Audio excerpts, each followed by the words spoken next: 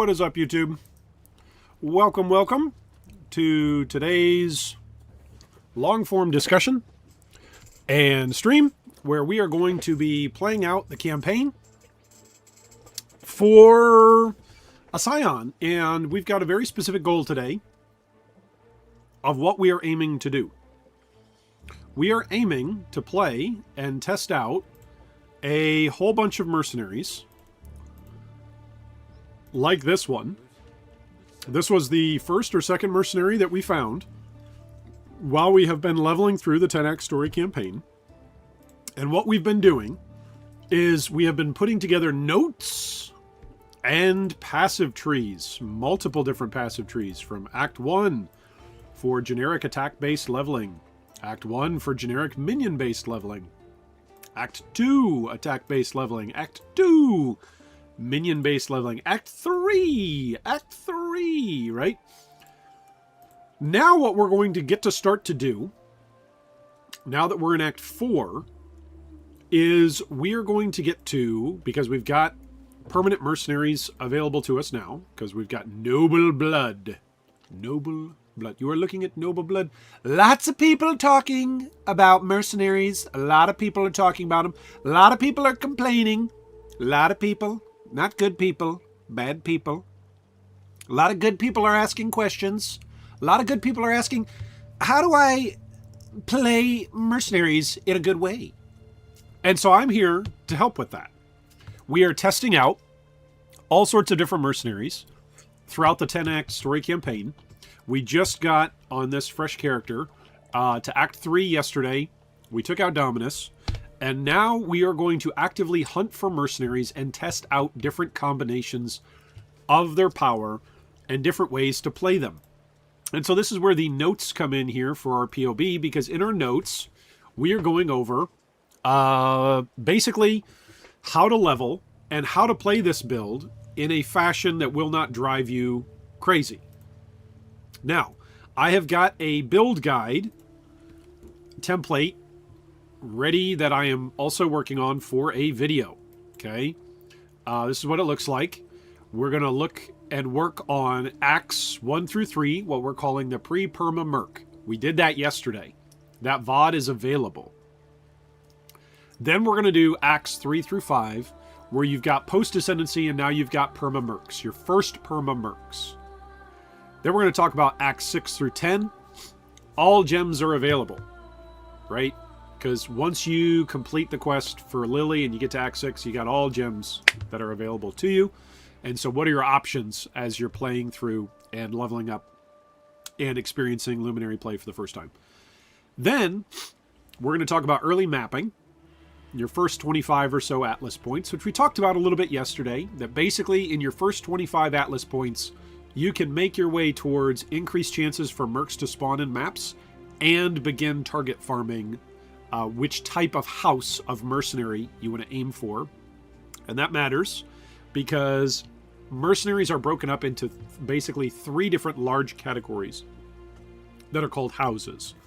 And there's 2 different types of mercs per house. So by target farming one particular house, you can really up your chances that you're going to get the mercenary that you'd like. Now, not everybody knows what sort of mercenary they would like. That's another aspect of this particular build guide that we are working on, that we want to be able to provide for people, is an answer to the question, hey, what mercenaries are viable? What mercenaries are good? What mercenaries are campaign worthy? What mercenaries are map worthy? And what are the different setups? What are the different setups that we can run? Because there's kind of a general assumption at the moment that there's basically one way to play Mercs, and that's through Flamelink. And that is one way to play. There's kind of one general assumption right now that there's one good mercenary. That is the many-shot mercenary. There's also some other general assumptions out there like, hey, you only want to be using a mercenary that has as little movement skills as possible, and also has as many links possible generally on their vol skill as possible.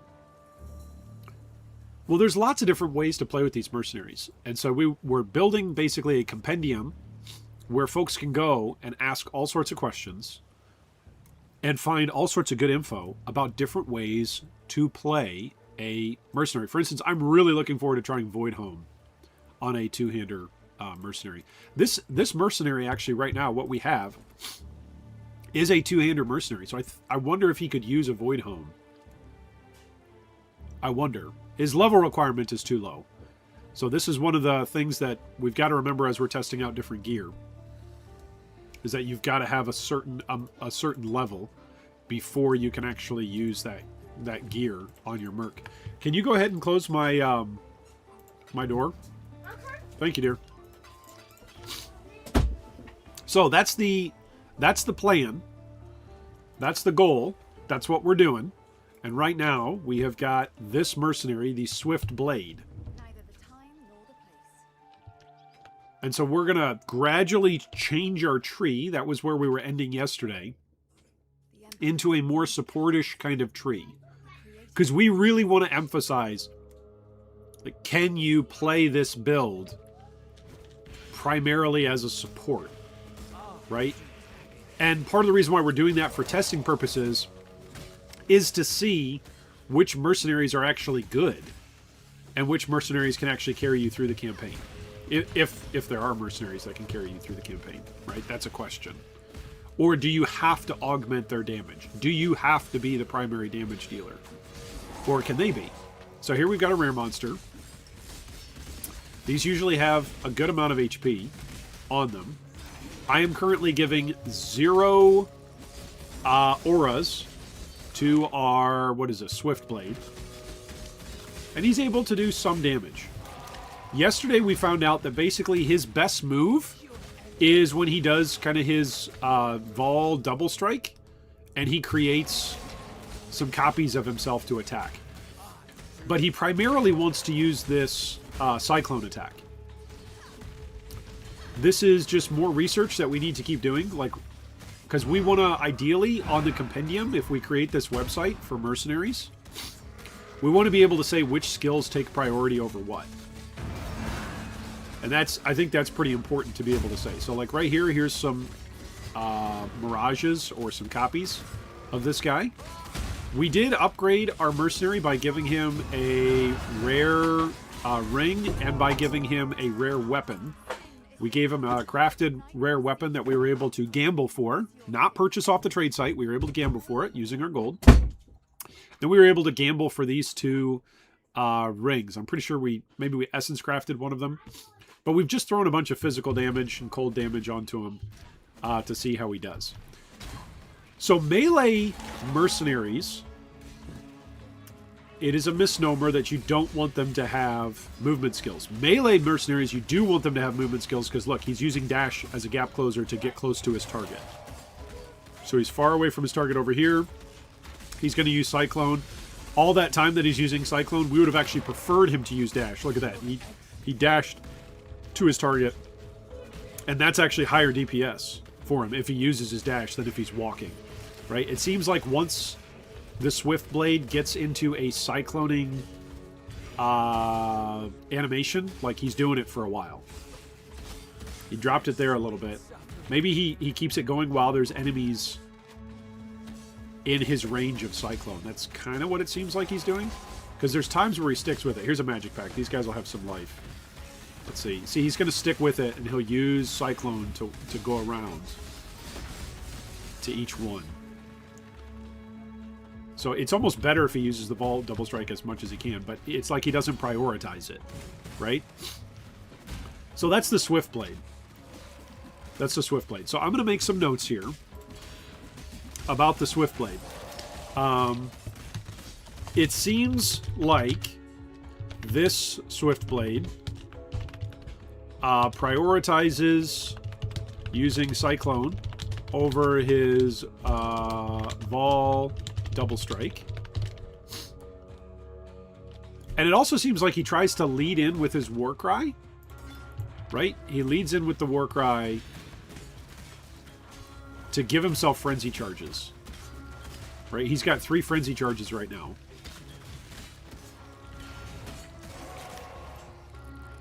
And it's like if he... Maybe if he's going to expire his frenzy charges, he cries again. Or just before he attacks a new target. It seems like while he's got 3 frenzy charges, he kind of sticks with it. He maintains it. That's what that seems like. Okay, so let's go back to Highgate. Let's actually grab him some auras, right? Because we're now at a spot with 1 passive point available where we can grab Champion of the Cause. And this is good. This is very good because we are going to reserve... We're going to try 2 different auras here. That's what we're going to attempt. We are going to attempt to use Haste and Pride. Those are our 2... So no defensive auras at the moment. We're going to try and use Haste and Pride. Oh, and we also have a Toxicologist as well. Nice. So we can test her out as well. So let's add a column for testing out the Toxicologist. Toxicologist. In campaign, Act 3 found. Okay, so we found her as well. She doesn't have a ring. That's interesting. Did I put a ring on her and then take it off? Maybe I did. Okay, so our Swiftblade, he needs an amulet. So let's gamble for an amulet. Oh, we don't have enough. Okay, never mind. Never mind, we need some more currency. Alright, we need a haste gem. And we want a pride gem. Where's pride at? Here's pride. Because this is nearby enemies take 15% more physical damage. Now, these are both 50% auras. But that shouldn't matter for us. Because we've got a slight drop in our percentage of reservation. So 2 50% auras should be doable. As long as we don't have everything else also turned on. So we'll have to turn off Herald of... What is it? Herald of Fire. Right, Herald of Ash. And then Clarity, we don't need to recover. And then Precision, we don't need to recover that. Okay, so we've got 22 mana, but we don't really care about mana at the moment. Okay, his damage seems to have skyrocketed. Alright, also we've got Pride, so that's doing increased damage to stuff that's near us. And then we've got Haste, which is actually boosting his speed. That was a unique monster, wasn't it? That was the unique monster in the tunnels. He just like instantly died. So Pride with this guy is pretty good. So Pride early on, good setup for physical mercs, right? What a shock. If you actually build your character, then the Merc can actually be good. I wonder if the same thing will be true for the Toxicologist. Because she does chaos damage, so probably not Pride. Probably Haste. Haste is probably overall the best offensive ability for just any class of Merc. Because it's going to speed everything up. Right? You want your Merc to be casting more, to be getting into target range more, to be attacking more if they're attack-based, to be casting more if they're spell-based. Okay, he is physically resistant, and he's still going to go down. Relatively quickly. Not super fast, but relatively quickly. Also, I need a life tap, so that way I can put that on my Leaf Slam. I could probably swap over to Shield Charge at this point as well. But we're not really interested in, like, speed rushing now, because now we're testing out Mercs. So I feel like this guy is pretty decent. I feel like noticeable speed improvements with Pride plus Haste for this Merc, right? Those are good setups. You slap Haste and Pride. I suppose we could slap on... hey, welcome, Kim. Nice to see you. We could slap on... like, crit with Zealotry, right? I mean, there's a lot of different things we could do. We could also do, like, Wrath for Lightning, because he's got Frenzy charges. So having a more multiplier with higher damage rolls is actually better. Right? Because lightning damage can roll the highest. So maybe that's the way to go. We don't have a Pericle's Toe or anything like that. Not yet. We'll eventually get there. Okay, I feel like we've kind of tested this guy out, though, in terms of seeing, like, this is where he's at. He's killed some rares. He's doing his job. He's a happy little mercenary. So the Swiftblade, not bad. Let's try the Toxicologist now. Okay, the Toxicologist uses Withering Step and has Second Wind. And so it uses Withering Step twice. So that's interesting. Chaotic Burst, Chaotic Shot. That's got Chaos Pen on it and multiple projectiles. So it'll have good coverage. I want to say this is basically the raining shot from above. So probably not that great.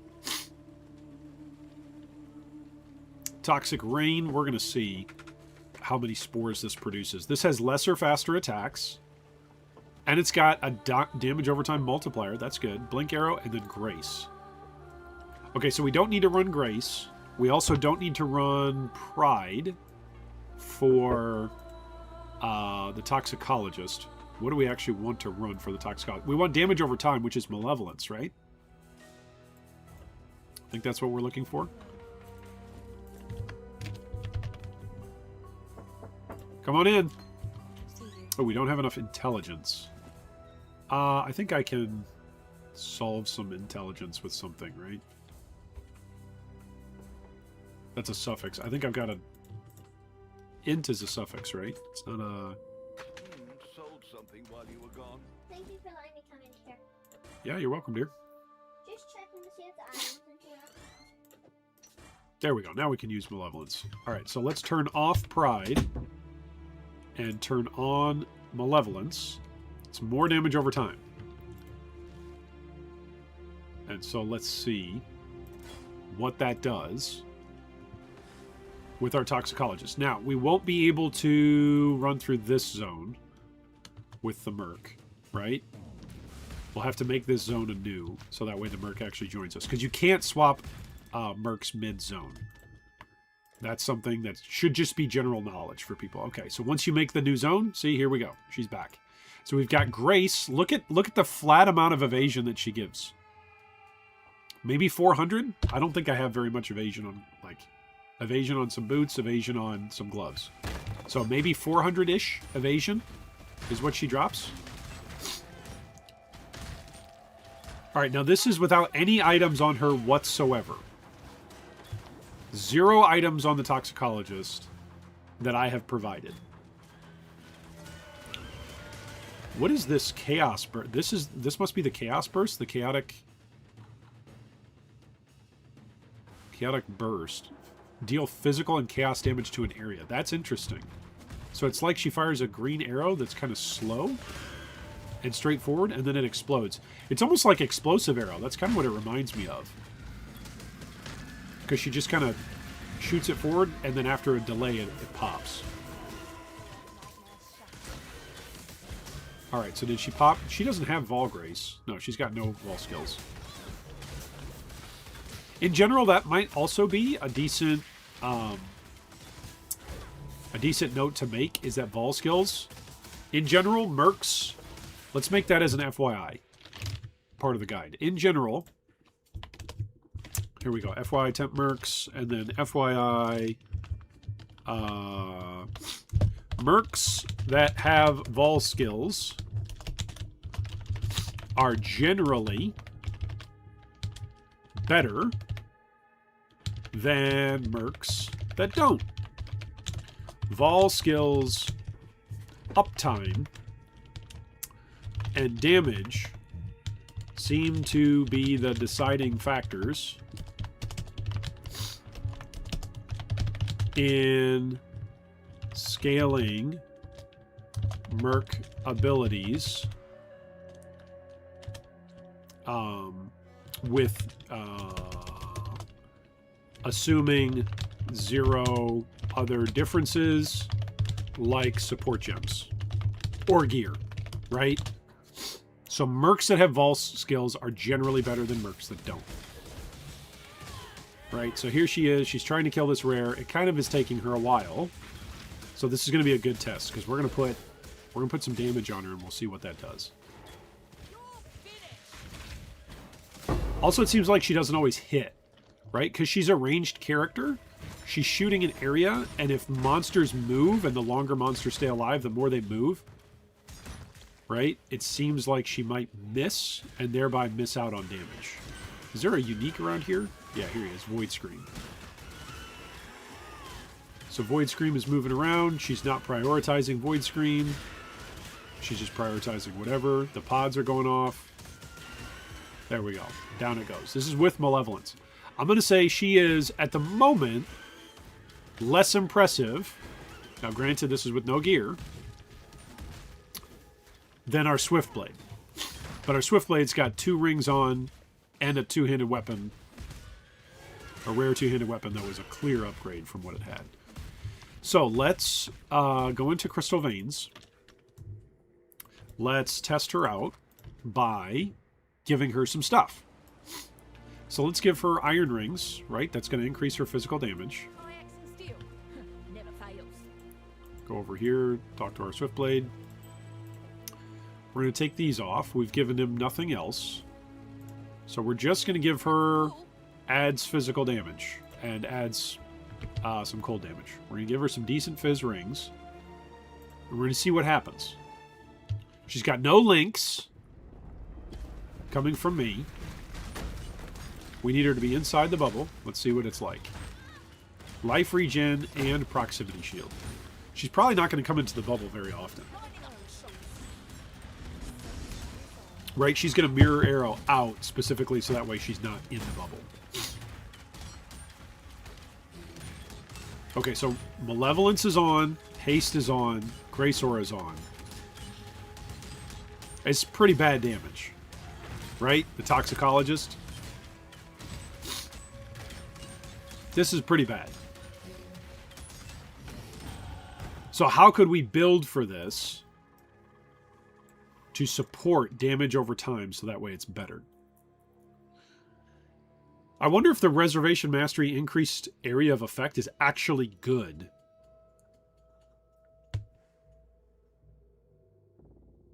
Because it means that the Merc is going to have the benefit of our auras more frequently.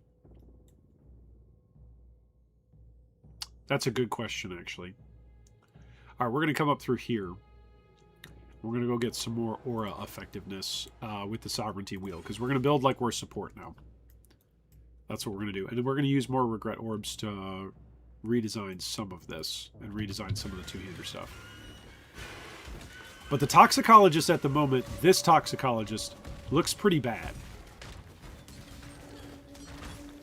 So the Swiftblade, by comparison, I think we can say clearly stronger. At this level, at this junction, right? Now, she's got LMP, faster attacks, blink arrow with cooldown. But I wonder if she's sometimes operating outside of the range of Malevolence, and so she's not getting the dot. Also, I wonder if her dot is just not that strong to begin with, right? That's another aspect. Once we get up to the waypoint, we will switch back over to the Swift Blade, and we'll show just how much faster that is. What a big difference it makes. Now, these are both level like 32, 33 level mercenaries, meaning that they're findable up in the upper scepter, or below the upper scepter, right? So let's go back here to Highgate. Let's say she is clearly weaker, right? Early on, where's my notes? Early on, clearly weaker. Let's make a tier list, right? Let's make a tier list of campaign mercs. So far, it seems to be in the top spot. Swiftblade is at the top spot, then Toxicologist. Right? Just because of what we've found. This is just based off of what we found. We are not saying That this is absolute. We are actually testing this stuff and saying which is better. Not just giving you hot takes here based off of what other people have seen. We're actually putting in the time and the effort and the work to actually see what is good here between these. Okay, so here we're going back to the Swiftblade. We're going to invite him. We've unfinished business. Now that we've invited him, we're going to go a little bit forward. We're going to go into Duresso's domain. I really should swap off onto a shield just so that way my character doesn't die. Oh, and also I need to swap off to Pride, right? So swap back over to Pride instead of Malevolence. Because now we're using a physical-based build rather than a primarily dot-based build. And maybe the Toxicologist is actually a physical-based build, right? So I should try that with Pride. We actually should be trying different auras. I shouldn't just be assuming. But his clear is actually better. Yeah, this clear is much better than the Toxicologist. I'll let you all be the judge. You tell me. I think that's much faster. Also, it almost seems like his area of effect is better, even though it's smaller because of the Cyclone. It seems like his damage is more consistent. I don't know how else to say that. He's more consistently chunking enemies down than the Toxicologist was. See, like, she would have already been shooting over here, but I don't feel like she would have been doing much. Okay, this has got Hinder and Life Regen. So we just took on a rare earlier in the ore mines, right, that had Life Regen, and she was barely able to make progress on that. She eventually killed it, but it took her a while. See, this guy, he's actually pretty good. Now, to his credit, the one thing that's different between her and him is we put a rare weapon on him. We did not mess with her rare weapon. So maybe to be fair to the Toxicologist, we need to go back and try a rare weapon. But I think having frenzy charges, like just having frenzy charges alone, is going to be quite a significant amount of damage that she doesn't have access to, just because of her build. Whereas this guy's got frenzy charges all the time. He's got duplicates of himself with Vol Double Strike. He's got a Vol skill. So you're looking for Vol skill stuff when you're looking for Mercs. It's a good thing. I'm surprised they didn't make the Grand Arena a spot where you get a mercenary, because you'd think there'd be mercenaries fighting in the Grand Arena lore-wise, right? You'd think this would be a spot. Or maybe it is. Maybe it is. I know it's the Scepter of God in Act 3. It's the Ridge in Act 6 and the Underbelly. But maybe there is a fourth one. Is there a fourth one?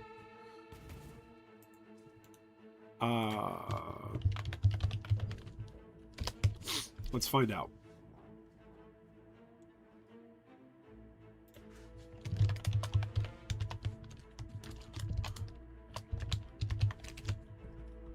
Oh, the Grand Arena. It is one. You can get mercenaries here in the Grand Arena. Okay, Act 4.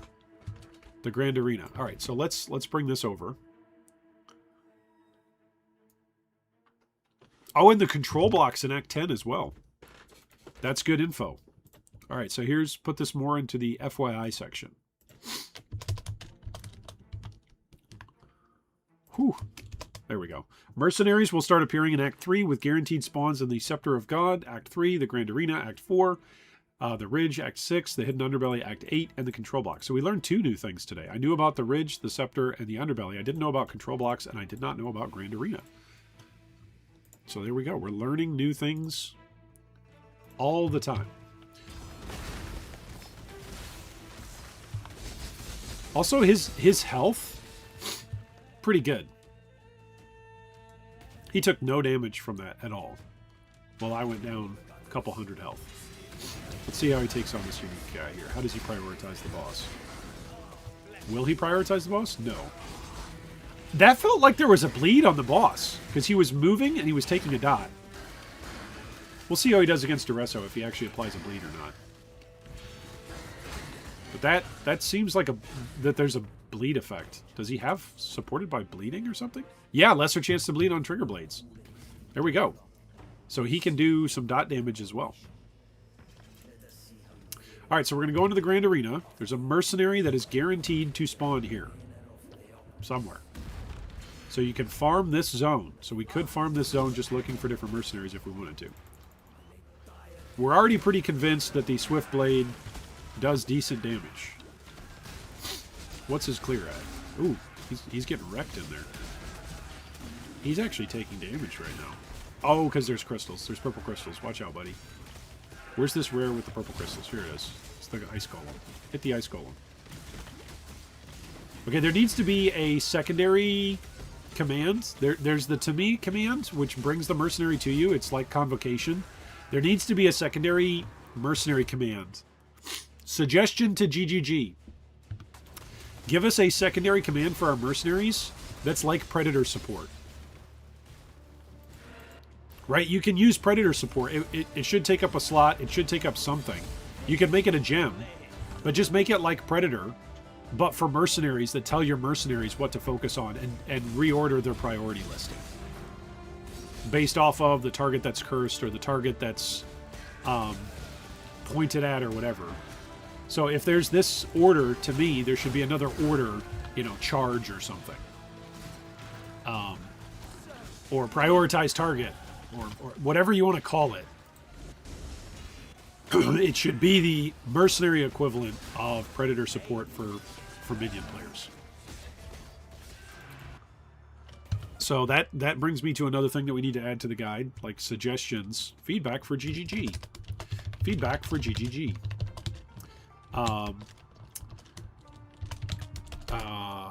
The order to me ability is very handy and is comparable to Minions Convocation.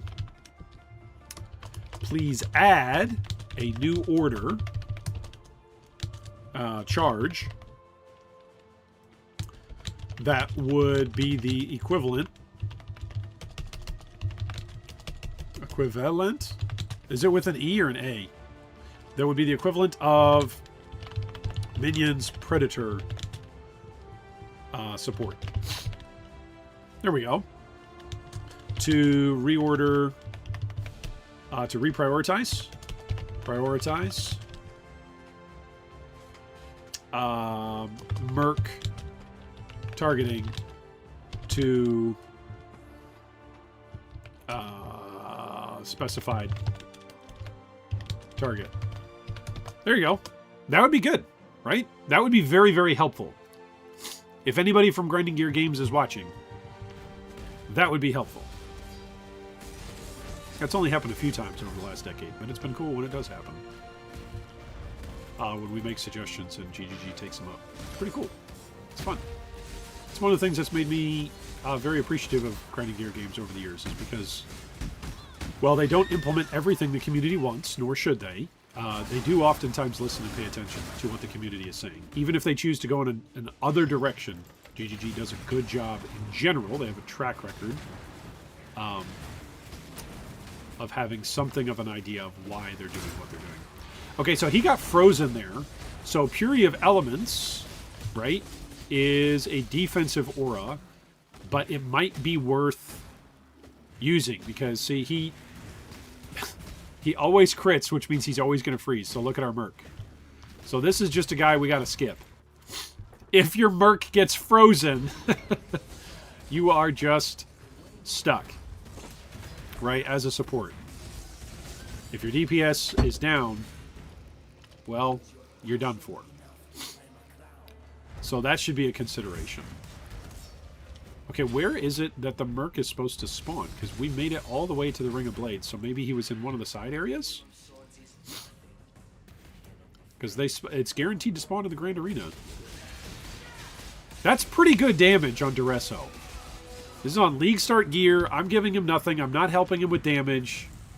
This is on League Start gambled stuff right here. I've given him a weapon, and I've crafted it, and then I've given him 2 rings that I've crafted and gambled for.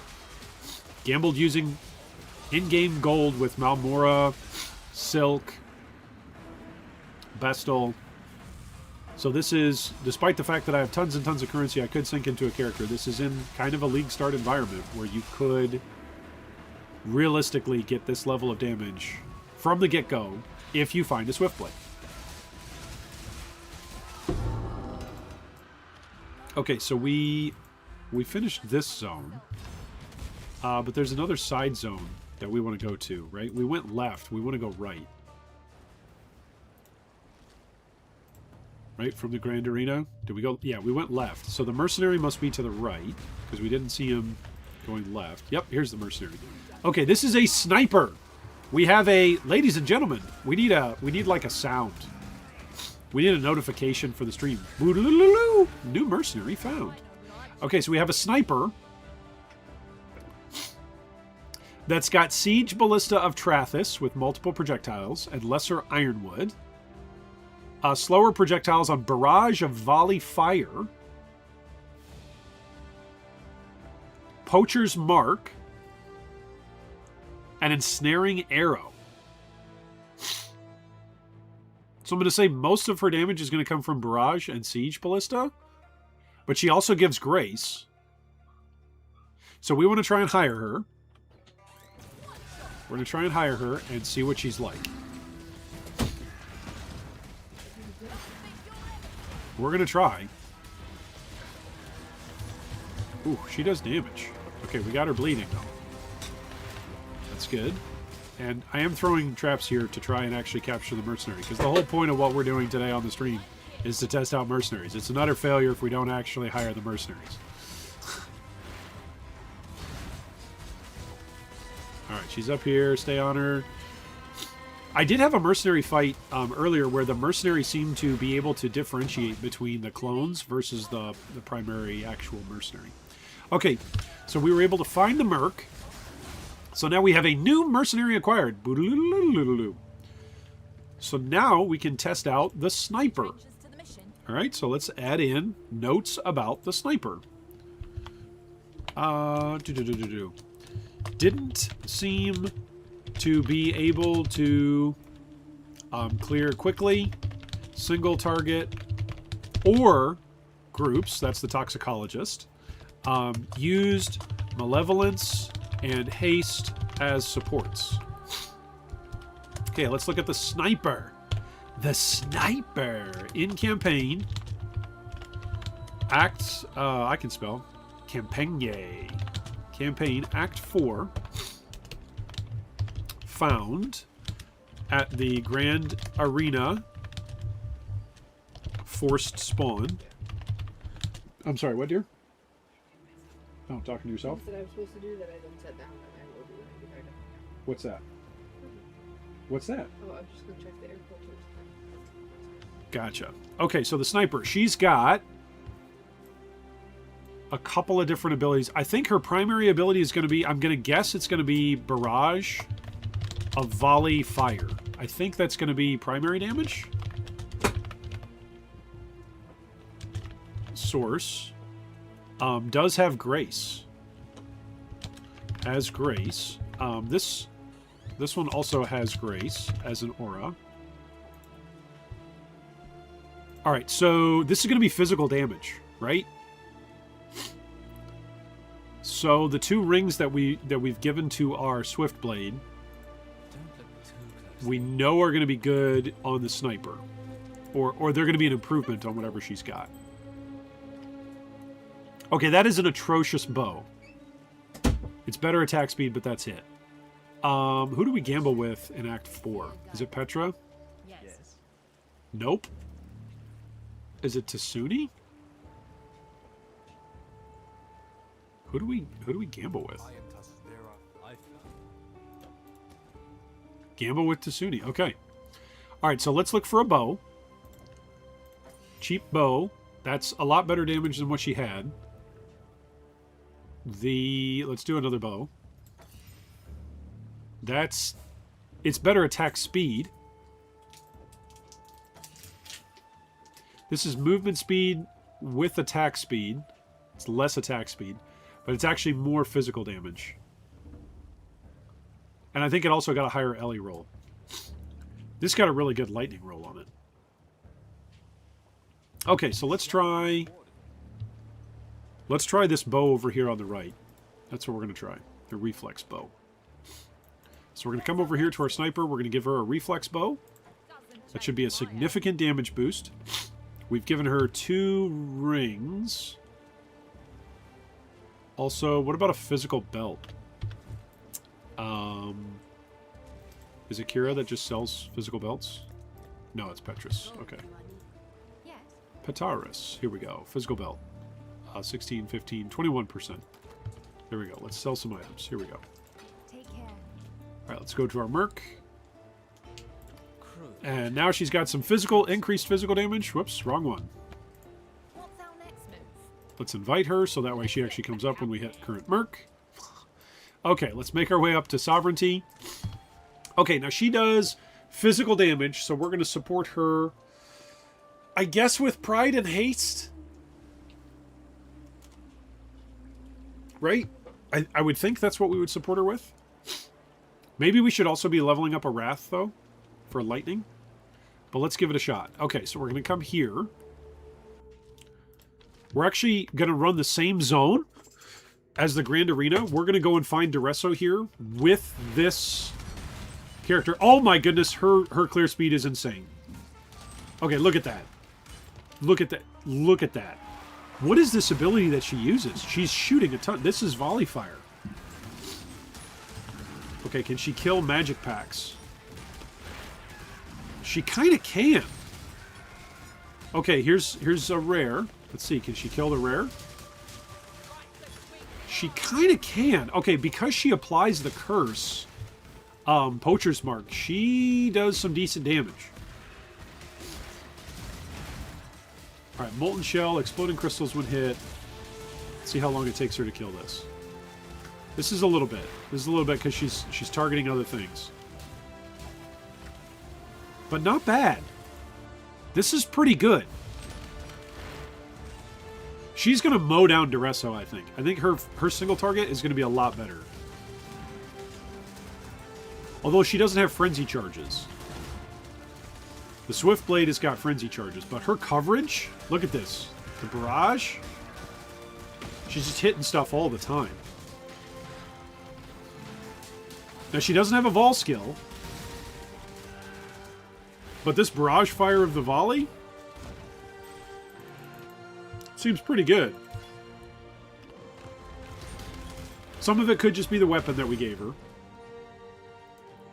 Right? We've given her, what, a belt, a bow, and 2 rings.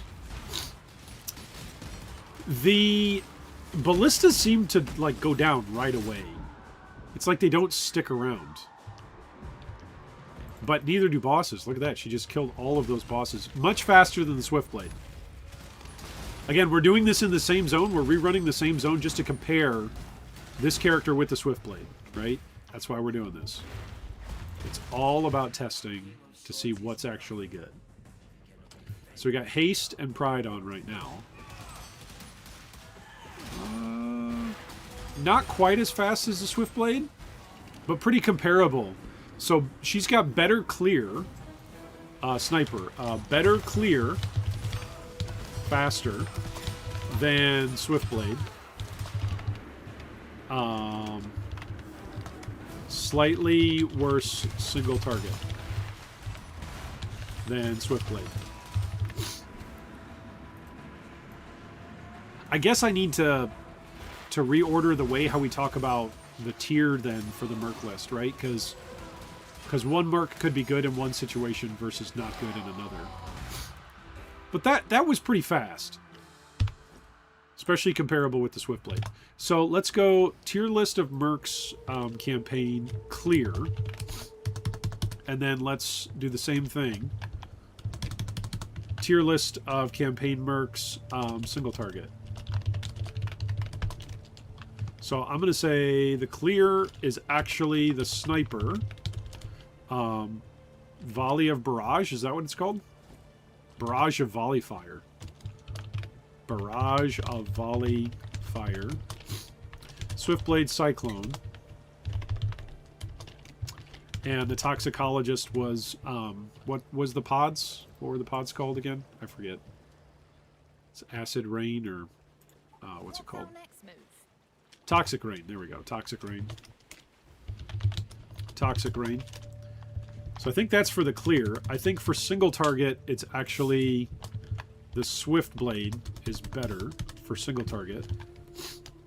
using Vol Double Strike. But the sniper was not bad for this either. Sniper's pretty decent.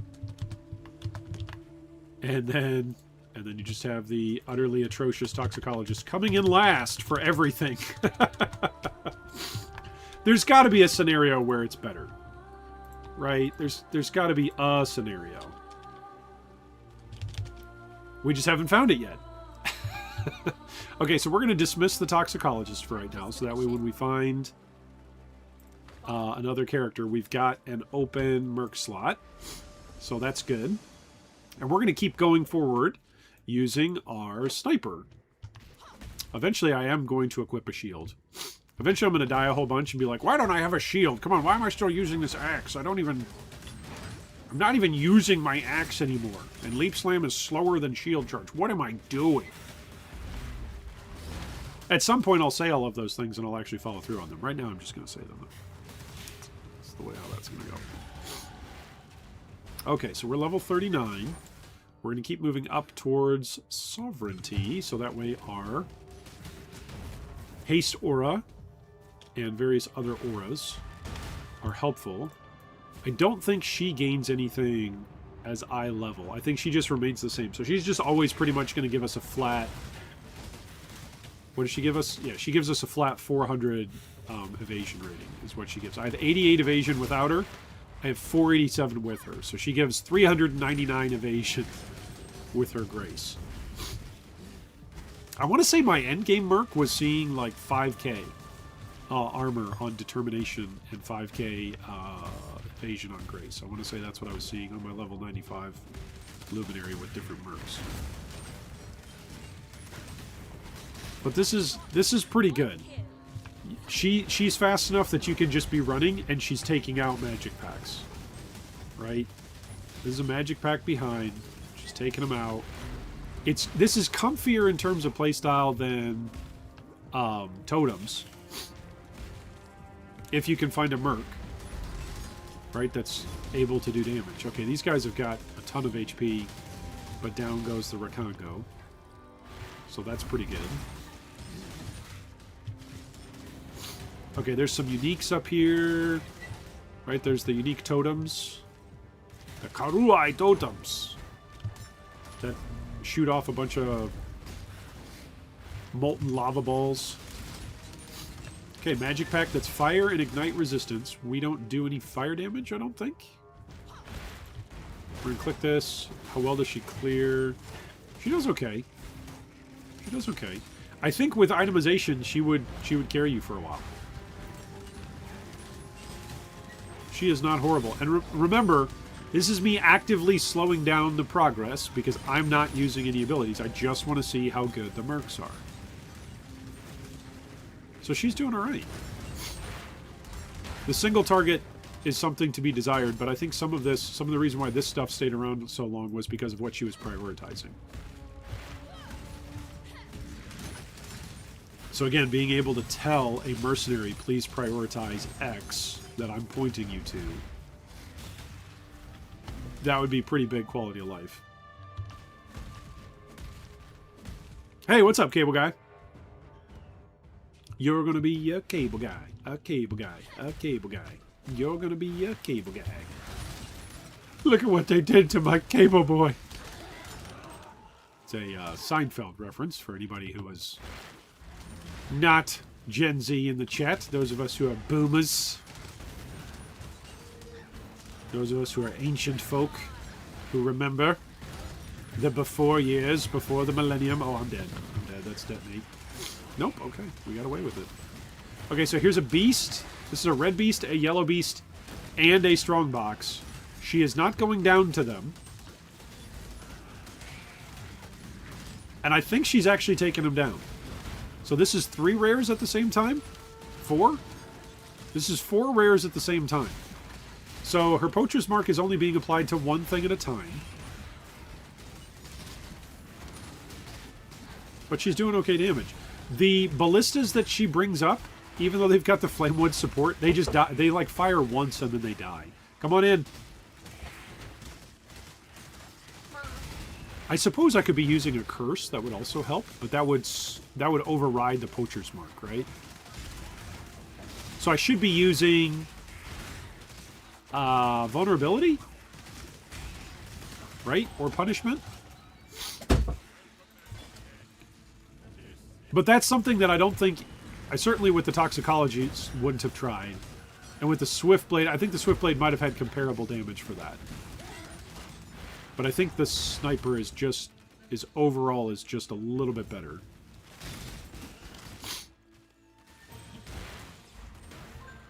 Yeah, I think the ballistas stay up for one, like, legitimately one round of shooting, and then they disappear. It's not about their health. See, she puts them down, they shoot once, and then they go away.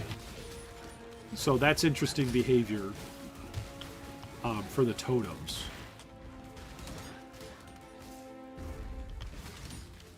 Okay, here's another rare. This is a yellow beast. And she marks the real one, and then does she shoot the real one? She seems like she's staying on the real one. Yep, she turned. She actually turned and went the direction of the real monster rather than after his spectral clones. So that's pretty cool. So mercenaries have got a smart enough AI or a dumb enough AI that they don't get fooled by duplications by mirror images, which can be helpful. It's a nice little quality of life thing that they're not standing there firing a bunch of damage on stuff. It's one of those quality of life things that if it wasn't there and the mercenary was actually programmed to attack the thing that wasn't real, you would notice it a lot and be like, oh, why is it wasting all this time shooting this thing that's not even a real monster and it just keeps killing the thing that keeps spawning. So that's really cool that that's actually programmed in for their behavior. The single target's okay once she applies her mark, but it's noticeable when the mark is not there. So no mark. She's not prioritizing. No mark. Now there's a mark, right? I think she prioritizes whoever she has marked. Speaking of which, I wonder if Mercs, do Mercs prioritize what we curse as players? Because if they prioritize what we curse as players, we don't need a new a new order command. But if they don't, it's needed. Okay, here's single target damage. We're not going to kill him before he phases. He's going to get to phase.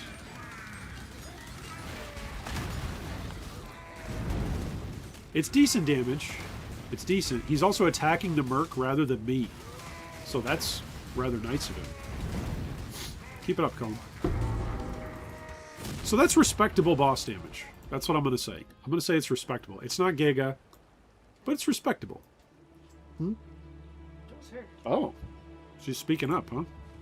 She disagrees. She's like, no, that's better damage. Okay, so we put that into the guide.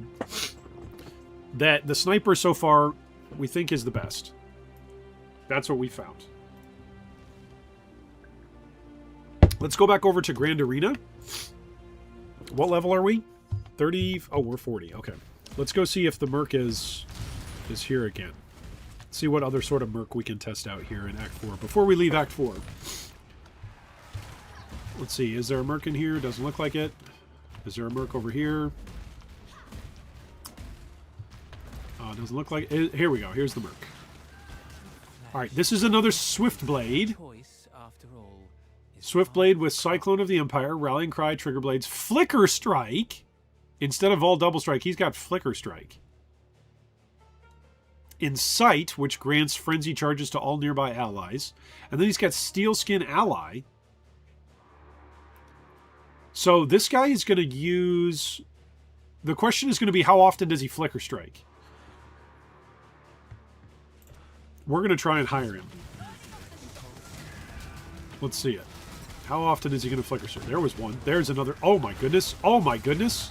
He Flicker Strikes a lot. That's the answer. Okay, then he Cyclones. But he Flicker Strikes a lot. I want this guy. Okay, let's not lose this guy.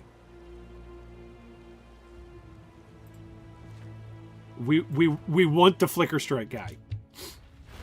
So we're going to run at him from this direction, and we're going to try and let the Mercenary clear everything else out. Do I want to get a decoy totem for this? I think I want to get a decoy totem for this. Because I do not want to risk losing Flicker Strike guy. Swift Blade with Flicker Strike. So let's make a note. Swift Blade. Let's make another note. Swift Blade, Flicker Strike. Swift Blade in Campaign Act 4. Found Flicker Strike version. He did some damage right away. I think I've got a decoy totem in my inventory somewhere. Where's my gems? Gems. Yep, decoy totem. Alright, let's get ready to use decoy totem. How much does it cost? 9 mana? I think we've got 22 mana.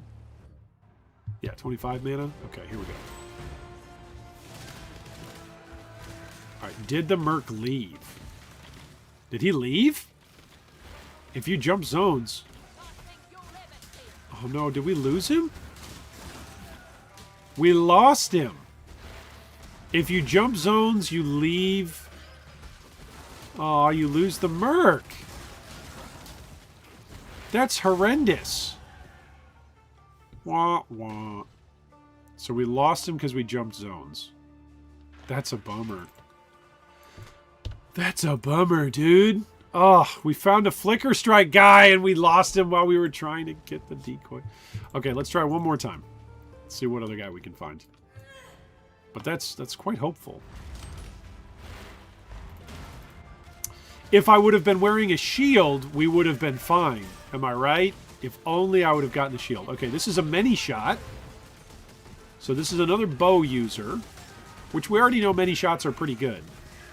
I can't believe the fortune of finding a many shot this early. Many shots seem to scale up well. The question is going to be, does she have vol skills or not? The answer is no. She's got dash and mirror arrow. She does have vol grace, so technically she does have. All right, let's try to hire her. Let's try it. We're going to try it.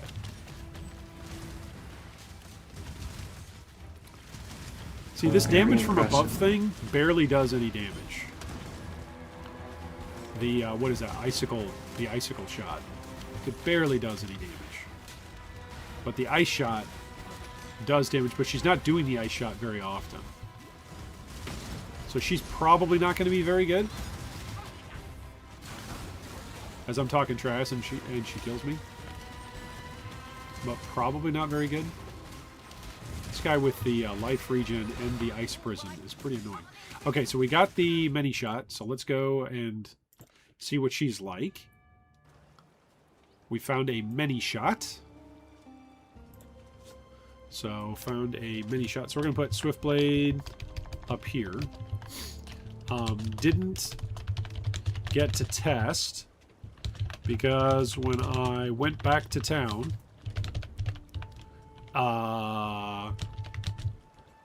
the fight expired, I guess. Okay, this is a mini shot. Forced spawn in the campaign, Act 4. And she's got Ice Shot. And also, what's the other one? She's got Icicle Rain. Ew. Ice Shot plus Icicle Rain combo. Ew. My guess is she's not going to be very good. That's my guess. We're going to do the same thing for her that we did for the other bow user. We're going to give her the good bow and double rings. And we're going to see what she's able to do. Oh, we also gave a belt. Just a generic physical damage belt. Alright, let's go see Passive Tree. We're nearly to the Sovereignty Wheel. Come on in. Grand Arena. Let's try this. This direction's dead end. Alright, here's Arena. Oh! She actually does good damage. She prioritizes Mirror Arrow? Like she leads with Mirror Arrow? See that? She's choosing to fire Mirror Arrow first as soon as there's monsters.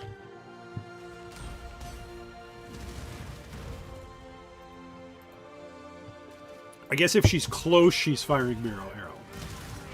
So she uses Mirror Arrow. So movement skills prioritize if there is a close range. Oh, there's a Flaming Charlatan. That's somebody who's new. That's going to be a spell-based Merc. I don't think we found a spell-based Merc so far. They've all been attack-based. The Flaming Charlatan. Okay, he's got Holy Flame Totem, Purifying Flame, Scorching Ray Totem with Lesser Ironwood, Holy Mortar. Fling a blast of Holy Flame which explodes on impact, dealing a mixture of fire and physical damage. It's got Pen on it. He uses Herald of Ash and Lightning Warp. I guess if we hire him, we are kicking somebody else out, right? So we're going to hire him. And we're going to say, who are we going to get rid of? I guess we're going to get rid of the Swiftblade. Goodbye, Swiftblade. Farewell. Okay, here we go. Alright, he's taunted. Sort of. The taunt's not working on him? What? Why does the taunt not work on him? You see this?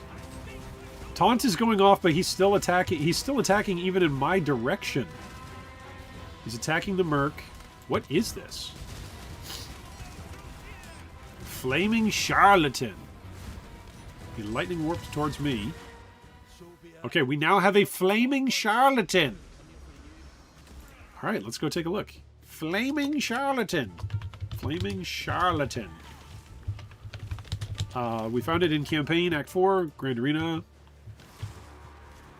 Let's go see what her single target is really quick. Let's go test it. Here's a rare. Fire and ice crit. Oh, man, the fact that the mini shot does cold damage and can freeze things is also just so attractive for defensive purposes. You know? Cold damage is so good in this game. When monsters don't get to move, and we do. Very good. As the Chinese would say, how? It's very good. When monsters actually get to move, boo-how. Okay, that was actually pretty good single target. How quickly does she kill Duresso? I'm going to say she's actually going to be faster. Some of this also could be levels, right? We need to recognize that. Some of this could be levels, because these are 5 levels higher than the Scepter of God. Mercs. She's pretty quick. She's comparable for single target with the Swiftblade.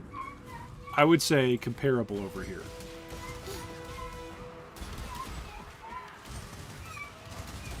So for clear, I would say she's actually... like, she's in that A tier. I'm actually going to move this stuff so that way we don't have... I don't have to deal with the tabbing things. Here we go. I don't want to have to deal with tabbing things inside POV. It's just super obnoxious. But look at this. I'm actually able to play POV while she's taking down the boss. Oh, that's pretty funny. Okay, so I'm going to say she's pretty good. I'm going to say the many shot. The many shot is comparable. Go play. Many shot with ice shot. And then I'm going to say she's pretty much up here as the top for clear. So the idea that like attack-based mercs aren't good in the campaign, pretty good. Okay, let's take the items off. So that way, when and if we have to dismiss, we don't just lose those items. Okay, Flaming Charlatan. What's going to scale him up? Just increased elemental damage, right? And then damage to... damage to what? Oh, I was also using Pride there. I was even using, like, Hatred or something to scale up the mini shot. Consider using Hatred. Yeah, that's a good call. Use haste plus hatred as possible aura combos. Flaming Charlatan, he does physical and fire damage, right? So anger is what we're looking for with him for offensive damage. Yeah, so let's look for anger. Is anger Act 2? As an aura? No, anger's Act 3, right? It's level 31. Am I ever going to actually purchase a shield? Find out more next time. Oh, I don't have enough currency? See you. Why don't I have enough currency? What do I need? There we go. Anger. Here we go. Anger in for Spectral Throw. I don't need to use this as a 4-link anymore because we're done with that. There we go. Alright, we already killed Comb, right? We've got Comb and Duresso. Yeah. Okay, let's go and invite the Flaming Charlatan!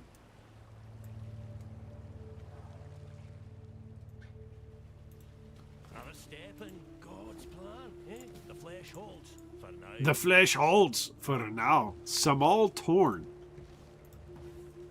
Alright, let's see what he can do. He's not allowed in this zone? Because he's not invited, I guess? Because it wasn't new. We had another person here. Okay, we're going to take off Pride, and we're going to put on Anger.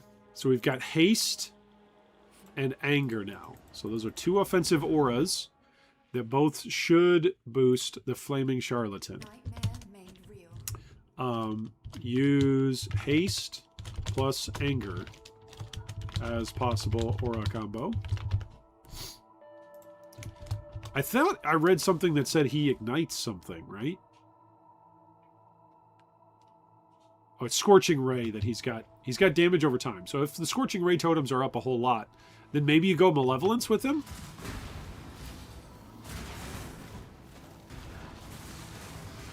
So he uses Purifying Flame, and then he chucks a Mortar as well.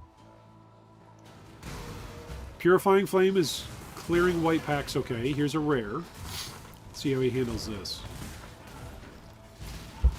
Okay, his targeting is pretty stupid.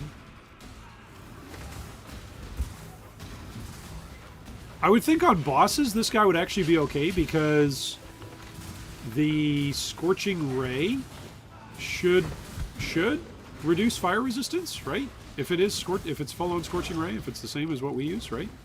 Isn't the longer it's channeled and applied, the more fire resistance it takes away? Okay, this thing has got, like, Flicker Strike. Yeah, it's got Ambush on it.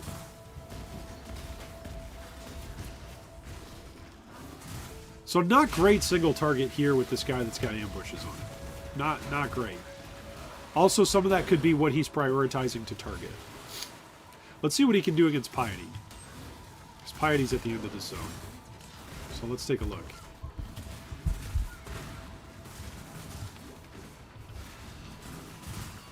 If he's able to make some good headway on Piety, that would be pretty cool.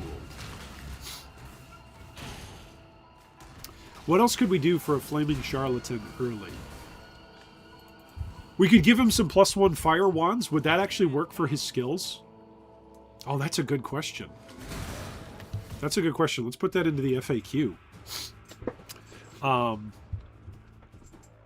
Or put it into our discovery queue. Do 7 FAQ question. Do +2 level mods on items in any way affect mercenaries? That's a good question, right? Okay, his mortar's kind of bad. His mortar has super small AoE. I think his mortar is basically a worse version of Rolling Magma. It seems like it only bounces once, and then it just explodes. So it doesn't have as good a coverage. This is the wrong way. This is going to end up being a dead end. Yep. So it doesn't have as good a coverage as Rolling Magma. And it's got a smaller exploding area.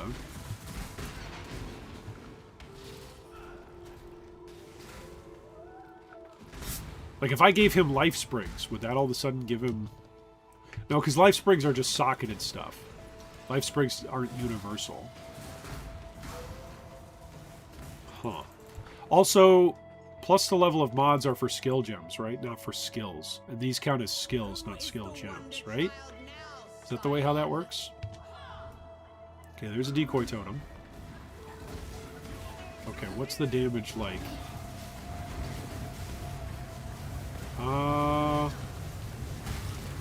The damage is not good. The damage is not good. This damage is not good. Look at this, he's throwing...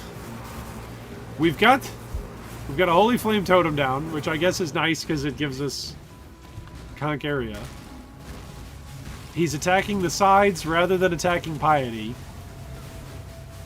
Flaming Charlatan, not so good. I'm not impressed with the Flaming Charlatan. Okay, let's make some notes here. Flaming Charlatan. How do we put this? We say seems to target in a frustrating way. What's his purifying flame? Purifying flame. Is that what it's actually called? Yeah, it's purifying flame.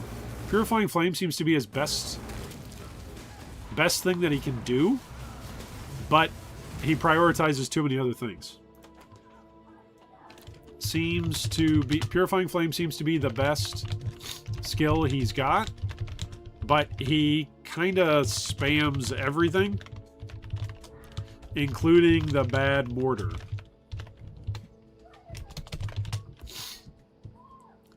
Yeah, so I'm going to put the Flaming Charlatan. For clear, I'm going to put him... He's a little bit better than the Toxicologist. Purifying Flame as the best skill that he uses. But for his single target, he might even be worse than the Toxicologist. Yeah. Yeah, these are the best so far. Those are the best ones. Swiftblade, Many Shot, and then Sniper. We're so close to actually killing her, we should just let him try and finish it. But he's pretty bad. Is he better if he's closer? Does his behavior change based on proximity, right? Okay, so he seems to do Purifying Flame when he's right next to him. So he drops the mortar. No, he's still... Now he's dropping the mortars again. Stop dropping the mortars and use your Purifying Flame. Oh my goodness. Yeah. The Flaming Charlatan is making me flame. He's setting me ablaze. With his frustrating lack of consistent usage of skills. I'm even using anger with it. Maybe anger isn't the way to go. Maybe spell crit is? Maybe go zealotry? But he seems to like to put down both totems first before he does anything else. And then while the totems are on cooldown, he goes to Purifying Flame. That seems to be kind of this guy's behavior. So let's leave this zone. Let's grab the waypoint. I think we've seen enough. I have seen quite enough of the Flaming Charlatan to know that I'm not impressed. So let's go back to inviting our Many Shot. Our sick Many Shot. Who actually does damage. There we go. Maybe once we get to Act 5. Maybe then I'll actually get a shield. I haven't been dying, though. So I gotta say that to the mercenaries' credit. Somehow they're keeping me alive as well. Okay, let's take off Anger, and let's put Pride back on. Let's see how she does against an Essence who's physical resistant. She doesn't care. She does good damage to him. She does not apply a curse, though. Okay, so we could be applying a curse. Which is something that we should be doing as well anyway, right? As a support bot? As a support bot, we would be applying a curse, right? If we were going for more than just a standing there AFK while we're watching our monster do something. So let's go grab a curse. Do we want to grab punishment? Vulnerability? Ellie weakness? I think she's got triple damage. No, just double damage. That's quite a bit of fizz. She's also got some fire. And some lightning. So let's do Ellie weakness. Purchase. Elemental weakness. I need 90 intelligence? That's too high. I don't have that kind of intelligence.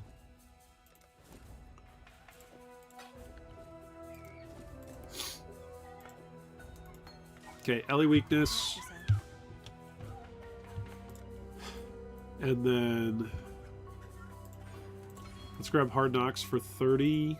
And then we're going to refund some passives here. Oh no, I need more Dex. Okay, we're going to grab this for Dex. And we're going to come up here. And now we're 1 point away from Sovereignty. So we can continue leveling Haste. We're back at the Harvest. Okay, we're going to kill Dodre, right? There we go. So we've got Pride. We've got Haste. And now as a curse... Did I not socket it anywhere? Nope, I did not socket it because I'm silly. There we go. Let's socket Elemental Weakness. There we go. Alright, Dodre. Become weaker to the elements. Haha! This is respectable single target damage. As a Merc, I believe this is respectable. On campaign start, get yourself a mini shot. If you can't find one, hope that you don't get a charlatan. Farm away from the charlatan. The flaming charlatan. There's got to be a better version of them. There's got to be a way to make that work. Maybe you use flammability. You scale up anger. You give him flame link. So now he's just got a bunch of flat fire. I think he actually wants flat fizz though, right? Alright, get him cursed. Get the damage going. Stand near him because I'm using Pride. Right? So standing near him actually should help for physical damage. He is getting shocked, so we're doing enough lightning damage to actually shock him. That's kind of cool. There we go. Malachi's heart. I am very interested to see if we can find some more of the spellcasting mercs. Because there were lots of folks talking over opening weekend saying spellcasting mercs are actually stronger through the campaign than the attack-based mercs. So that'll be interesting to try and find out the extent of that. Keep her cursed. She's at 50%. Keep her cursed.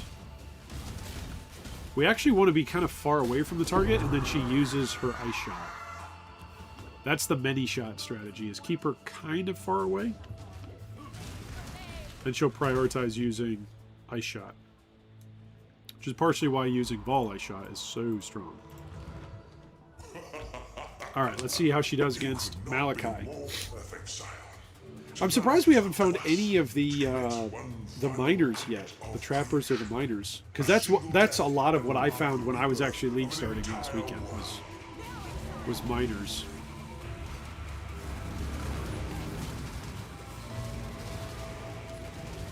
Alright, get him cursed. He's almost phased. There we go.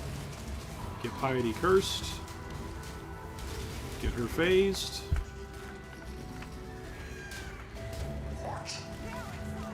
Now Exile. Oh, there we go. Don't stand in his slam. Now, Exile. Now, Exile. I like that the Mercs start targeting things right away. That's good news. She apparently can tank the slam. I obviously cannot.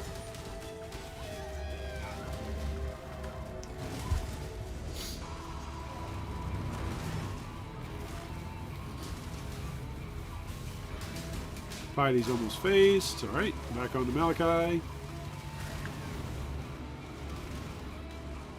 He's actually not targetable right now. We were just waiting for the animation. There we go. It's interesting that the Merc still targets him, even though he's not targetable.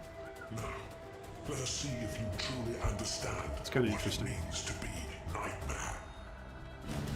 Alright, we curse him. He's already down to 75% health. He's down to 60.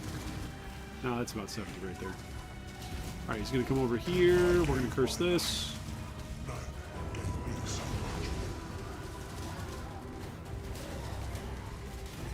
She's getting distracted by his summons. There we go. Okay, now hit him.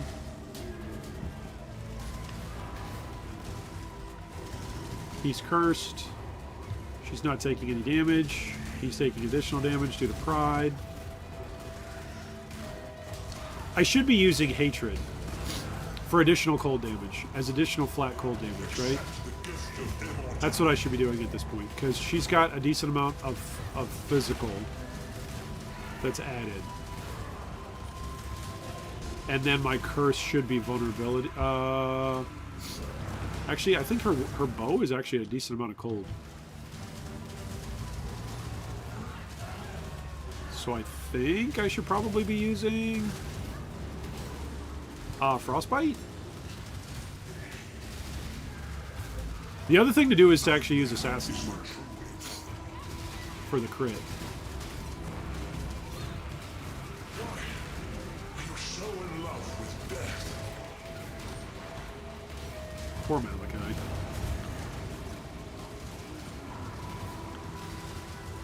So let's go, let's do that here after we kill Malachi. Let's go put on a... what, a Hatred? And then a Frostbite? For the mini shot? Let's do that. And then we're also going to swap off of our limb split. Gonna swap off a limb split here. Poor Malachi. Alright, let's go to Kira. You will be remembered. See you. Let's get a Hatred and a Frostbite. A zeep bop bop a de beep bop a doop bop. Hatred. Oh, that's right. I need one of these. Probably gonna need two of them, right? Because I'm gonna need Hatred and Frostbite. Hatred, Frostbite, Frostbite. There we go. Okay, we're also going to need a shield to use with a one-hander. What are you trying to do?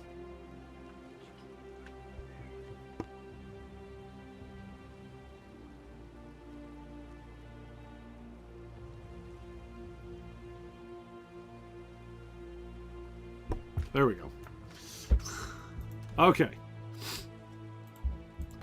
Alright, so let's try this with a Frostbite, a Hatred, and we were going to gamble, right? I've got some gold now. I've got 1,600 gold. Let's gamble for a shield. Yeah, you the dog. I'm trying to call out. You call out. We were trying to. For an evasion shield that will give us move speed. So that gives us move speed. And I need a one-hander. Do I care about a wand? Do I care about what this is? You can't shield charge with a wand anymore? Is it a scepter that you can shield charge with? Oh, of course, I get a unique. Oh, we could actually give this... No, we can't yet. I was going to say, we could give it to a spell-casting Merc, but we can't yet. Bummer. Alright, well, let's put Hatred on here, Frostbite, and then we're going to level the rest of these. And what else? I think that's it. So we will go Frostbite, Because I think we're doing more cold damage. I think that's the most damage type that we are doing. And we're going to go Hatred here and Haste. And we're going to see what that is like. I need to actually get the Sovereignty Wheel, because now I can't actually use Frostbite. It's too high a level. Should have gotten a lower level Frostbite. Also, I need to grab a Shield Charge. Okay, what's our clear like? Clear is pretty good. Here's single target. She's going to create a clone of herself. There we go. Yes, dear?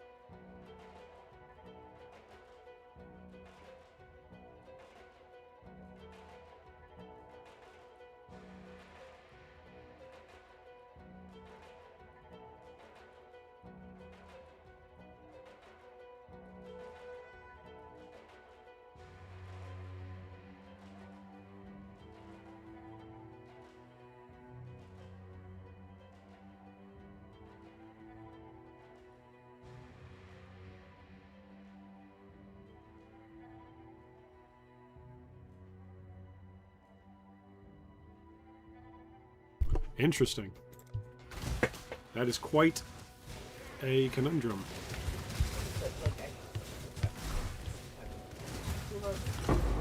It's happening on multiple of your accounts?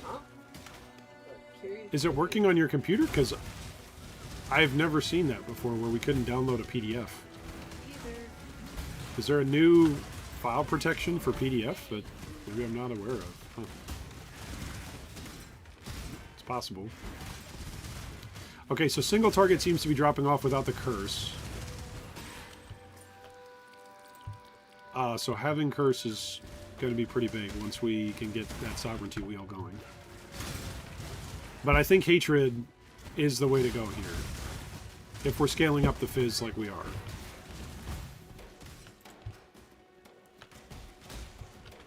Alright, she's freezing that. So she's doing enough cold damage to actually freeze targets. And that's without frostbite applied. So, that's good. It also probably means that there's some crits involved. If she's applying the elemental ailment via a crit, right? She's not applying it through something else. So many shot seems to be, even through the campaign, the safest with ice shot. And this is a bad many shot merc, by the way. It's got dash and mirror arrow. Doesn't have vol ice shot. Doesn't have many links. I would not say this is a very, very good merc. This is just a many shot merc. Like, I'm not sure how much worse she could have actually rolled. I guess she could have had no links, right?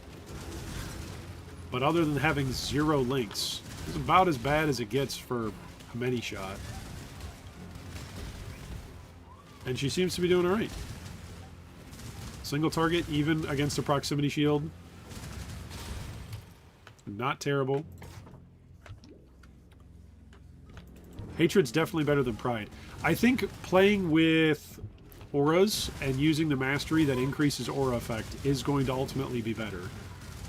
Or, I'm sorry, not just aura effect, but aura area is going to be better. Because, like, she's back here, so she kind of roots in place and attacks, so she's not benefiting from my auras. If I'm not benefiting from her auras, I don't think she's benefiting from mine. So if I don't have Grace on my screen, she's not getting Hatred or Haste. Did you fix it? And that fixed it? Because we have multiple. Oh, okay. There you go. I'm glad you fixed it. So let's do increased area of effect of your aura skills. So that way, hopefully, yeah, see, she's affected. Was that actually a Vol skill, though? That was her Vol Grace, I think that was up. It was the red skill around her. I wish your aura effect showed around the targets, you know? Like if I used any of my aura effect MTX, so I've got, you know, an aura effect. There you go. If I do this with my dragons, I wish it was around her, so that way we could see that she's got it as well. That would be cool. Okay, single target is starting to drop off a little bit. Single target, not great, I would say. So we want to find some more mercs that have good single target. Do I actually want a ring? Yeah, I do want a ring, don't I? I don't care about any of this stuff anymore. What are my resistances? Cold and lightning.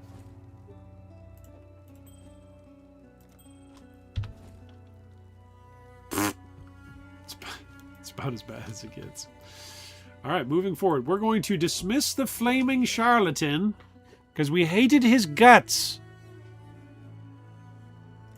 We're going to dismiss him so that way we've got room for someone else. The sniper, we liked her. But I think we've tested her for all that we want. So we're going to keep the mini shot and keep moving forward with the mini shot until we find some more mercs to test. So let's keep looking here. See, she's not benefiting from hatred there, and now she is. You can tell the difference when she's getting her aura versus when she's not. So I would say that's something to be aware of if you're going to play more of a aura bot style of Merc. That you will notice sometimes, hey, why aren't I doing damage? Or why isn't my Merc doing damage? It could be because if you're playing a Link style, it's because the Link could be broken. If you're playing an Aura bot style, it's because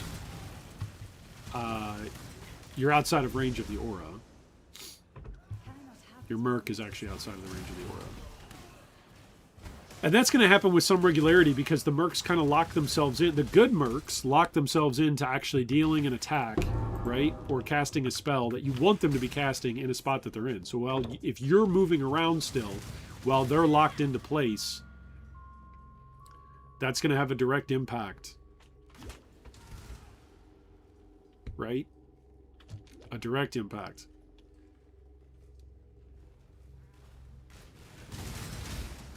Alright, there's a nice little shrine we can take out. Is that Allie? Is that Allie's ringtone? Include the dog. Play with the dog. There we go.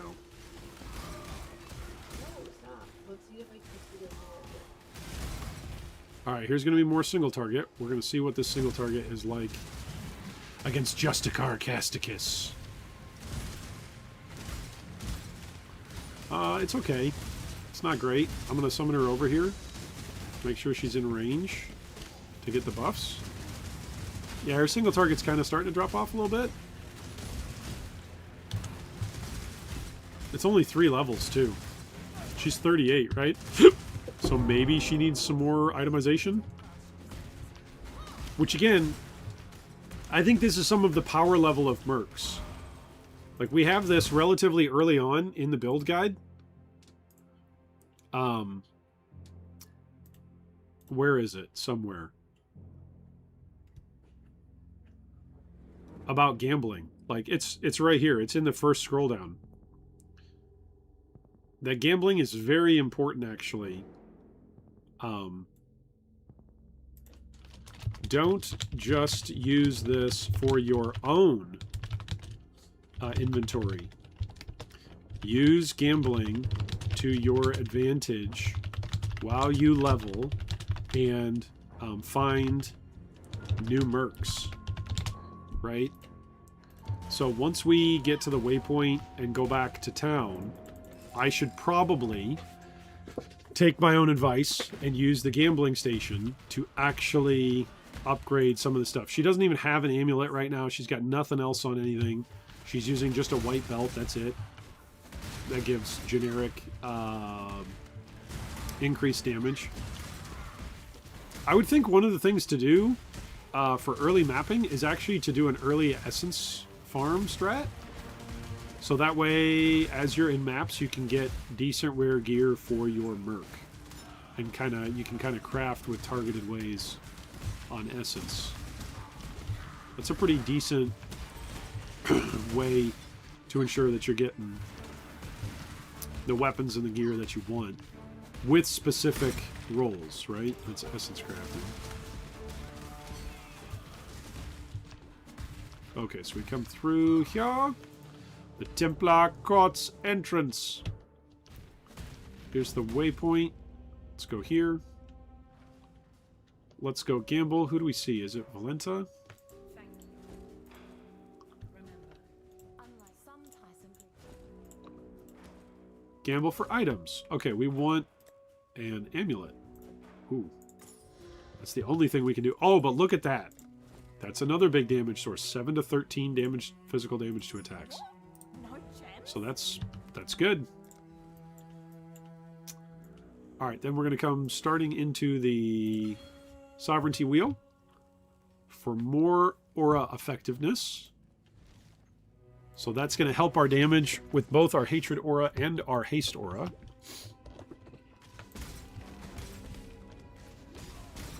Which is quite good.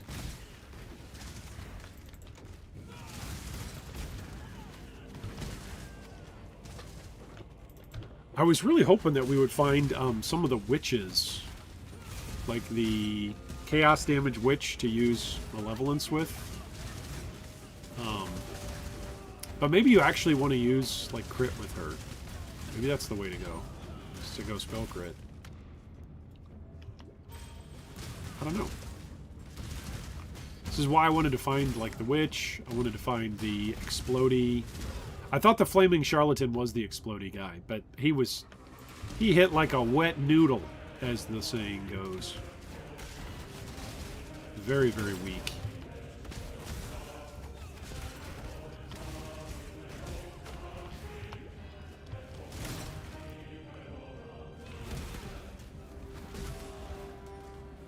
Alright, is this the way forward? Nope, not quite.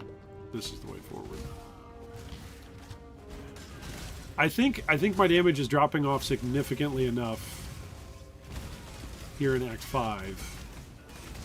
Yeah. Bossing actually might be a little bit of a problem. Whereas, like, that was so easy to kill Duresso and Calm.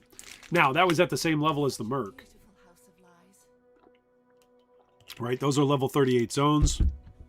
We found the Merc in those zones as level 38. So maybe that's got something to do with it.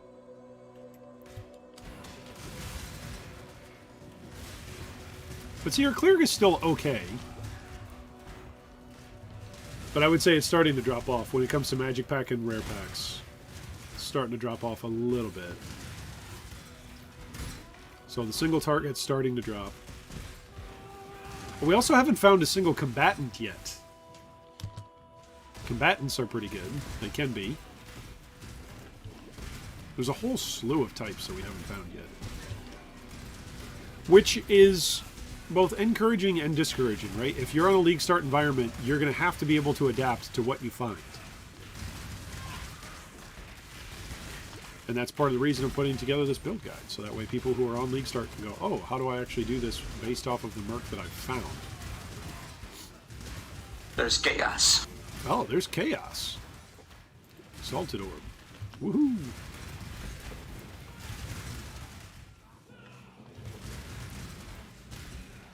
Okay, so her pack clearer is okay. We're going to see what her single target is here with this essence. Single target. This is Essence of Contempt. We might use this on an item. Right in the guts. Okay, let's taunt.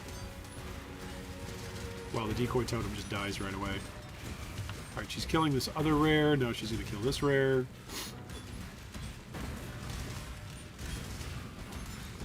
Decent single target. Okay, the essence. This is 1 to 2 damage to attacks on a lot of things. We could use it on gloves. That's lightning damage to attacks. Ooh. On a quiver, that guarantees accuracy.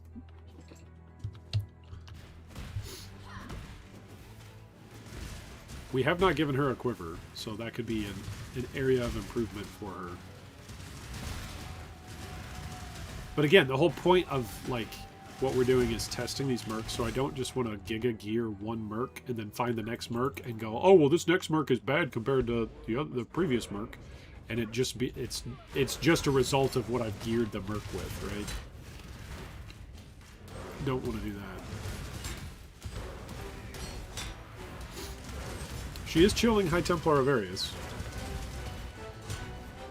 She's no longer shocking stuff, no, now. Since we switched to Hatred. When we were Ellie weaknessing everything, she was shocking stuff. We have not found a Thunder Quiver yet either, and Thunder Quivers can be pretty good. They can apply a pretty high level, pretty good level shock as a more multiplier. It's pretty decent.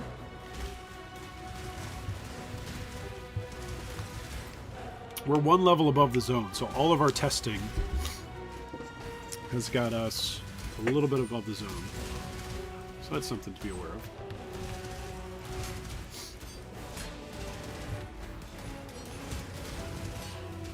Oof. Ouch. I'm gonna die here. Nope. Survived. Alright, thanks for the Vol Grace. When Vol Grace is up, we go up to 800 plus evasion instead of just 400. It's quite a bit.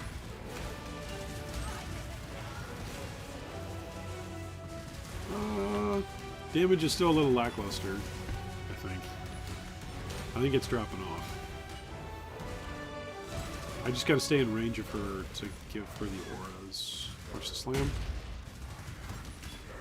Alright, he is phased. I would have thought the Swift Blade would have been perfect for this, because he just sits on top of the boss and cyclones and then double strikes, right? So the combatant, the Swift Blade, there's a lot of things that could just be quite good for this setup for bossing. Again, it's not guaranteed throughout the campaign. But I think one of the reasons why this build as an archetype is actually new player kind of friendly is because there's so many different ways you can adjust in playstyle for it. Like, there's guaranteed spots you can just get your upgrades. Right? 4 or 5 spots. Act 3, Act 4, Act 6, Act 8, Act 10. That's 5 different spots you can get a guaranteed upgrade. Can you play an attack-based build and just know that you're going to get a guaranteed upgrade 5 times throughout the campaign? I mean, I guess if you find essences, then you're going to get an a weapon upgrade, basically. But my point is that there's, like, guaranteed chances. Well, not even just chances. There's guaranteed spots that you can farm for your upgrade throughout the campaign. That's pretty new player friendly. Other than just handing new players, like, here you go, little new player, here you go, little baby, new player, here's some new gear, every act, we'll just put it into your inventory. Other than doing that, I don't know if there's a more new player friendly way of securing upgrades and guaranteeing upgrades than just saying, hey, every 2.5 acts, you get a chance to farm a new upgrade for yourself in the targeted, specific, ascendancy-oriented way that your build is focused. I don't think there's any other... There is no other build like that in PoE. Where you have these spots specifically in the campaign where you're guaranteed ascendancy related upgrades for your character. That doesn't exist outside of the Luminary. So it makes for a very, very unique experience.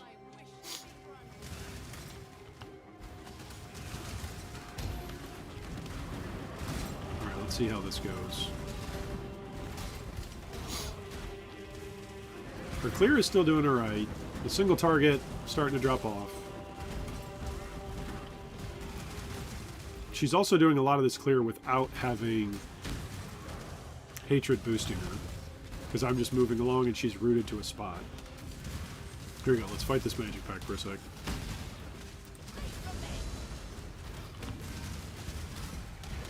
Here's a rare. How's she gonna do? He's possessed. She's doing alright. It's still kind of slow. It takes a couple shots, right? So she's definitely slowing down. She's definitely needing upgrades. Also, anything that can be said about upgrading an attack-based build, like through finding essences, like what we were just saying, well, you as long as you're finding essences, then you're going to upgrade your attack-based build. Well, the same thing can actually be said for mercenaries then. So now, if you're playing as a mercenary, you're guaranteed in Act 3, in Act 4, in Act 6, in Act 8, in Act 10, a spot where you can just farm for your specific upgrade related to your ascendancy. And in addition to that, all of your crafting currency that you're already finding that you would normally put into your own character, you can just use that to get upgrades for your merc. Right? So there's Something while you were gone. there's quite a opportunity. Okay, we've got gold. Let's try to give her a quiver. Oh, never mind. This quiver is sick. It's got 3 damage rolls on it for the campaign. I think that one quiver is worth like the gloves plus her ring slots. Okay, we could at least craft onto this. Hey, Zeke. Come here. What do I want to craft here? Grab my light glasses and my bag. Global physical? Global physical? And then... My church glasses. There you go. Okay. Like the red one. The pink ones in my bag, yes, that I wear inside. Let's put that back on her. I don't know. It's another damage modifier, right? Belt is going to reflect. Avoid being shocked. Evasion. Level 45 and below. Sure, let's try this. It does nothing. It does nothing for us. Is there anything that we can craft on here for her? Increase elemental damage with attack skills. But I don't have 6 alteration orbs. Oh no. I don't have 6 alteration orbs. What am I going to do? Let's go buy some alterations. Because that's just that obnoxious. There we go. I should raise my fees. There we go. 20%. Increased damage with elementals. Alright, so we're starting to...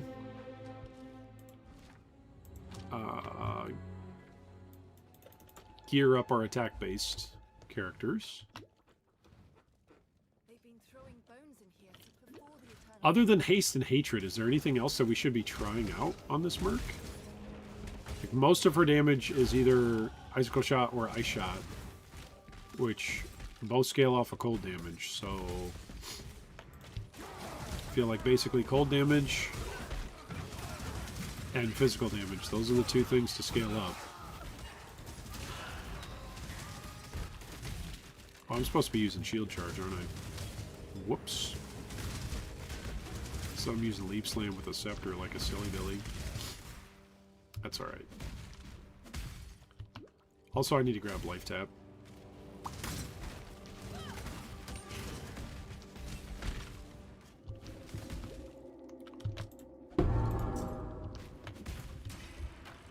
Use the sign to defeat Katava.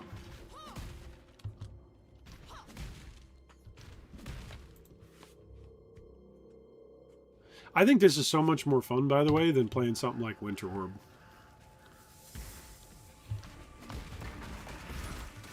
I think there's a lot more build choices and flexibility that goes into this. Maybe that's just my delusions of grandeur in the flexibility that's afforded through the Merc, but I think there's a lot of build flexibility based on what you find.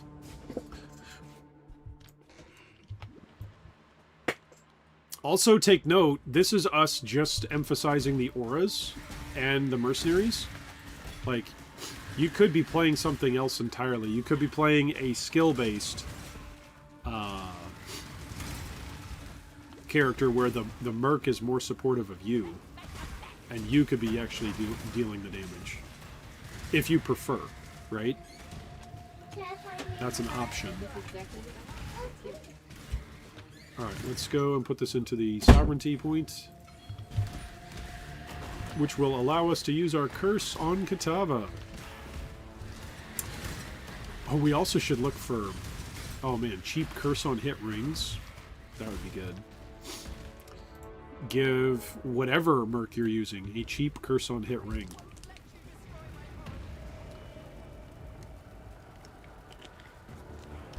That's some good stuff right there. We frostbite him. He gets chilled.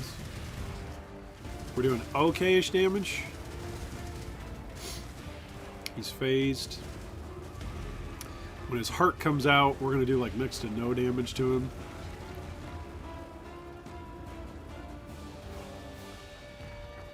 That's just the way how it works. There we go. Hey, we survived a slam. That's pretty cool. This early phase, her damage should be at its best because she doesn't have a bunch of other targets to hit.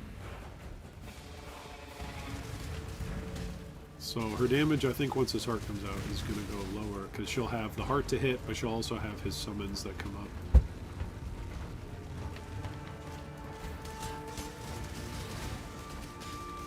See, that's not great.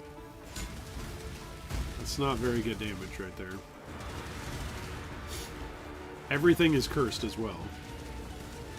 She's doing alright against all the other targets, but there's so many other targets that she's focusing on them rather than Kitava's heart.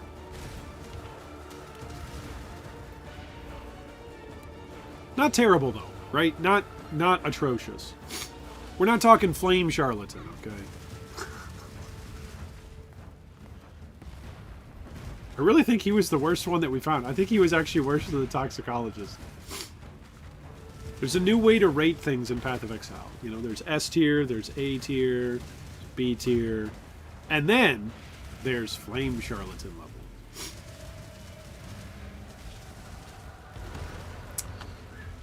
Hey Iron, finally caught up on the stream. Just found a level 77 infamous kineticist that I took the warrant from for further guide making purposes. Nice!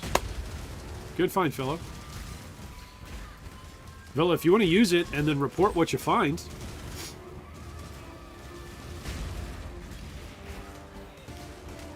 We would all be ears listening on the stream about what you figure out with the kineticist. What skills does it have? That's a question right off the bat. We've been testing a lot of different skills and a lot of different Merc combos with different auras. We're basically building our own character as an aura character. I'm not giving Flame Link to anybody, just to showcase that you don't have to use Flame Link to go through the campaign. I'm not using Destructive Link either.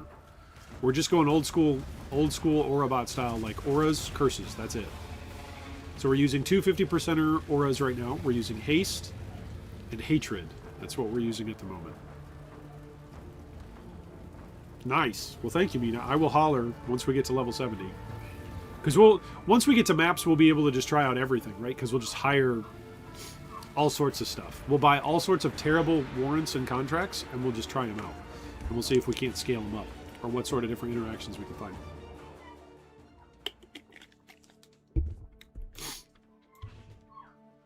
All right, so Kitava down. 58, 32, 28, negative 30. Not bad. I think I have less deaths on this run than I do on League Start. Which is kind of funny. Because I feel like I actually was upgrading my own character more often than what I've been upgrading this character on League Start. Okay, let's throw this stuff into the stash.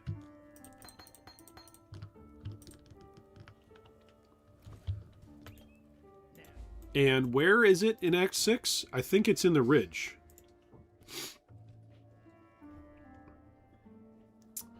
Where you can find your guys. Where is it? It's under the... Is it under the FAQ or FYI? FYI. Okay. The Ridge in Act 6 is where we can find new Mercs. So let's get to the Ridge. Let's use our mini shot and try our best. I have really bad fire resist, which means Tukahama is going to be a pain. We could craft some fire resist. Yeah, Tukohama's probably going to be a pain. Come here, quickly. Who else? Do you have to talk to Aelith to move forward? You do, in order to get into the Karuai Fortress. Body has survived my gift. The mud flats. Now, test. On the way you must go through. Before you can get to Tukohama. Okay, so I could be using Destructive Link right now for more crits. Right? That would be an option. Because my main hand has got decent crits, right? And that would be giving that to my Merc. Could be using Flame. Flame Link. What's the other link as well? There's the other link where when she attacks, it casts a spell from me. So maybe I do that for Frostbite. Because we don't really care about casting Frostbite a whole bunch. So what about that? Oh, what about Frostbomb as well? What about Frostbomb and Elemental Weakness as a combo? Because that's exposure, right? Frostbomb inflicts exposure. So I think that's another optional build choice that we can make. I kind of want to try that. Do you all want to try that? I kind of want to see that, actually. The many shot would proc our spell with, I think it's a half-second internal cooldown for the spells that are linked. So we could link Frostbite with Frost Bomb, and every time she's attacking, boom, there'd be Frost Bombs up. What about Cold Snap, too? That would also be chilling. Do you see what I'm saying about Mercs? There's so many different build options. There's so many different ways to build them. Alright, let's have her jump over here. This is actually kind of annoying. Again, she won't target what we want her to target. Target the totems. Get the totems. This zone might be the single zone to be like, okay, I want to have a skill that I can actually deal damage with. Look at this. We still don't have any of the totems dead. Oh, there we go. One goes down. Okay. Two go down. Three go down. All right, kill the last one. You can do it. You totemed all night long. Okay, now we curse Tukohama.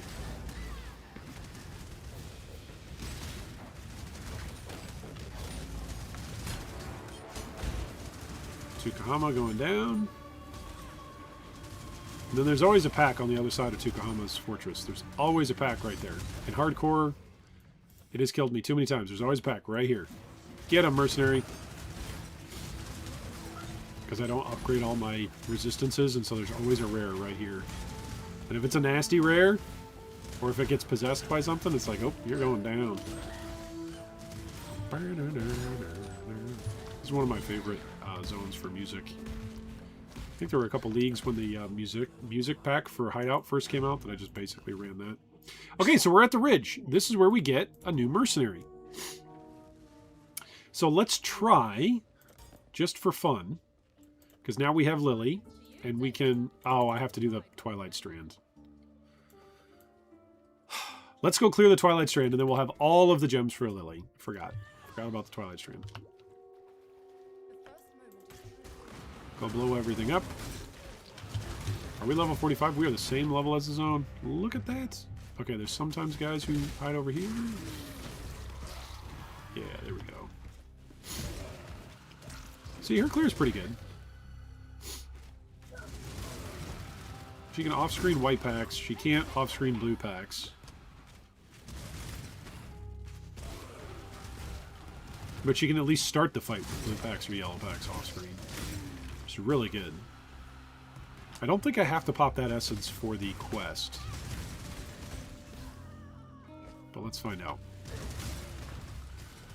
Also, her targeting is really good, because sometimes there will be a straggler here or there that you gotta go after. Really like that she's doing that for us. Thank you very much, Mercenary.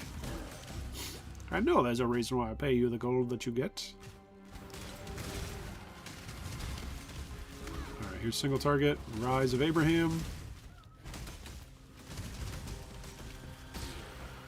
Alright, how many remain? 11 monsters. Okay, so the essence does count. Because this is what? A whole bunch of them? 2, 4, 6, 7?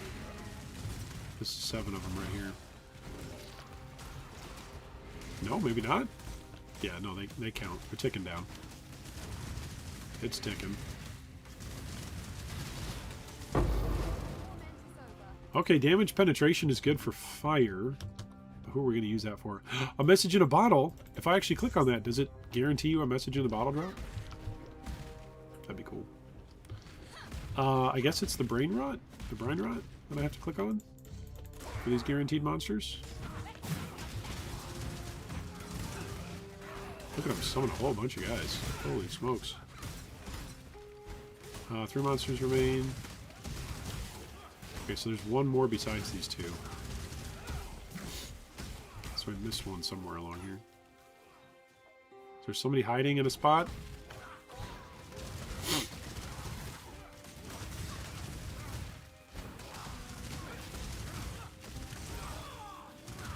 Two monsters remain. There's anger. 1 monster remains. Okay, where at?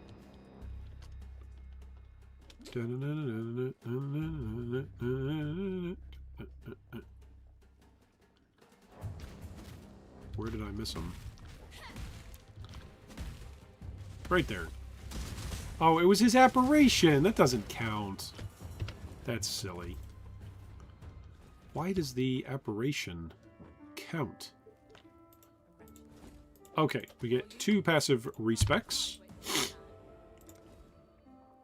And I think I want to do some more mana reservation.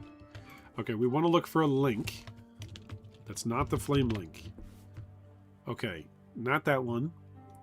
Protective link. Not this one, but that's cool. The protective link. Where is it? It's the spellcasting link. Is it intuitive link? Triggers a supported spell from linked target's location when they hit an enemy. Base duration's 8 seconds. Okay, so if I link this with, what is it, Frost Bomb?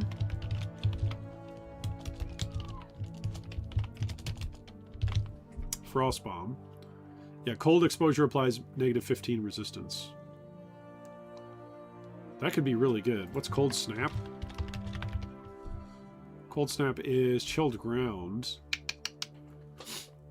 Ooh, 25% chance to gain a frenzy charge when an enemy dies. I think that's better. Let's give frenzy charges, right? Cold Snap and intuitive link. Let's... Hello, baby. First we hear that Oriath Feeling better there, baby?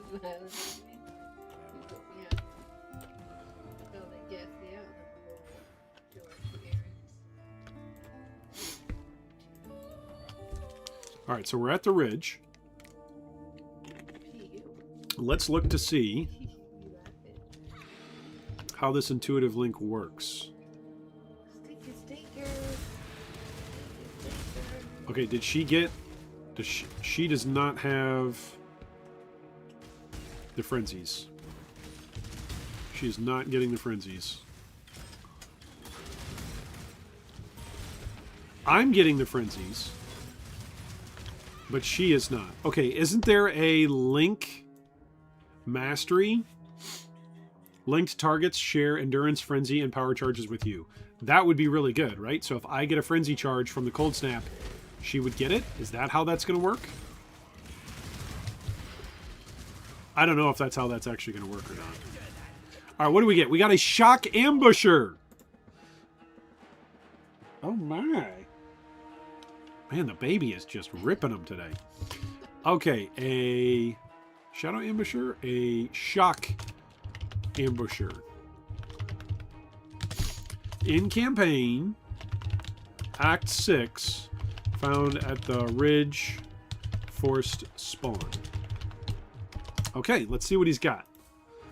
He's got Conductivity, Vol Lightning Trap. That's going to be good. Vol skills in general are good. He's got Ball Lightning of Orbiting Trap. Gain Arcane Surge when your trap is triggered. Increased AoE and Lightning Pen. Oh, this guy is going to be tops. This guy's... If he's... And he's got Summon Skitterbots?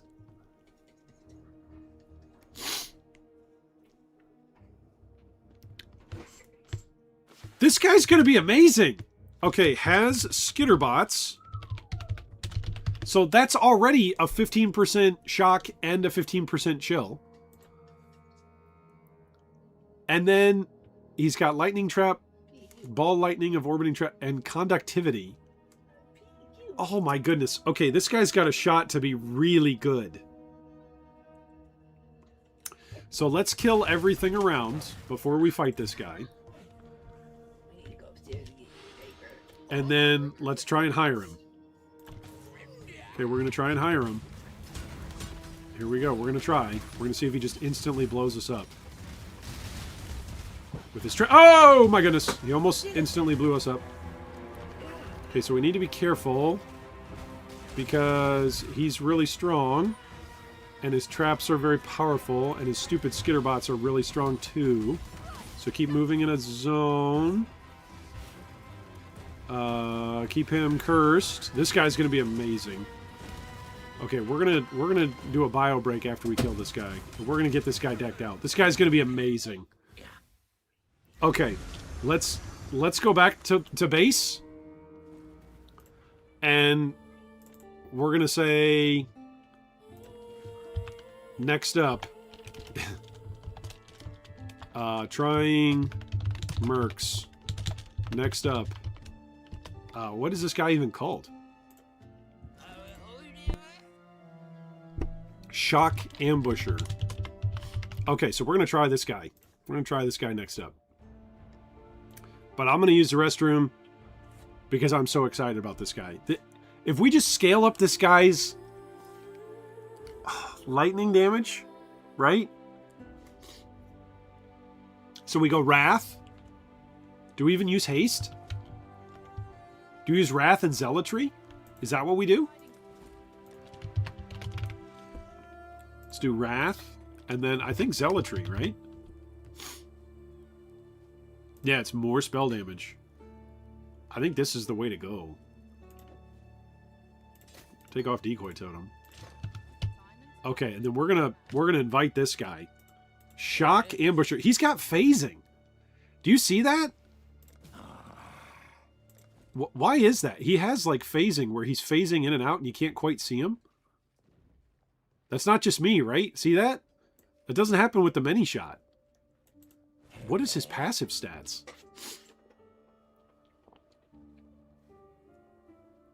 He's got a 75 to crit strike multi. Interesting, interesting. This guy's interesting. Okay, we're going to deck this guy out here. We're going to gamble for some items. We're going to deck this guy out, and we'll be right back. I'm going to take a bio break, get a drink, and we'll be right back. Interesting. This guy's going to be good. Oh, man. Finally got another good Merc to try. All right.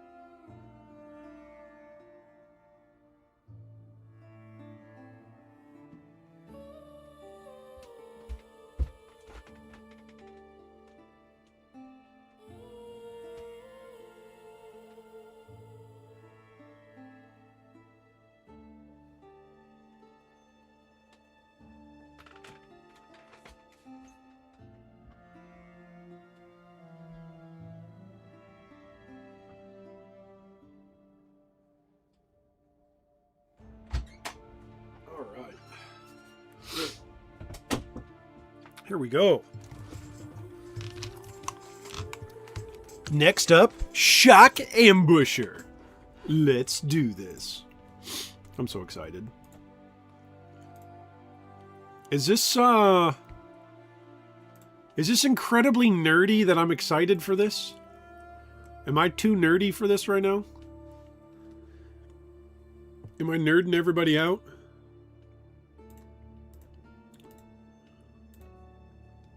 Huh.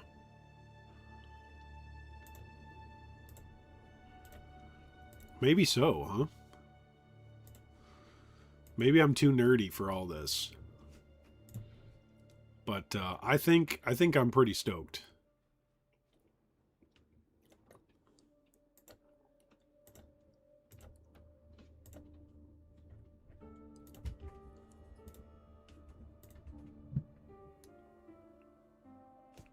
For exactly how we're going to scale this. Which I don't quite know. Just off the top of my head.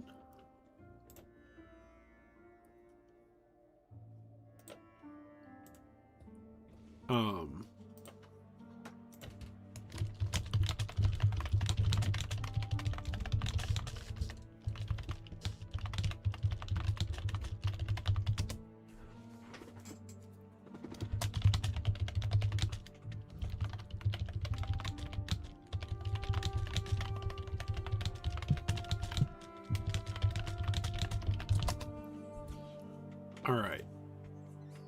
So where are we at? I think the way how you scale, I want to check this out really quick because I do not normally play traps. So I could be looking this up and sharing it with all of you. Here you go. So let's look up builds. And now we all get to see. If we look for, what is this? Lightning trap? Or ball lightning of orbiting? How do we scale this up? No, not POB. Has skitterbots, has ball lightning of orbiting trap. Also casts conductivity. Like, this is just... This guy's a full character. Less trigger radius. Or lesser trigger radius. Okay, so that increases his radius of actually hitting. So it's flat lightning damage to spells, right? That's how we do this? Ball lightning of orbiting. Okay, isn't this the Connor build? Ball lightning of orbiting Hierophant?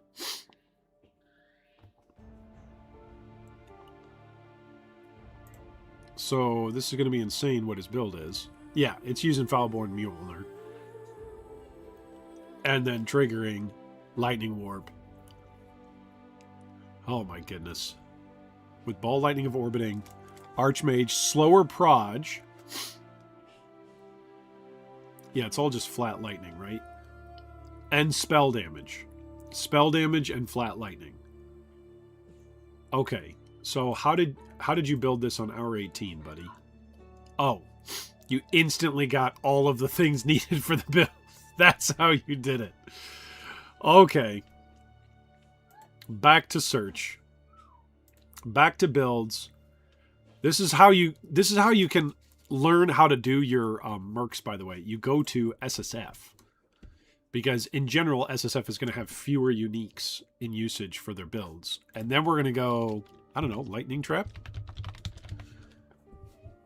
Lightning Trap? Is anybody playing Lightning Trap? 3 players are playing Lightning Trap, and apparently they stopped around level 50.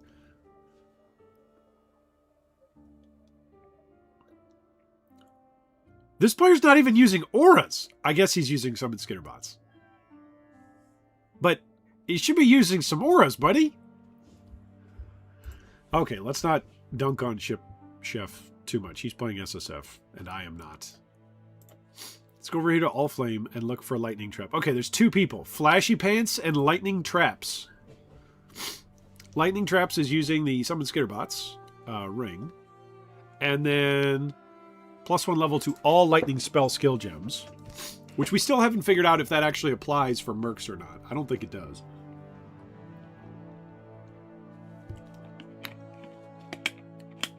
Increased lightning damage. Increased trap throwing speed. That could also be good. Alright, so let's... Do I have any gold to gamble? Do we gamble with Tarklay at this point? Wait, who do we gamble with? There's no gambling in X6? Oh no, it's Faustus. Okay, so we want a rune dagger, right? Because that's to spells. Level 47. What level is the Merc? He's level 46. No! Okay, item level is 46, though. Why does it say... Ah, so that's the lowest level I can go. So he can't use either of these, I don't think. I don't think he can use either of these. No, he can? Okay, cool. So the flat adds fire doesn't matter. But the damage to skills, to spells does matter. Okay, do I have any essences that are for spells? Where's League's essence spells? Increase spell damage. Lightning damage to spells. Okay, so we've got 2. We've got 2. Alright, so let's... This is a bunch of cold damage to spells. Let's try to cast on this. Cast? Craft. Let's try to craft on this.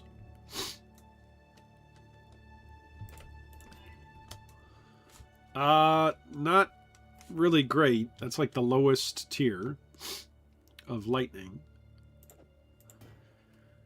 This would grant increased spell damage. Also really bad. Okay. So let's take these really bad things that he's got. What else could we add to him? I don't even know. I don't even know. How do you boost a trapper? We probably don't need to be using hatred anymore. Now we want to be using wrath. Yep, there's wrath. Okay, we don't want to be using frostbite anymore. He's got conductivity, so I don't want to be using anything actually. We can just... There you go. I'm supposed to be using shield charge, aren't I? Okay, let's see how this guy goes. Okay, clear is okay. So the clear is going to be slightly delayed because he's a trapper, right? So he's going to be dependent on, obviously, dropping his traps, but... What's his single target like on a beast that's got life regen? Pretty good. His single target's pretty good.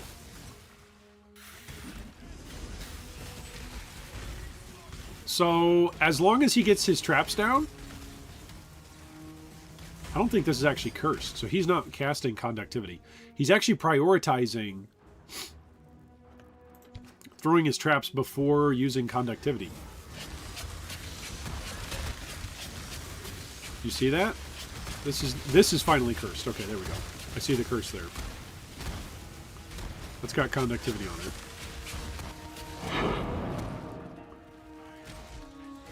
So I could... What could I do? I could attach Intuitive Link to him.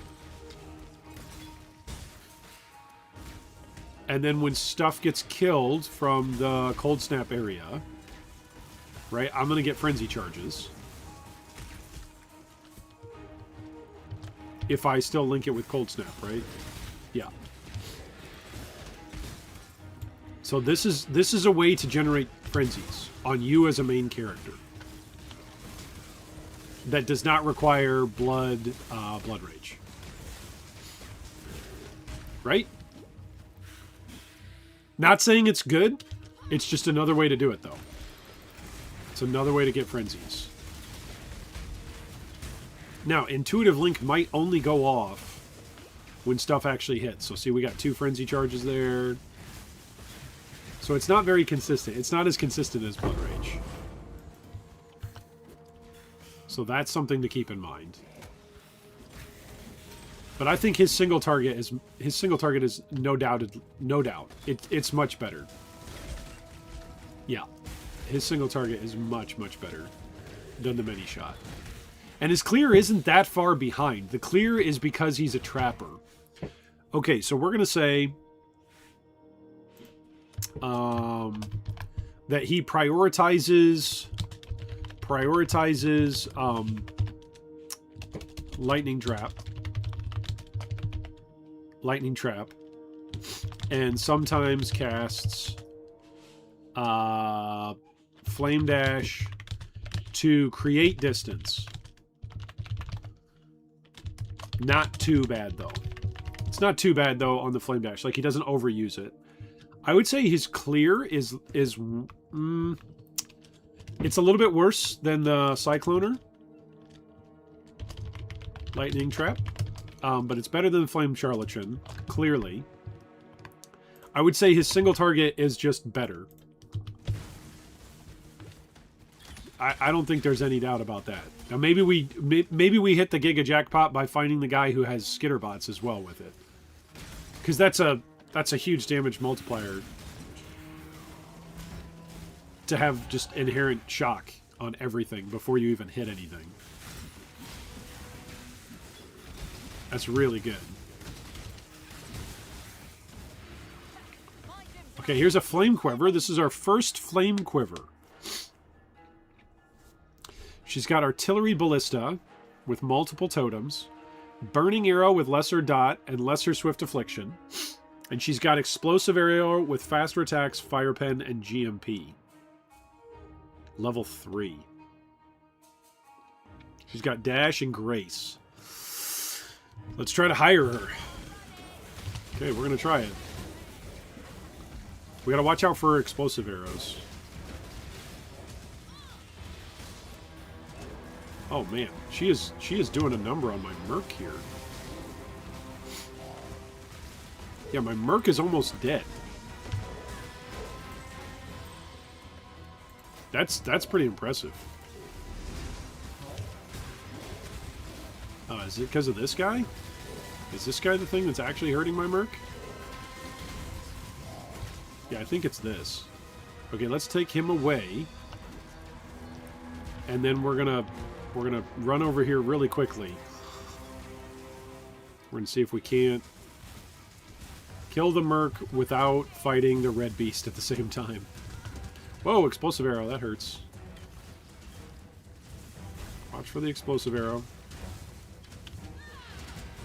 Ouch, ouch, ouch! Okay, she hurts. So the Flame Chick hurts. Explosive Arrow Chick. Look for... So we're looking for a couple others. Look for Flicker Strike guy and Flame... an Explosive Arrow Chick. They killed us in the campaign. Maybe good? Like, anything that kills us, I think, is worthy of discussion, of saying, like, hey, maybe that's good? Right? Certainly means their single target is decent, once they actually make contact with their target. I miss that Flicker Strike guy. Oh, imagine if we could get the Flicker Strike guy. Any Merc who has a skill that creates those ice rings is an immediate dismiss. The ice rings, okay. The ice rings. I'm not sure what those are. Oh, look, we found another Flaming Charlatan. Okay, this guy was atrocious last time we found him. He's got Holy Mortar and Meteor.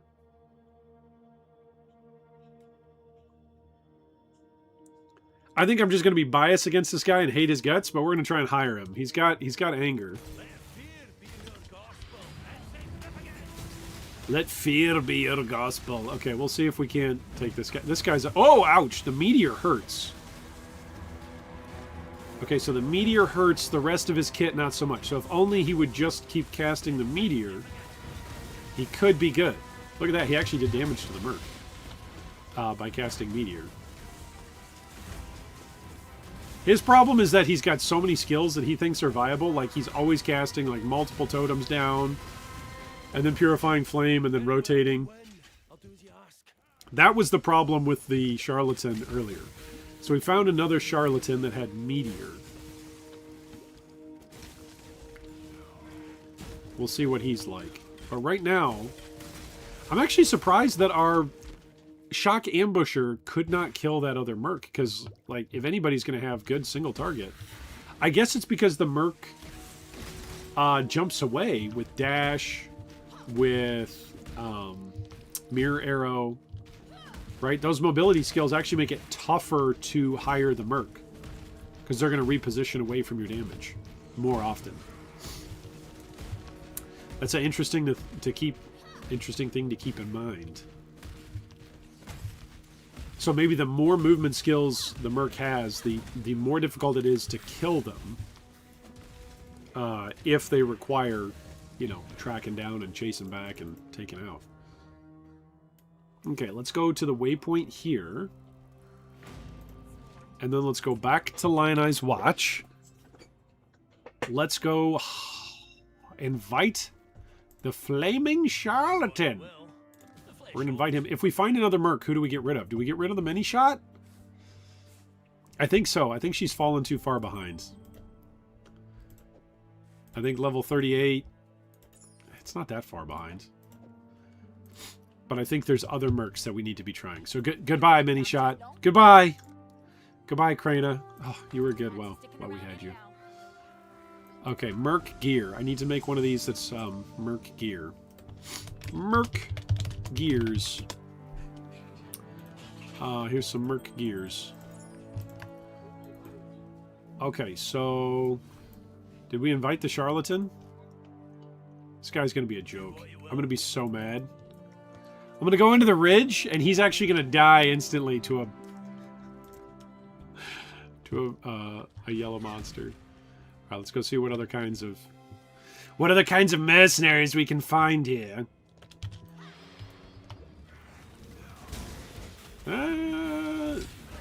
Yeah, see, these are all white monsters. They would all be dead with the Mini-Shot, or even with the trap guy. If he would just use Purifying Flame, he might be alright. But he constantly wants to cast Holy Flame Totem. Which should be good for single target, right? This guy should be good for hunting other Mercs. Because he can drop all his totems and really set up for a good fight.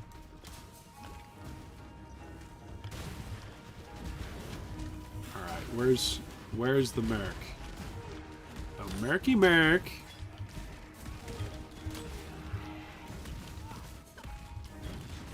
Let's go see what kind of Mercy Merc we can find. This is such a crazy... I feel like this is a whole new way to play Path of Exile. How did you play Path of Exile today with your level 95 plus Luminary? Well, I actually didn't play my level 95 Luminary. I went back through the campaign so I could test different Mercs to see their power level. Our first Cruel Mistress! Okay, what's she got? A new Merc! A fresh Merc, ladies and gentlemen. Okay, she's got Despair, Void Sphere, Forbidden Rite Totem, Profane Cascade, Frostblink, and Zealotry.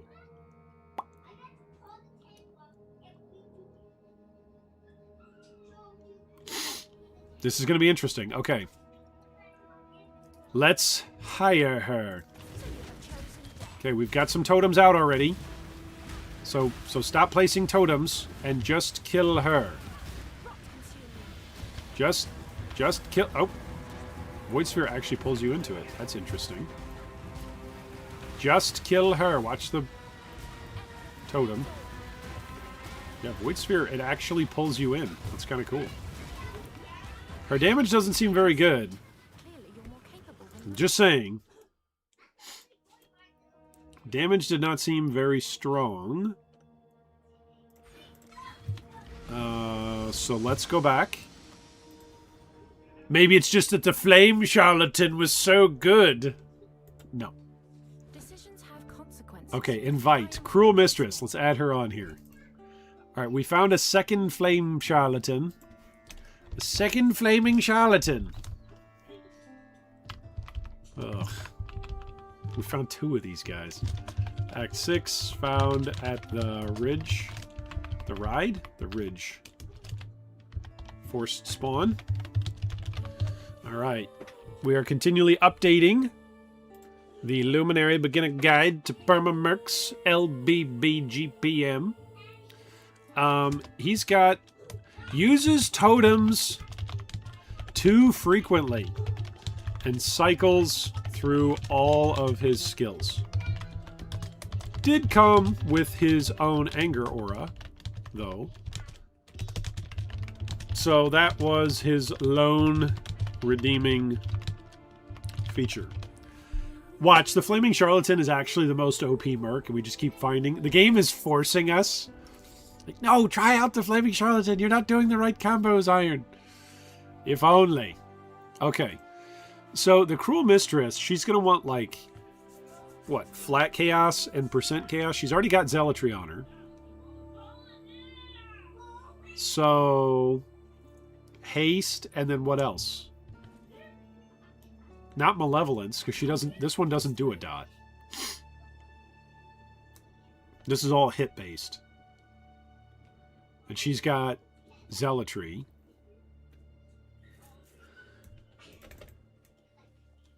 There is no Chaos aura.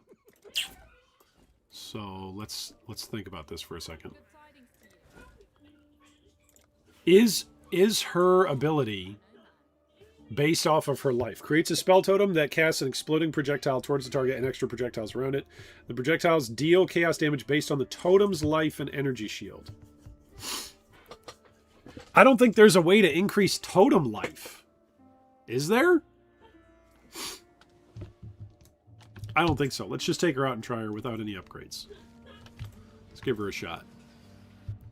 Let's give her a spin on the wheel.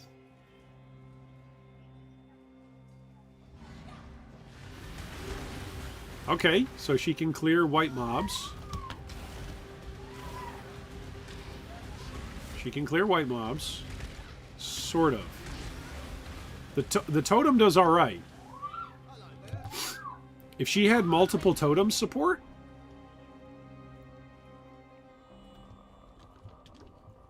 She could be good. If she, like, dropped multiple of those totems that all just sent out a bunch of projectiles. See, look at that. That totem, and it homes in. She has potential. You've got to figure out a way to scale up totem life, though. And what is this that she's shooting? What is the purple... She's like Sunder. She's like sundering the ground, knocking him back. Get your totems back out, dearie. Your totems are what do the damage. Profane Cascade. Pillars of unholy stone emerge from the ground in a series of small bursts, each damaging enemies caught in the area. Critical damage and faster casting. So if I just give her a bunch of crit, because she really likes to do this. We have found a mercenary who really likes to do one skill. So if she just fires that a whole bunch and they crit all the time, could that be good? That is the question.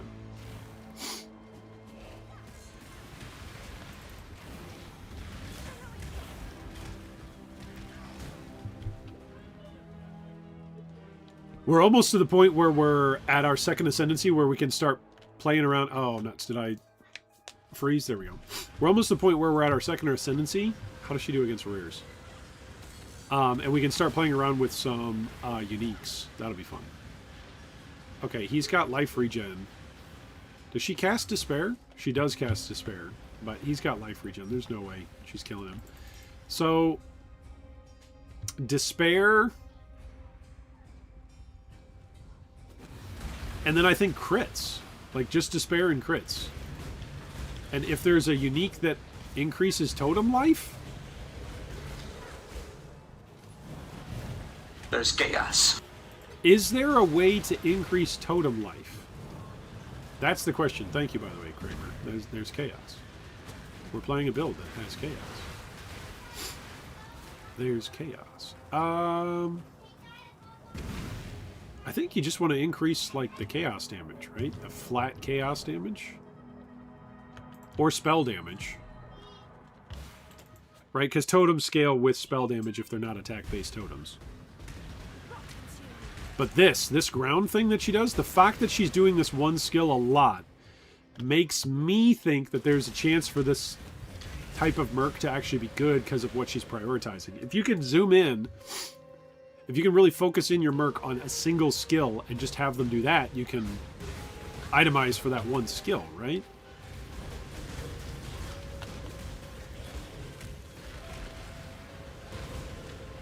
So I think high crit rate, high cast and attack speed, right? We're giving her haste. We're also giving some lightning damage, right, with Wrath. That's the first time I've seen her flame dash into something. She doesn't usually flame dash into things. Is she going to flame dash? No, no flame dash. She doesn't have an explodey effect, but I feel like when there's a lot of stuff out, she summons her totems. Whereas when there's fewer things for her to attack, she doesn't summon as many totems. Does that make sense?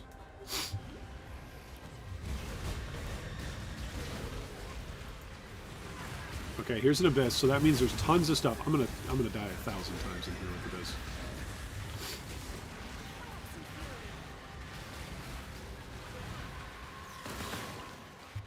Huh. If there's more things, does she summon her totem?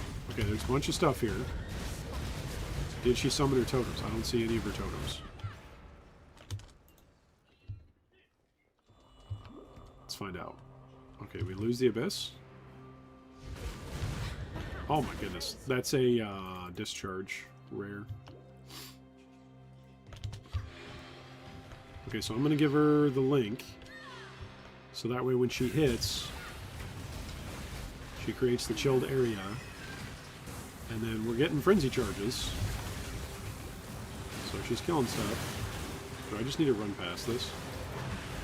Maybe I do. I can't run past it. Yikes. I'm getting stunned to death here. I suppose I could be running Purity. I could be running Purity. I'm running Wrath right now instead of Purity, so I could be running Purity. That would probably help. Torch Oak Step increases totem life. Okay, let's take a look. Torch Oak. That's a rare though, isn't it? I'm sorry, it's a unique. Torch Oak. Yeah, that's a unique. Totems reflect 100% of their maximum life as fire damage to nearby enemies when hit. 20% increased totem life. It goes up to 30.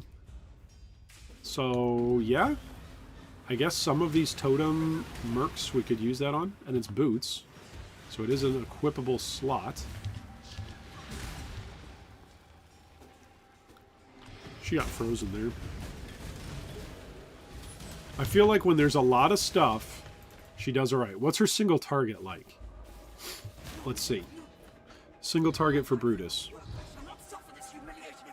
I will not suffer this humiliation again. Well, hate to tell you, dear.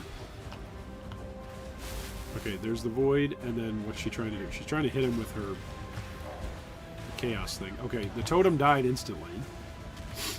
Brutus just blew up the totem right away.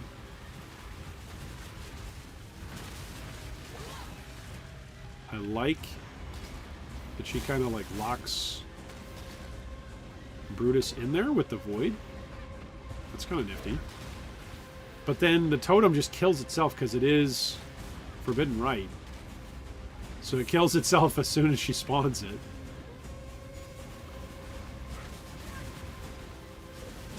Oh, here he goes. He's going to slam the ground because he's all angry.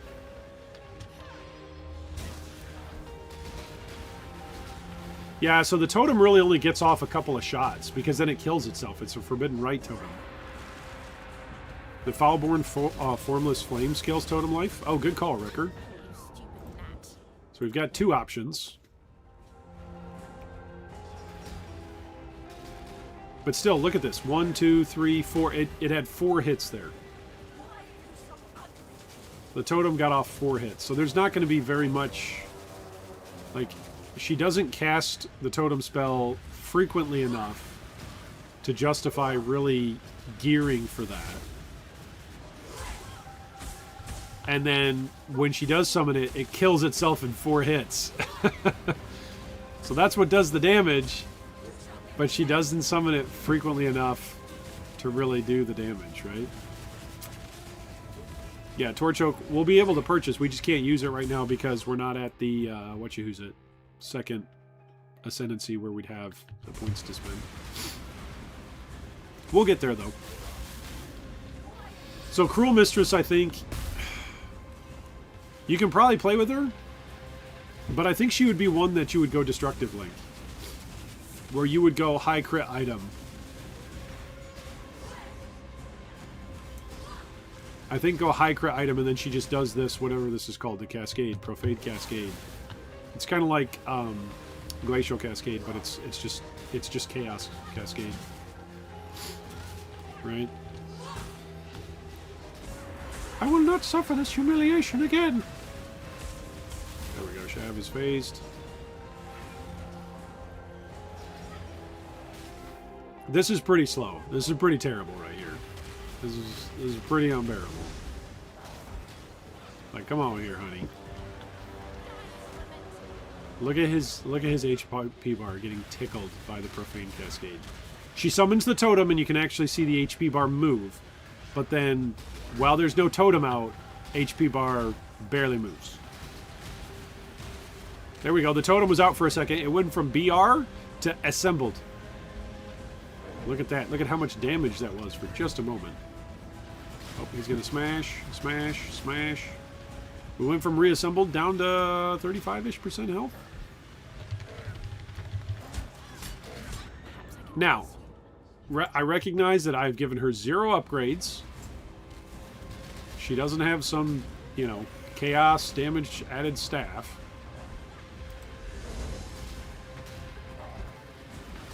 But I'm not sure, what difference that would make. The Profane Cascade thing, I think if there's a way to scale that... Does that have any supports on it? It's got critical, multi, and faster casting. That's why she's casting it so frequently. Like when it comes time in her cooldown cycle to actually cast it, she casts it 5 or 6 times. It's quite good. It also knocks stuff back. It's quite cool. I feel like there's something there for the Profane Cascade. For anybody that wants to try that out with the Cruel Mistress, there is something there. What about, isn't there a unique cane that gives a huge amount of flat chaos damage? Am I thinking the Black Cane? Kubarak? The Black Cane? Something like that? There's something that gives a huge amount of flat chaos damage. Maybe flat wouldn't be the way to go. But... look at that. The clear from the totem is good. I need to sort my items, actually. I need to go get some upgrades here so that way I don't die. Vol side area. I don't want a Vol side area.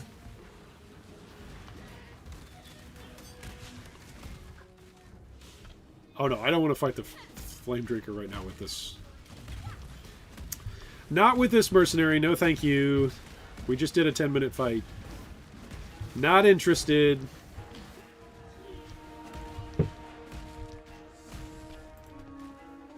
There's got to be some chaos leveling uniques that we could use.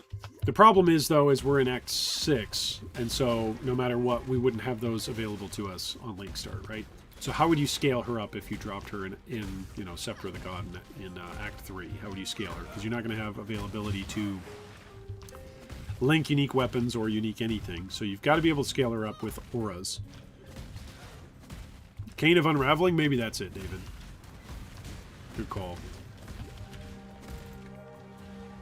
I think that's got a bunch of flat chaos on it. Alright, in the riverways, we're going to find the waypoint. And then we're going to swap Mercs, because we've tested her extensively.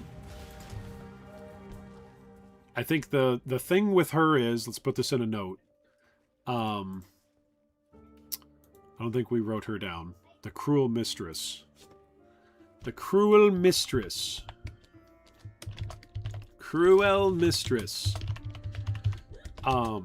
Has potential if we could figure out how to scale her constantly using Profane Cascade. Can you build more into Curses support as a Luminary? Because this whole thing is making my build sense quiver with the thought of Aura Minion Guardian plus Curses Luminary with physical hit Merc 2-man. Yeah. This is what I'm saying, Mina. Like there's so many things. There's so many things that we can do. You can go support classic style, just aura effect and get a whole bunch of auras. You could go curse support and go with like a huge blasphemy aura, so that way whatever you're close to just totally has your massive effect of your curses. You could go minions and have just a bunch of extra specters that all provide you with extra basically extra free auras. Instead of you actually having to run the auras, the specters run the auras, right? You could go with you being the damage source, which means you can pick from any skill in the game and then pick the appropriate Merc. This is what I'm saying, like, Mercs have almost opened up PoE 1 to being a second game played just through the perspective of Mercs. They're at least right now, I think in theory, I don't think we can say in practical application because they haven't been around long enough. I think in theory, they are more flexible. Luminaries are more flexible in their build choice and in the tools that are at their disposal than minion players. Because Luminaries can also be minion players as well. So it's like all the flexibility of being a minion player. Not at the top end. If you wanted to go minions, you would still go probably Necromancer, etc. The other classic sorts of Guardian ascendancies. But they don't get access to perma mercs. So you can kind of have your cake and eat it too. It's so exciting. Okay, so Cruel Mistress. In campaign, we can just copy and paste this. In campaign, X6. Yeah, here we go. Has potential if we can figure out how to scale. So I'm going to say Profane Cascade is what we're going to call her. I'm going to say for her clear, she's worse than the Shock Ambusher. Profane Cascade. Better than the Flaming Charlatan still. Single target, I'm actually going to put her worse than the Toxicologist, but just slightly above the Flaming Charlatan. Pretty much the worst. Just pretty bad. Okay, so we're going to invite our Trapper, and we're going to dismiss these two. The Charlatan and the Cruel Mistress we're going to dismiss, so we've got room for more. Hey, what's up, Brezek? Welcome, welcome. It's good to have you join us. Going to be starting a Merc Scion based off your videos? Nice. Let's get after it, dude. Yesterday we started with like a long-form version of the build guide. We've got a long notes section that will eventually turn into a website. I think I'm just going to devote a website to this as well and put in different info and different POBs and different updates for it. If that would be helpful to the community, then I want to do it. So yesterday we started just showcasing a bunch of different Mercs. And then today, well, basically yesterday we showcased pre-perma Merc. Not a bunch of different Mercs, just pre-perma Merc. And then today we're showcasing a bunch of different Mercs. But we showed kind of how to level. Two different ways you can level, either as a minion or as a generic attack-based character as a Scion. Prior to your Ascendancy and through getting to your Ascendancy. So, nice. I'm glad you liked it. Hopefully it's helpful. Not just in putting you to sleep, but also in actually giving fruitful information about Mercs. And then basically what we're going to do is we're going to take all the info from playing all this through and do I don't even know what you call it. Do an introductory compendium. I don't even want to call it a build guide because remember we were talking about that yesterday. Like, it's not really a to B, pick this, but it's more of a informational Like, hey, here's all the options and ways that you can scale things up. So that'll probably be in the introduction to the video. Talking about like, hey, this is actually multiple build guides in one. This is going to be a one-stop shop. And then maybe I'll make individual videos that discuss in more detail each of the different POBs or approaches that you can take to playing Mercenary. I do have one off-the-subject question. I have a Deadeye level 75 max res and 85 chance to evade. Are you dying a whole bunch? There's chaos. Hey, there's chaos. Thanks, Kramer. There's chaos. See, this guy, his single target's okay. But I think we're also not really scaling him up the way we probably should. Like, this is two single target things that he's taken out pretty decently. For speed, for like the level and the zone that we're in. And I've given him like two crappy weapons. That's it. Basically, two weapons that are better than what he spawned with, maybe. Is what I've equipped him with. So if we actually equip him up, he's got enough stuff that he's clearing even without the upgrades. Whereas, like, the Cruel Mistress, yeah, that at least that version of her wasn't doing so hot. Okay, I think I can give this to him, and then eventually I need to go up and get... I could go up and do the Lynx stuff, so that way share your Frenzy and power charges. I should just test that, shouldn't I? We should just test it. Alright, if I get rid of these two, am I still good on Dex? Ah, I need some more Dex. There's no Dex up here. There's a Dex over here. Okay, so we're going to refund this passive. Oh man, both of these have got Dex on them. Okay. Alright, so we're going to come up here so that way we can grab the Link skills, potentially. We can also grab more Spectres. I should be raising Spectres. How much life should I have for endgame maps? As a Deadeye? If you're a Deadeye, you should be killing things off screen. And if you've got 2 to 3k life, like, as a Deadeye, if you're... It depends somewhat on your skill.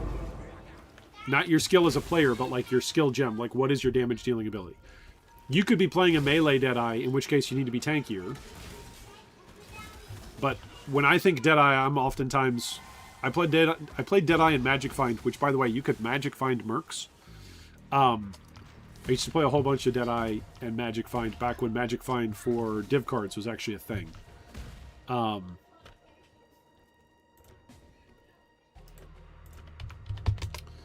So that was back in the day.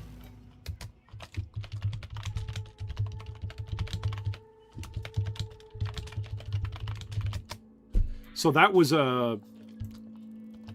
I don't know. That's kind of a half answer that I'm giving you, bros. Like, it really depends on your skill gem. It depends on your playstyle, and it depends on your content. Like, when I was magic finding, if I had 1500 HP, that was a lot. Because you're playing with a 6-portal style version of the game, and basically I was using Headhunter to supplement defenses, and you just get your first kill on your first rare at the very beginning of the map, and then away you go. That's how it used to be. So, you're going Poisonous Concoction. That's part of the reason why you die a lot, right? Because Poisonous Concoction has some level of delay, right, in its damage. And so the longer you delay in dealing your damage, the more chance that a monster is actually going to animate its attack, right? Remember when Victario's Charity was a big minion charge gifting item? Oh, there you go, yeah. It used to be Victario's Charity, and then Leercast and Dying Breath were like the standard. It's like the basic required items in slot for your AG. Speaking of which, I should be leveling up an AG. And I should be leveling up Spectres. Do you want to see what Spectres could do for a build like this? Do we want to see that? Because we could be using like a... I forget, Pain Artist? to give us zealotry as well. I don't know if they give zealotry to other stuff that's around them, though. Or is it just the player? I thought it's an aura. Which, if it's an aura, then you can just have a couple of specters with auras and boom. That's another way to scale up some auras.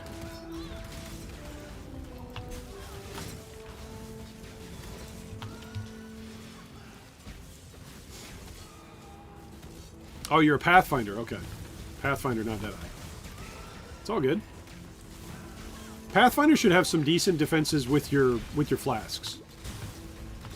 Whenever a Pathfinder is dying and I'm helping out with builds, which I do from time to time, the question is always like, hey, what are your resists at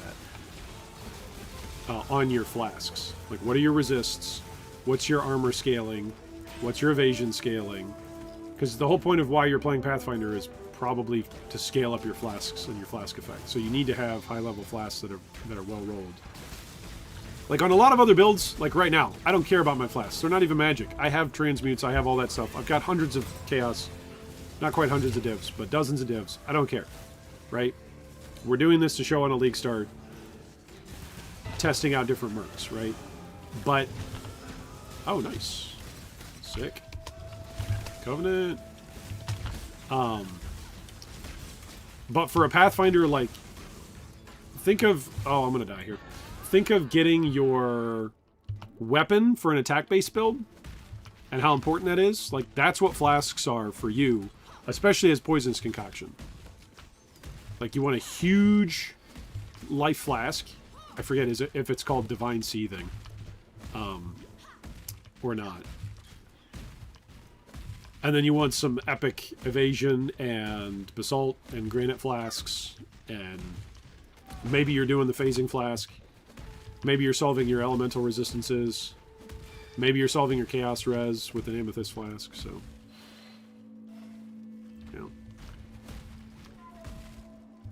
Right on.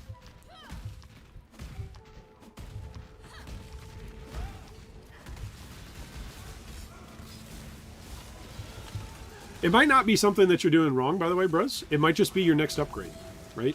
Don't look at it as like, hey, I'm doing something wrong here. Why am I, speaking of doing things wrong, why am I not doing any damage? This is not good. Look at this guy. He's not throwing his traps.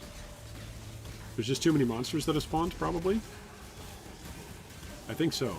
So we need to kill some of these monsters. And then we need to get him to throw his traps over here. Throw your traps over here, buddy. Throw your traps.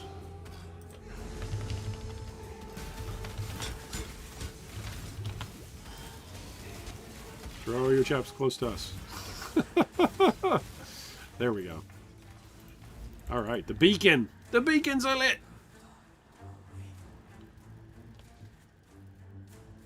Seething has much reduced amount of life restored. Okay, there you go. Thank you, Mina. It's the opposite of seething, I forget.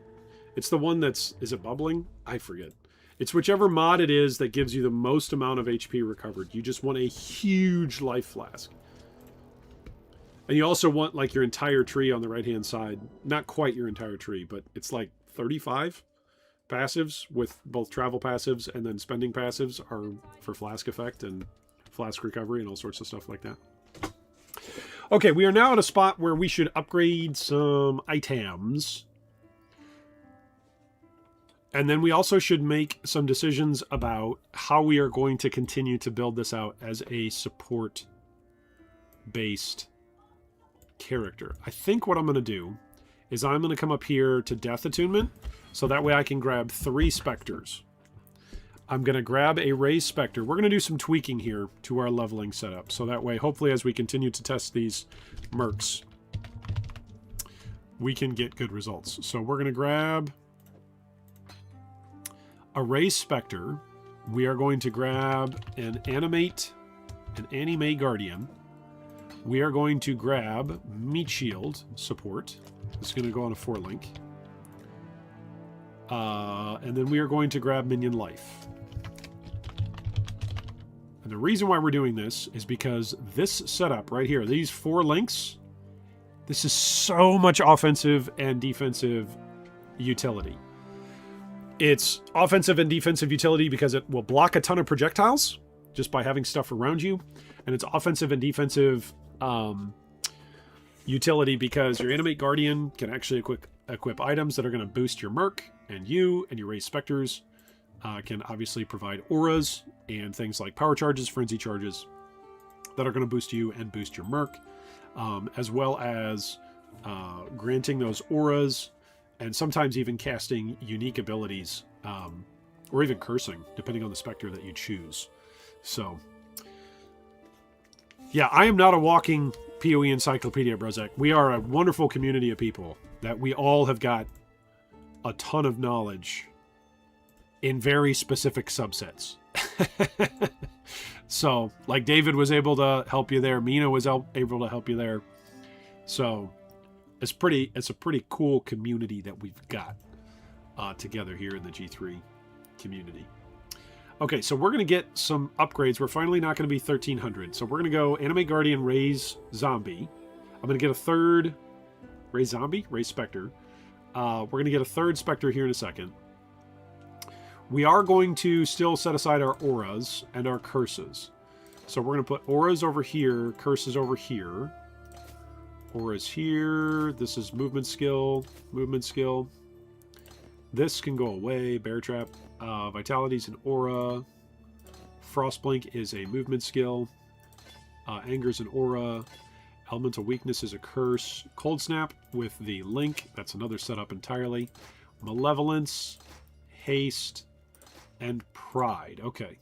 Then we've also got Precision, which comes over here with Vitality. Clarity, which comes over here with Vitality. And then Herald of Ash, we are done using that. We know that for sure. All right. Now that we've got this set up, we know what we want to be running. We also want to be running a shield charge setup because it's faster than Leap Slam. So we're going to do this. There we go. And let's go drop off gems that we're not going to use. We know we're not going to use any of those gems. We've got lots of options here for all these gems. We don't have a ton of gold to gamble for items. And so at this point, in Act 6, I'm going to say, do I want to cheat and go and purchase upgrades with chaos that we would have found? I have 2C here. What if we just use the chaos that we actually have found? What about that? Or do we just want to go true SSF mode? No, I think I'm going to search. All right, so let's search for, first off, we're going to look for a chess piece. Do I want to go Victario's Generosity? What is the level requirement for Victario's? It requires level 52, so we're not quite there yet. We're 3 levels away. All right, so instead of Victario's, we're going to go with a body armor that's any color. It doesn't matter because nowadays we don't need to chrome anything. It's amazing. All right, we're going to say it's going to be 6 6 sockets because, again, we don't need these things to be linked. And we're going to look for life and then total elemental resistances. And we're going to say the max price is 1C. We're going to go down here. Okay, 119. So we're going to say minimum 100 resistances. And then what are we going to say is the life? Goes up to 128. We're going to say minimum 100 life. All right, what do we find? Look at this. We found something for 1 alch. Not even a chaos. We found some alch as we've gone through here. We can use this. Oh, but it costs 2,000 gold to buy. So we need to go back. We need to go to in-person online. This person is AFK. Oh, that's funny. All right, we're going to drop this considerably. There we go. Did we get invited? Nope, that player is AFK. All right, these are all 1C, 1C, 1C. We're gonna chat with this person and chat with this person. We're gonna see if either of these people are actually there. While we're waiting for those people to message us back, what else do I want to do here? I also would like... I'm going to potentially need intelligence on a lot of different gear. So what about some boots that have got life and intelligence? So let's see here. Also, I need more gold. Yeah. Okay, boots. We're going to go life plus intelligence. Life. Total resistances. Movement speed. I don't think all this will fit. I don't think it'll all fit. Oh, it does. Okay. Here we go. Let's go 1 max chaos. In-person and instant buyout. Let's take a look. 800. 800. 1 alk. That's 20% move speed. Where's the highest move speed? 1C. And 20%. We can live with 20%. Let's go to that. With the 18 intelligence crafted, it's actually not that high. That's 10% reduced move speed? No thank you, sir. This is 4,000 to buy? I don't have 4,000 gold. Yeah, I just gotta buy the bad one. Oh, it's level 55. I need to... Oh, man. I need to set that perimeter as well. Level requirements, level 49. There we go. Alright, 10% move speed, some intelligence. Unlike me. It has some intelligence. Yeah, I've only got 1,300 gold. Alright, so we can't buy anything yet, actually. Oh, that's a bummer. I need more gold. I've actually gambled away too much of my gold. That's what we just learned. We just learned I've actually gambled away too much of my gold. Okay, so what do we actually want for our Blade Ambusher? We only want Wrath. We only want Zealotry. We only want Haste. And then Frostblink, Shield Charge, faster attacks. That's it. That's basically all we need, right? Put Zealotry over here. Put these two on. Take this one off. There we go. Also, I need to put Life Tap on stuff. That would be good. Life Tap would be very good. So that way we could actually cast this stuff without ever having to worry about running out of mana. Was going to mention that yesterday when you were saying gambling was the best thing ever. It is! I mean, it really is, especially early on. Early on in Trade League, I feel like I very rarely interact with trade during the first 4 acts. Like, being able to gamble in acts 1 through 5 to fill out your gear, really good. But that's a good point, Dave. It's a really good point that there is a trade-off. Because I've spent at least 4,000 gold. At least. Like, basically I've spent about 1,000 gold in every act. Minimum. Just gambling. So that's a good point. To be like, hey, you're not able to get the uniques that you need or to trade for something. It's a good point. It's a fair point. Was I also using a curse here? I was using elemental weakness, wasn't I? But this guy uses conductivity, so I actually don't want to override that.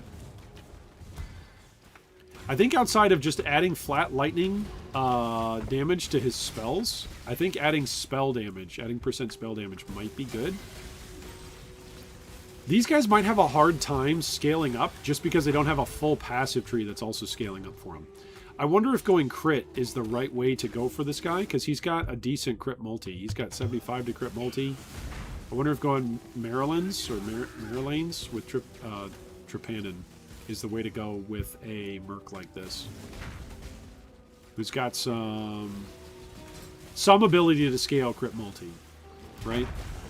Ooh, that hurt. That might be the way to go with this guy. Can we come up and around this way? Okay, there's actually like an inward lake. An inward lake there, an inward lake. We're actually not too far over leveled. We're right underneath the zone. So that's pretty decent. This Merc should be the best Merc for taking on Crab King that we've got at the moment. Question mark, I think. There's chaos. Hey, there's chaos. Thanks, Kramer. Vol Orb. Worth a chaos. Or nearly a chaos. Alright, there's a bunch of bad guys up over here. This is where we died. Careful, careful, careful. Whole bunch of dudes. Also, I can't get something because we don't have a passive tree. Like, I can't get the mastery, your traps can't be damaged. So if he's throwing traps into a pack, and then the pack actually gets to animate their attacks, I'm going to have a bad time. And all of his time spent throwing those traps is wasted because the traps are dead. So that's a bit of a bummer. Yeah, I feel like combatants... Need to find a combatant. Combatants and or the Flame Quiver and or the Thunder Quiver have been kind of the best three that we haven't really gotten to try out. I've gotten to play them before during League Start last weekend, but haven't gotten to try them out here on stream since we're working on the build guide.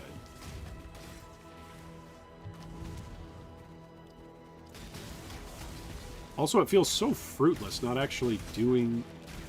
Should I be using Skitterbots? Because he's not using or he is using Skitterbots. Okay. If he's using Skitterbots, I don't want to use them. I think that's why I was so excited about this guy, was because he had Skitterbots plus... Yeah. Okay, let's see how this goes here. Plus 1 point. We can start coming up here. We can start leveling this stuff in our 4-link spot. There we go. Okay, so other than the Swift Ambusher, we are now going to be going into Act 7. I might want to go back to the Ridge and farm it for a second for somebody beyond this, the Ambusher. See if I can't find anybody better. Because I really don't know what else to scale with him. Oh yeah, we're going to die to this so many times. We're going to die 1,000 times to Brine King. Okay, do his traps go off, or does Brine King just destroy his traps? That's a legitimate question. Maybe not Haste. Maybe Haste is the wrong play for this guy. Let's go Zealotry. Let's see. Kiwa! Did that actually make a difference? I think that actually made a difference. Going Zealotry instead of Haste. Because trap throwing speed isn't affected by cast speed, right? And Haste doesn't just give generic action speed. It gives specifically movement speed, attack speed, and cast speed. Because cast speed on traps just interacts with, like, the trap itself, not how you get it out, but, like, the spell on the trap, right? Is that how that works? His Skitterbots are applying a 16% shock and an 11% chill. So maybe it's actually his traps that are applying the rest of the shock, yeah. The Skitterbots aren't applying that big of a shock.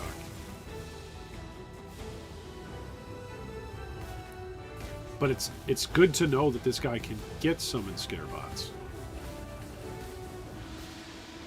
But how do you scale up traps without having a whole passive tree to dump into trap speed and trap damage? There's got to be a way. We got to figure it out. Well, there's the trap two-handed weapon, right? There's the trapper weapons. There's oh, what's the minor staff? There's the minor staff that's really good. That it like throws. Isn't it a chance for mines to deal double damage? But that's for mines, not for traps. That used to be really good on League Start. If you found that, it was just like, oh, you're rushing bosses day one. Ah! Don't stand underneath the crab when he's getting electrocuted by Nissa.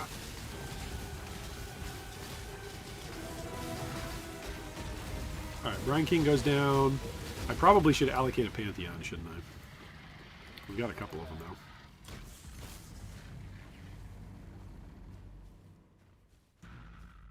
A new dawn rises. No, don't say that again, Sin. That was when we lost our resistances. Alright, there we go. We've at least got 2 Pantheons allocated now.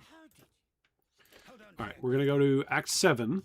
And then I think we're going to go back to the Ridge with our Exploder Upper Mercenary. This is the only Mercenary that we've got right now, right? Yeah. Is there any other way to scale traps? I guess you can get flat lightning damage onto your gloves for spells. You can do that.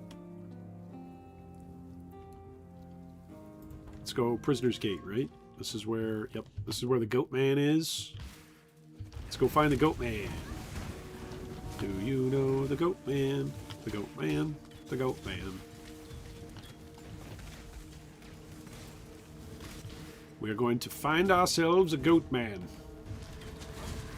And then hopefully we're going to see our Blade Ambusher do some good damage to the Goat Man.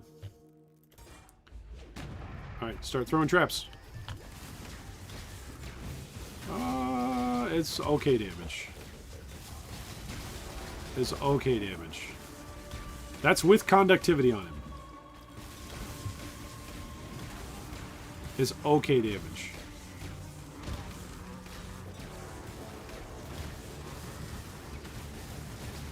Okay, so I think something that we should say in the build guide as an FYI. As an FYI, don't be overly emotionally connected to your mercs in the campaign, right? You will need to replace them. If your damage is scaling off, do not hesitate to farm for a better merc in the highest possible forced spawning zone, right? Like, mercs are big for your build. Upgrade them, right?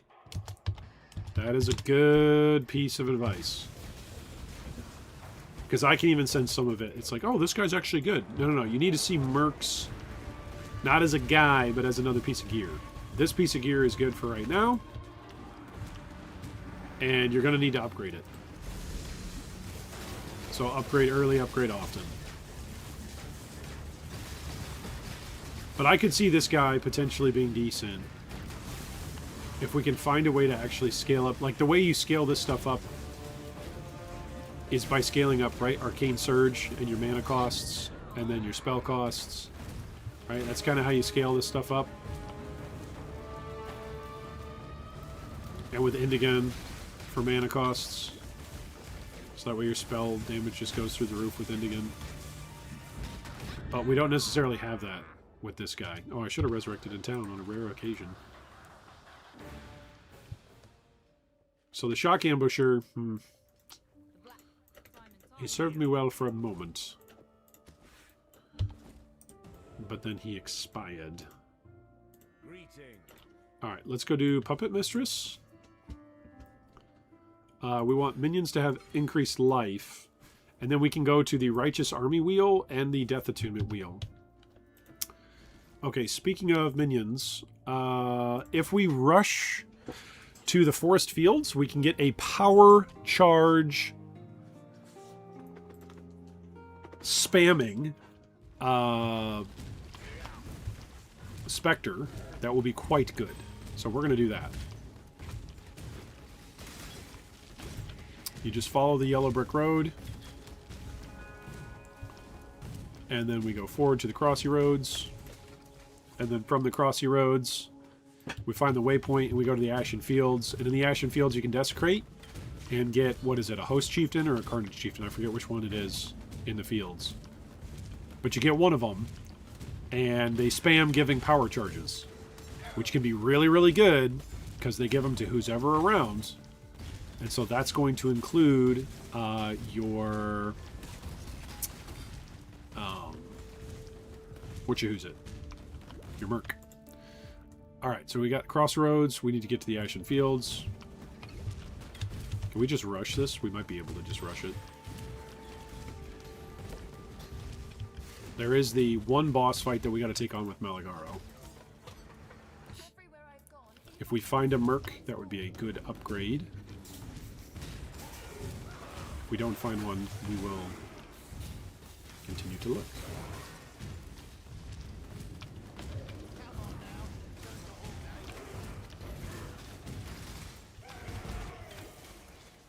I think this is showing, though, it's a mistake to just say, hey, I didn't find my one merc and I can't advance.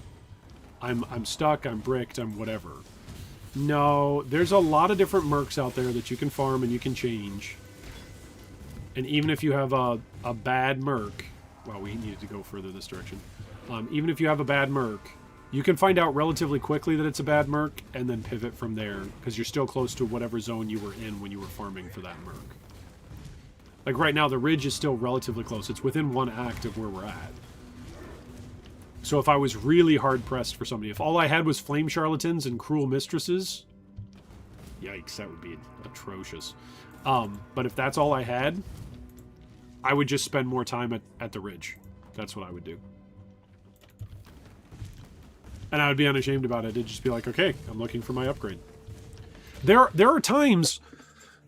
Oh, nobody's going to remember this. There were times when players would rush to get to Blood Aquas in Act 9 and then farm Tabula Rasa in Act 9 before they would push into maps. Because that was a guaranteed 6-link.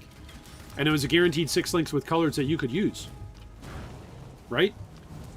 So, okay, what's this? A Bastion. I don't think I've ever seen this guy on either character so far. So what is a Bastion? Okay, he's a one-hander with a shield. He's got Shield Crush, he's got Greater Area of Effect, Greater Impale, and Greater Pulverize. He's got 3 Tier 3 supports on his Shield Crush. If he actually uses his Shield Crush at all, this guy's going to be good. He's got Pierce on his Spectral Shield Throw of Trathis, Lesser Faster Projectiles, and Greater Impale Chance. He's got Determination and Physical Aegis. And then he's got Tempest Shield. He does not have a movement... Well, he's got one movement skill with Shield Charges. With Shield Charge. But he'll stub his toe on stuff, so he's probably going to run a lot. So let's see what we can do. Let's see how bad this goes.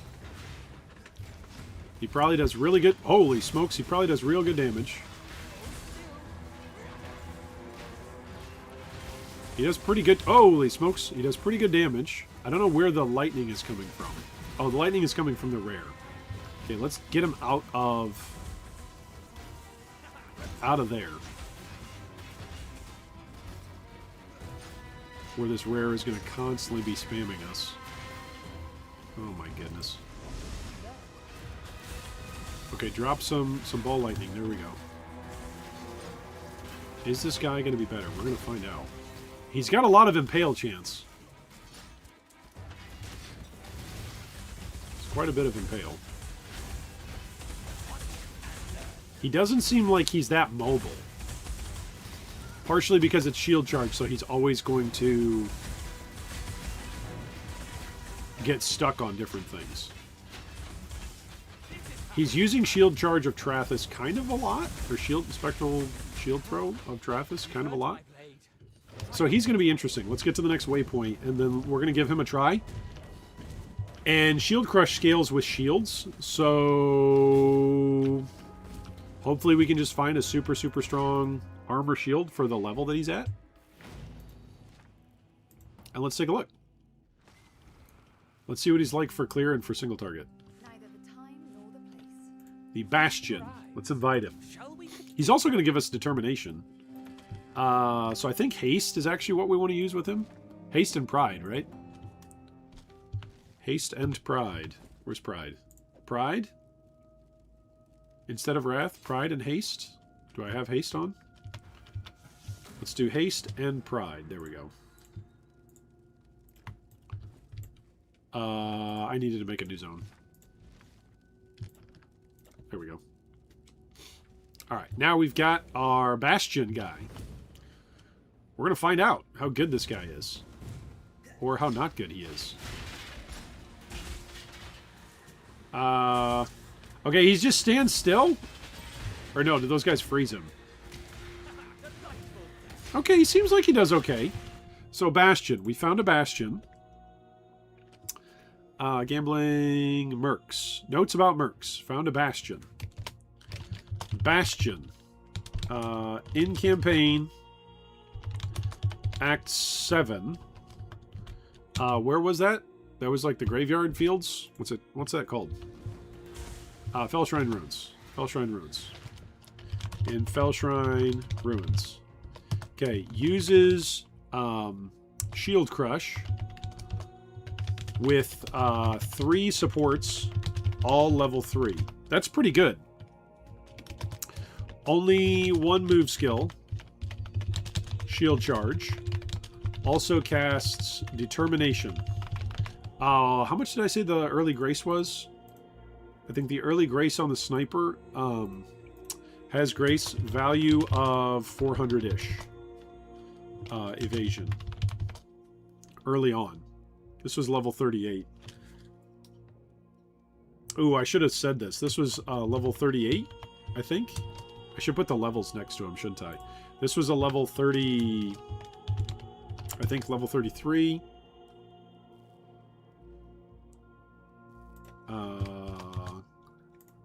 I think this was early on, level 32. I think. The Swift Blade.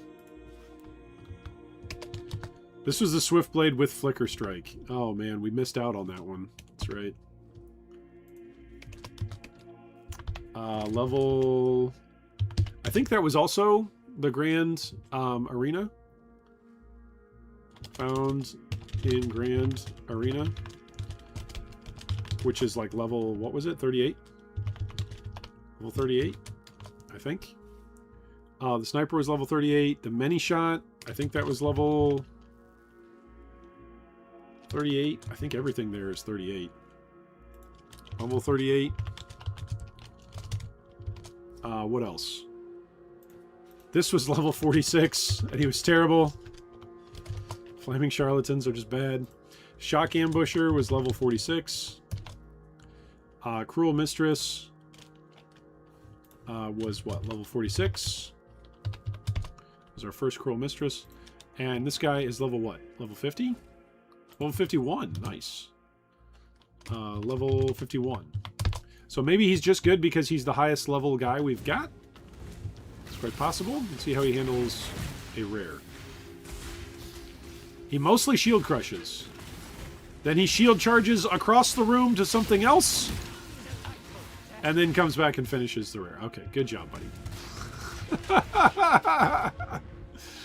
Oh, that's pretty funny.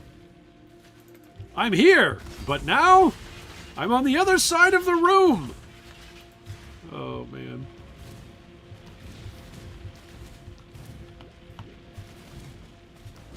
I'm here to help. Oh, excellent. I'm so glad you're here. Goodbye!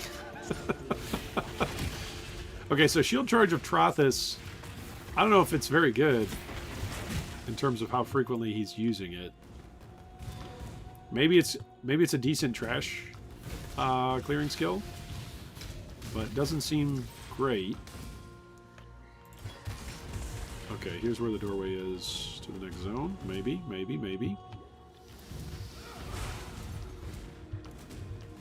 Yep, there we go. Sarcophagus. All right. Then we go down and we find the map. A map. This is magic. Okay, so when he's in melee range, he uses Shield Crush. And Shield Crush is okay. When in melee range. Okay, so we need to put this guy somewhere. What's the value on Determination? Actually, we need to check that. Value on Determination is... I've got 1441 right now. Okay, so let's charge away from him and see how much we got. Okay, he's got 800. We go down to 628. He's got 800-ish. Flat armor is what that is. 800-ish. 800-ish flat armor. Seems okay when using Shield Crush. Meh when... Meg? He's Meg. He's meh when using anything else. That's my initial impression. So there's the shield charge, or there's the shield throw of... Spectral shield throw of Trathus. There we go. I can say that. Say that 10 times fast. Oof. Ouch, don't kill me. I actually lost a hardcore character here last season. Was it last season or 2 seasons ago? I think it was last season. Oof.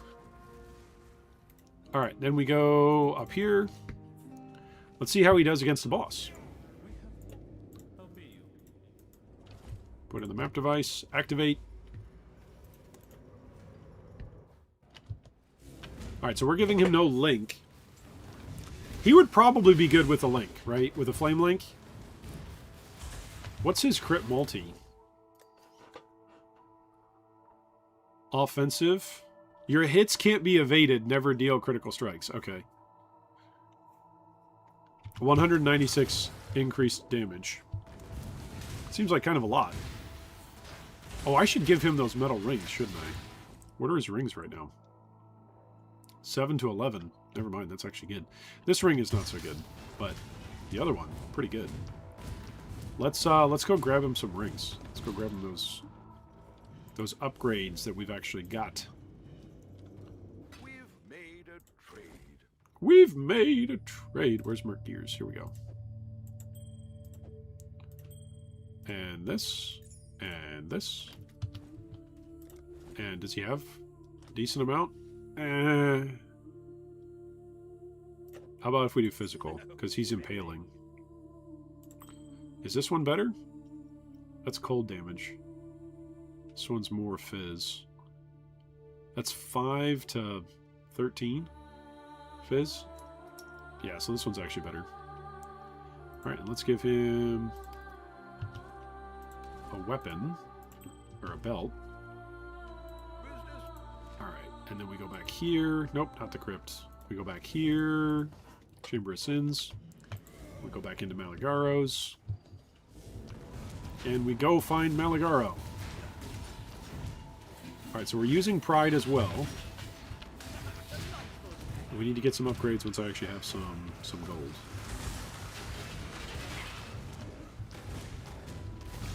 Which I could probably go down and run some depths and get some gold, but I'd much rather hunt more mercs! Why make my character better when I can find a mercenary? We're trying to get to Ashenfield so that way we can give ourselves our mercs power charges with specters. And then we might also go and grab the proximity shield specters from Act 3 that are in Piety's domain. Okay, that's decent. That's decent single target damage. Don't use your Trathis, and you actually do okay, buddy. There we go. Minions will have more life. Pretty soon we'll have 3 specters that we can raise.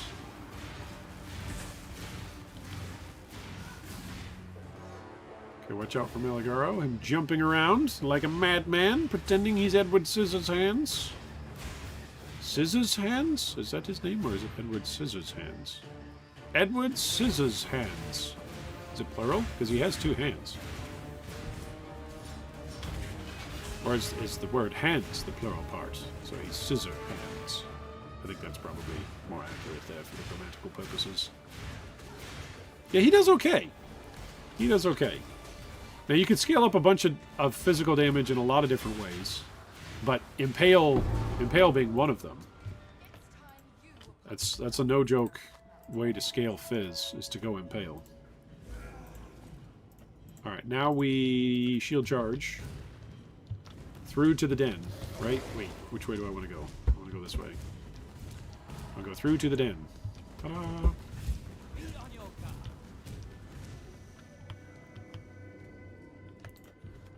And then from the den, then we go to Ashenfields. Then we can finally pop out a couple of different specters. Or maybe a whole bunch of the same specters.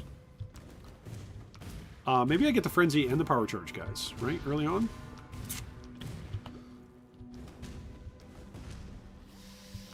Maybe. Not a bad idea. Then this guy... Oh, I could be linking this guy too, couldn't I? I could be intuitively linking this guy for the Frenzy charges. Let's do that. Let's try it. Let's see what he's like with intuitive link. With Frenzy charges. How consistently can he create Frenzies? Decent. I just actually have to be linked to him. Yeah, and it costs mana. That's the other thing. I do not like that about There's so many things that I would like to see improved for the Luminary that aren't about power level. They're just about quality of life. Right? Like, I think if you're devoting a whole ascendancy to link skills, links shouldn't cost you anything. And there should be no way that you can break your link. Like, your link is just there. If you so choose. Make it a mastery if you want. I can understand, like, oh, but Iron, there are niche cases where you'll be playing a link skill and you actually don't want to link to somebody because they're about to die or explode or whatever, and you don't want to be linked. And okay, but you already have it on the ascendancy that if your link target dies, you don't die. But even still, if there are niche cases where you would like your link to break,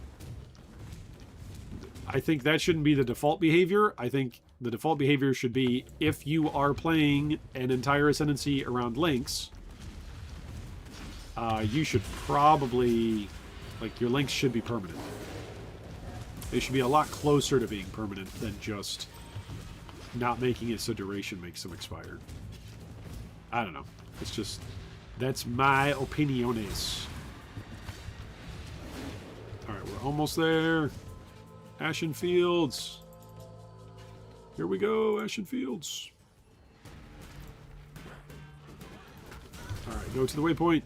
Alright, we're at the waypoint. Now we can go back to Lily. We can grab a Desecrate. Wealth for you. Why, hello, Lily. Desecrate.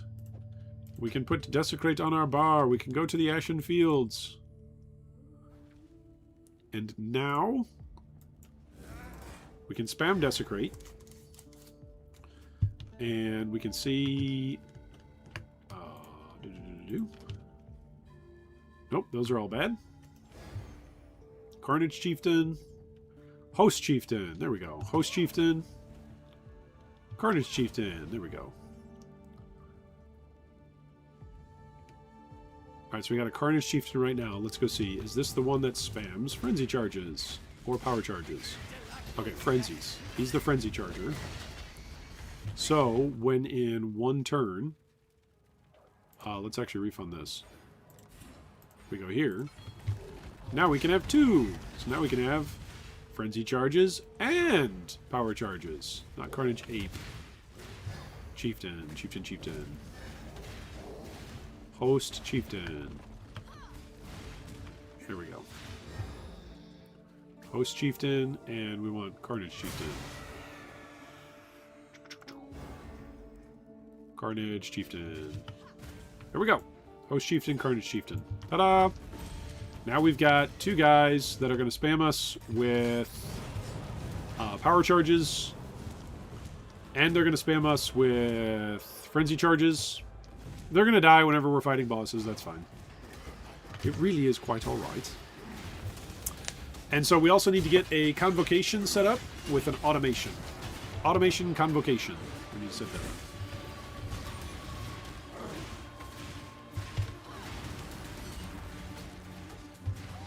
But see, now this guy's, the Merc actually has the frenzy charges and the power charges. So his damage just went up significantly.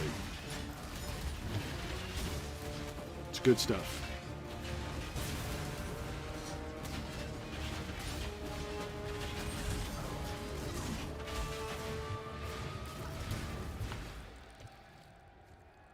All right. The Master of a Million Faces. We killed him. Northern Forest. Let's grab the waypoint. What else did we want to grab?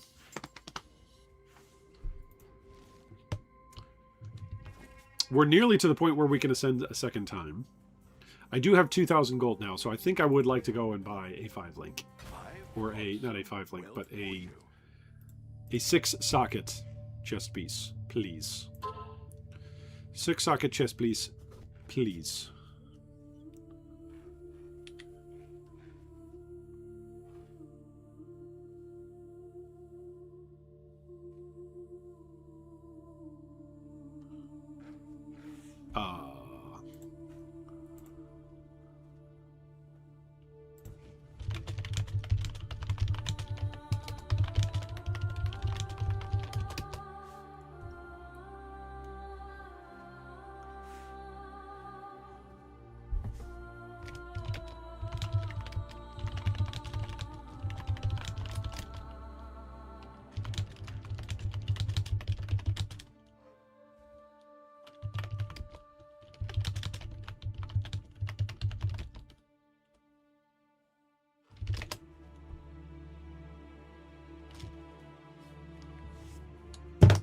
Alright, so let's see. What do we got here? Let's do instant buyout. Instant buyout!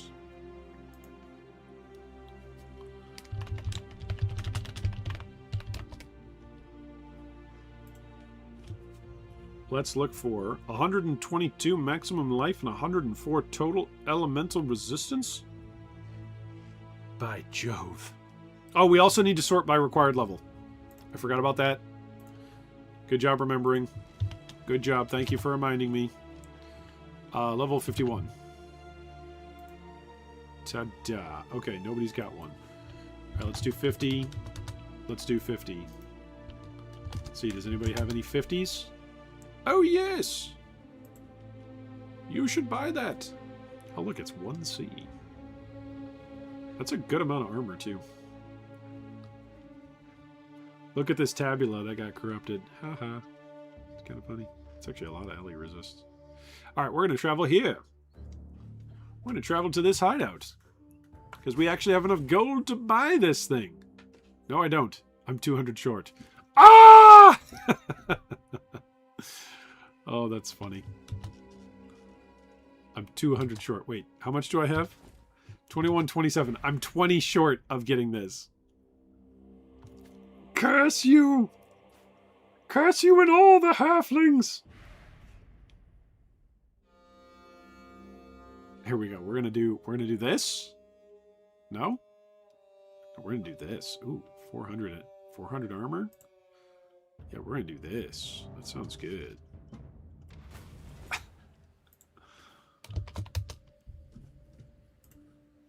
All right. Now we have a 6 socket. So now we need to go back and switch this out in our hideout because it's going to pop our... I've got some wealth for you. it's going to pop our specters. So we want our specters to pop in a zone where we can resummon them. And we also want a helmet. That's what we were looking for. We were looking for a helmet that's got intelligence on it. Oh no, shoes that had intelligence on it. Okay, do I have 800 gold? I have 798. Ah! Alright, show filters. 51. These are 354 to buy. Oh my goodness, look at this. Look at, okay, let's go 20. 20. Now what? Now how much? Oh, it's 1,000 gold to buy. 5 days ago. Okay, so we need to save up to like 1,500. 1,500 gold. And then we can make this swap. Alright, let's go get 1,500 more gold. We can do it!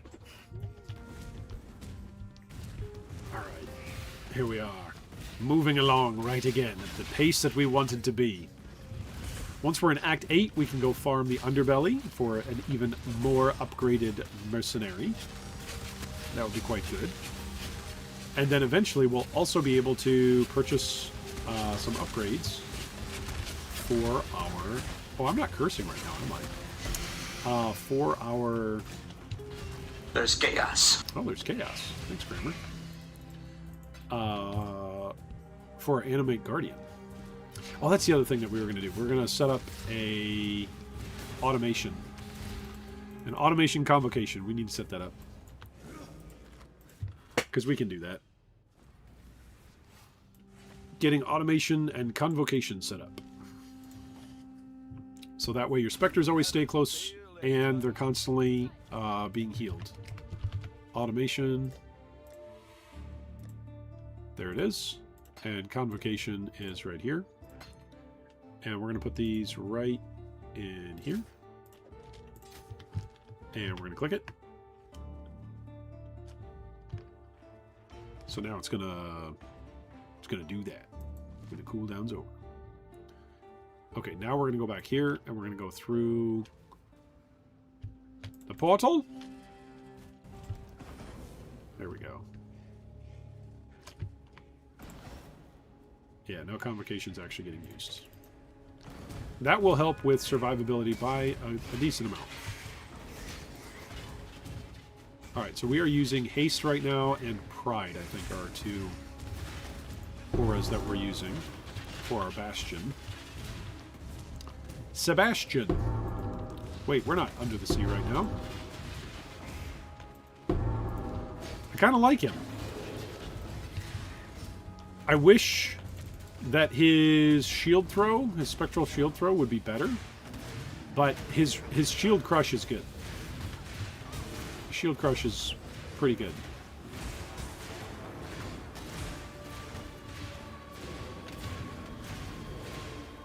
It's passable. How about that? Maybe good is too strong of a word. It's passable. It's passable for us as we are doing research to learn more about Mercs. I'm actually going to put a poll up. Would it be helpful to have a one-stop shop website for Mercs? Would you use it? Would you use a one-stop shop website for Merc info? Yes or no? That's the question. Right? Would that be something you find value in as you're trying to play a Merc build? Because there's so many different angles and questions and upgrades and potential paths and ways to play it. The Merc Wiki. Call it lots of things. Deliver the fireflies to Yena. More like yeet the fireflies. Yeet! It is such a huge quality of life thing that your specters just get resummoned. That is so good. I look forward to the day when what they're adding for Mercs, how like you can right click them and they pull this up. Same thing for AG.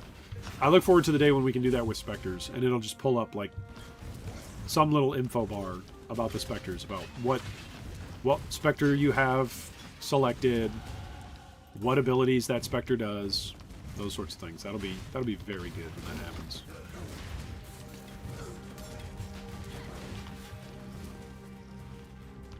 I will like it quite a bit. Alright, so here we are at the causeway. Will there be a Merc here or not? We haven't... I guess we found the Bastion in the wild, right? So we found a couple... What's the percentage of stuff that we found in the wild versus not? So, forced. This one was forced. Found in Grand Arena. Forced spawn, right? This one was found in Grand Arena, forced spawn. So 1, 2, 3 Scepter. Forced spawn. Let's move that there. There we go. Forced spawn, forced spawn, forced spawn. Forced spawn, forced spawn. Forced spawn, bash. This one, is this the first one in the wild? Found in the wild. In the wild! Found in Fell Shrine Ruins in the wild. I think that's our first one that we found in the wild. Everything else has been forced? Is that accurate? Somebody who's watched the VODs. Does somebody have a better memory? I think that's accurate. I don't think we found anybody else in the wild yet. I think everybody has been in the farmable zones. The guaranteed spawn zones.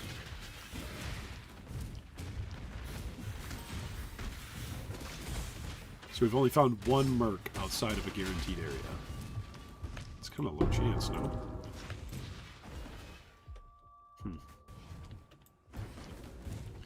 Alright. This used to be my least favorite area to progress through. And then I learned the trick. And now, it's still one of my less favorite zones to move through, but I at least know a little bit more about how to progress it. It makes a Z shape. If you can find the Z shape and find the walls, you will find your way forward. Ta-da!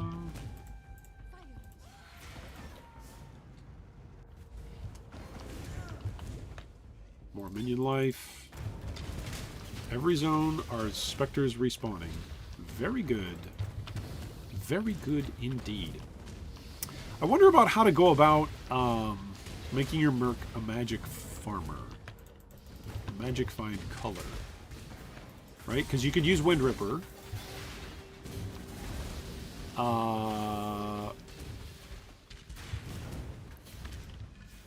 I guess you could go magic find on your character and then make your Merc use an aura that you'd use for support. Like find a hatred Merc for more cold damage. And then use what? Use the tiger for haste. And then what are you using your mana for?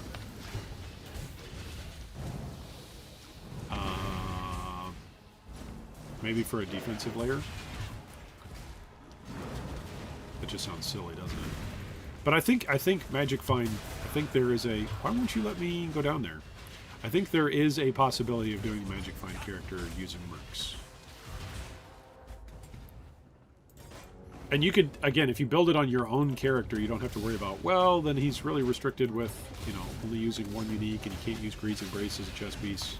First off, a lot of the time you don't even want to use Greed's Embrace. Even if you're magic finding, but maybe.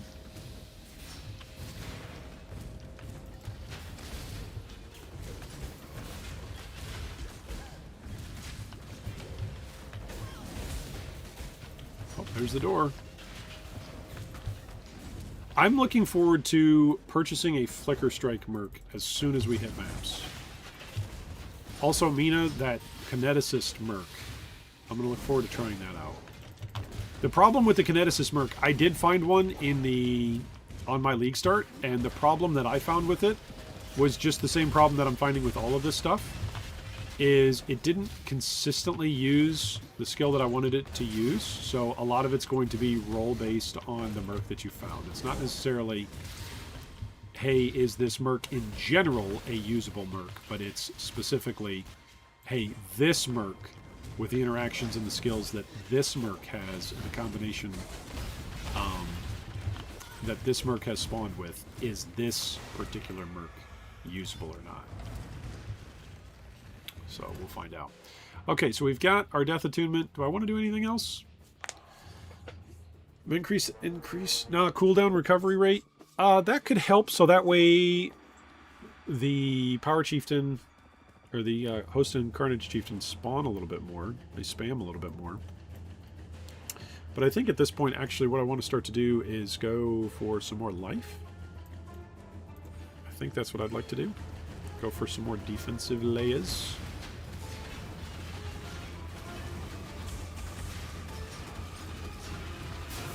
I should be using vulnerability. I really should.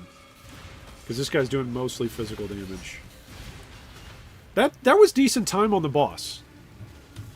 So he's a level 51. So he's 4 levels below the zone. But I feel like that was decent damage. Because he's shield crushing.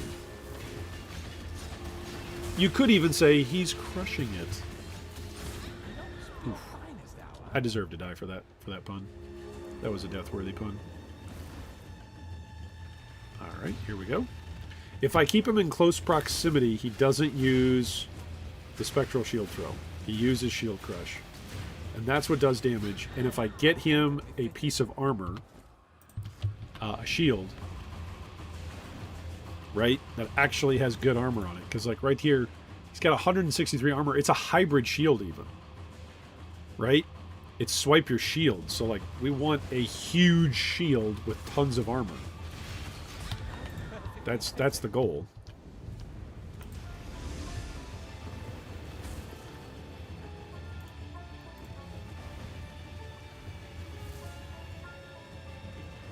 It's got 5 active skills: Ellie Weakness, Flame Wall, Kinetic Rain, Kinetic Bolt, and Inspiring Cry. It could be good. It could still be usable, Mina. We just got to try it, right? We got to test it. That's the fun part about it. So let's test and see. I think the Inspiring Cry, the War Cries, part of what's bad about the War Cries is that War Cries don't... Not every Merc has War Cries or instant, right? Or has increased, like, speed of War Cries. So that can be pretty bad because it roots them in place while they're not doing a damage dealing skill. And sometimes they have their War Cry as a relatively high priority in their queue. Like, if it's on cooldown, use it. You know, that's pretty bad when that happens. I think it's Kinetic Rain that you don't want. Like, it's usable, potentially, but it's a little bit like the Many Shot, where it's like, okay, the more secondary skills besides for Vol Ice Shot they have, the less they're actually using Vol Ice Shot. But then again, like, Vol skills do have a cooldown, and you want them doing something, right? While it's on a cooldown, so we'll see. We'll see. We'll give it a try. Wanders in general, though, require quite a bit. Because first off, you got to craft, like, some decent wands, and that's tough. That can be expensive. And then getting stuff, again, with the right supports is also... It's not just the active skills, but then can you get something with active skills and with good secondary skills? Okay, so we are going to say goodbye to Jin, the cuckoo. We're going to dismiss him. Goodbye, buddy. It's good to see you. He's got items. Okay, I'll take those items off. And dismiss. I like that there's a warning about that now. That's good. It's a good feature. Good improvement, GGG. Throw this stuff into the Merc tab. Isn't this the Facebreaker? This is the Facebreaker quiver, isn't it? Oh, what am I thinking of? There used to be a quiver that you would use. I thought. With Facebreakers? With something. It was a weird combo. Was it with totems? To bow attacks. Yeah, what am I thinking of? I don't remember. Okay, so we wanted some more gold, so that way we could buy some boots. We've got 1,100 gold now. Do I have enough to buy some boots? Do I hear boots? 22 intelligence. This is... I think this is the one. This is the one. 22 intelligence. 20 move speed. Yep, this is the one. Right here. We're going for it.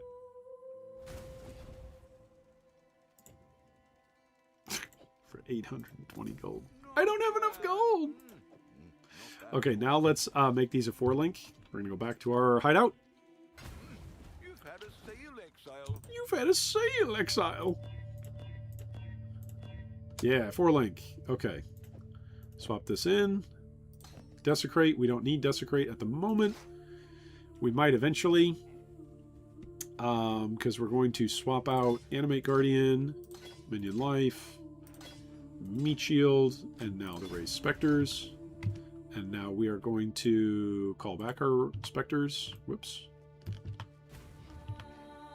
Where's the other Spectre? There we go. 2 Spectres are back.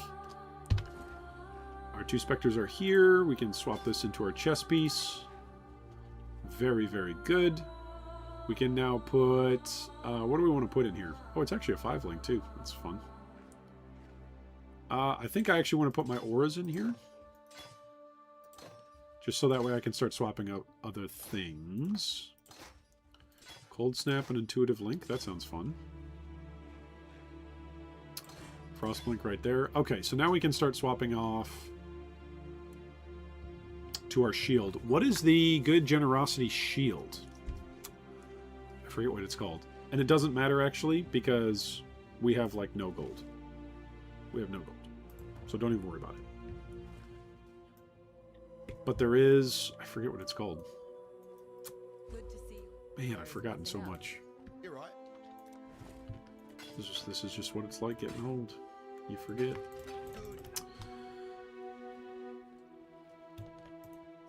Alright, we'll eventually get enough gold and we will start equipping our AG with all of our specters. We want haste and pride. That's what we're using right now. Haste and pride, because the Bastion does a bunch of physical damage. Ooh, hello, buddy. Good physical damage. Hello, buddy. Yes, sir.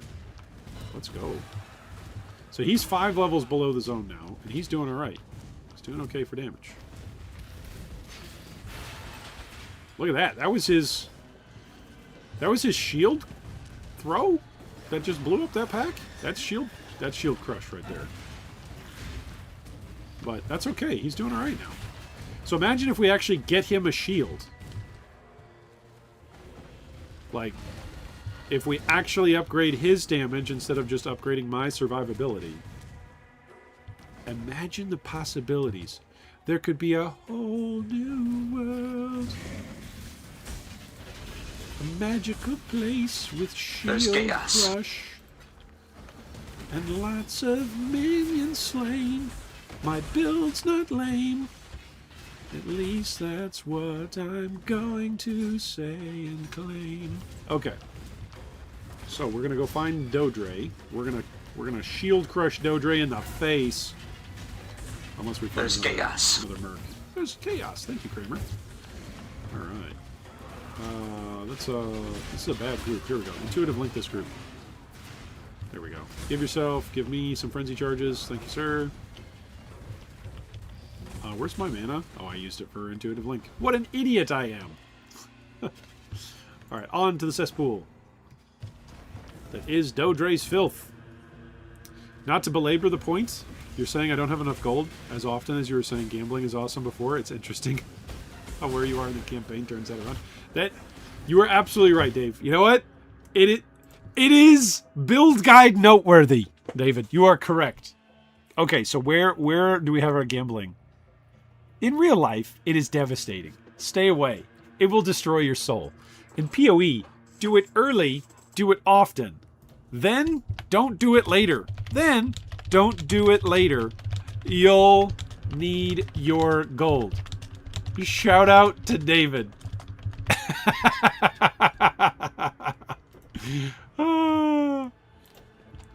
Is that better, David? I mean, at least it's there now to help people, right? At least it's there now. I started noticing not having enough gold to make trades around Act 5-ish. Once I Kitavad,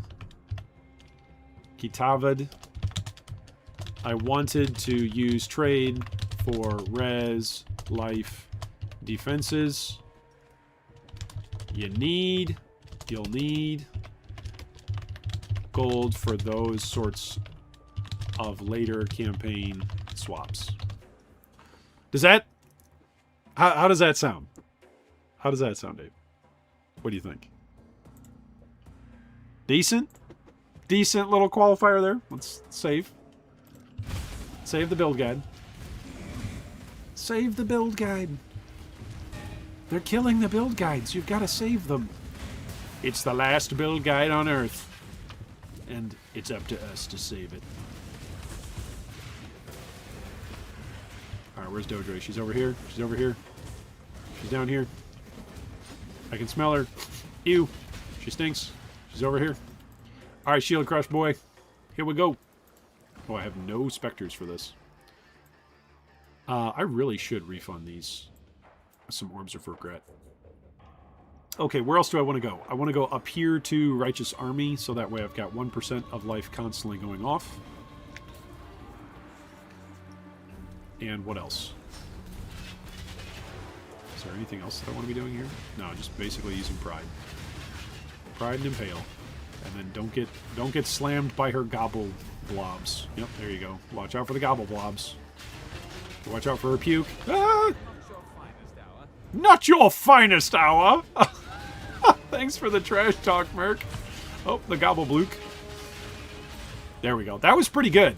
His single target's pretty decent. I'm going to say this guy's single target, the Bastion, his single target with Shield Crush, he's pretty good. Now, it'd be totally recency bias to put him up here. I think the Swiftblade Cyclone actually had comparable roughly clear. Ooh, was he up here? I think he's up here. I think this is where he's at for single target. Based on that, he's 4 levels under the zone, and I haven't given him anything. I've given him 1 ring. 1 ring to rule them all. Right? I give him 1 ring? Yeah, 1 ring. With a little bit of cold damage. Okay, now we want to find the underbelly. So, the underbelly we find... there's 3 ways into it, right? I'm the one who shot the video on this, I should remember. Okay, you can find it from the Grand Promenade. You can find it, I think, from the Green Gate as well. And the bathhouse. You can also find it from the bathhouse. But I like to go Quay first to go get this passive. And then we can start farming an Act 8 Merc.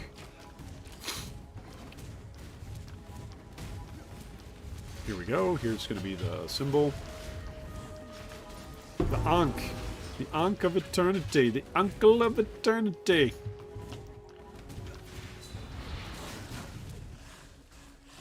Is he actually attacking right now? I don't think he's attacking. Could you attack something, buddy? There we go. See, this is where, like, of all the moves for him to have, Shield Charge being his 1 mobility skill, it's actually the least useful of all the mobility skills. Because he just gets stubbed on it so much. So it doesn't actually get him closer to his target. It's kind of lame. Ooh, watch out. Piece of candy.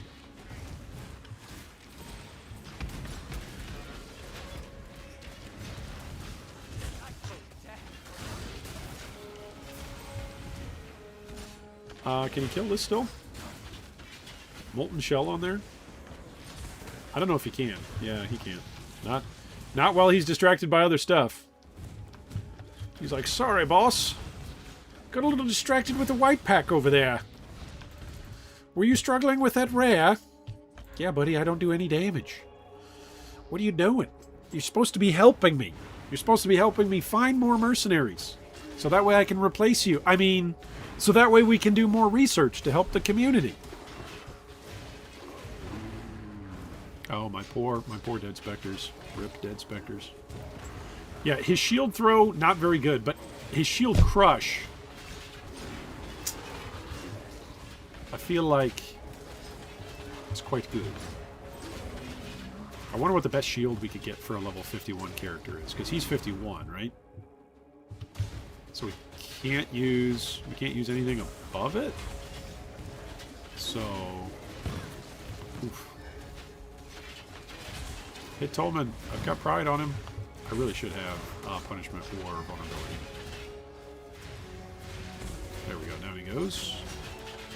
Talk to Clarissa. Alright, and then we're going to find our way going forward, which is this way. To, what's it called? The Grain Gate. There we go.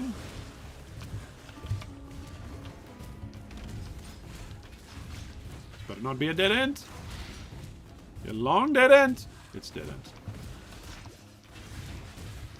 Ah, the boats. Go to the boats. Go to the boats. Boats, boats, boats. Oop. Other side of the wall.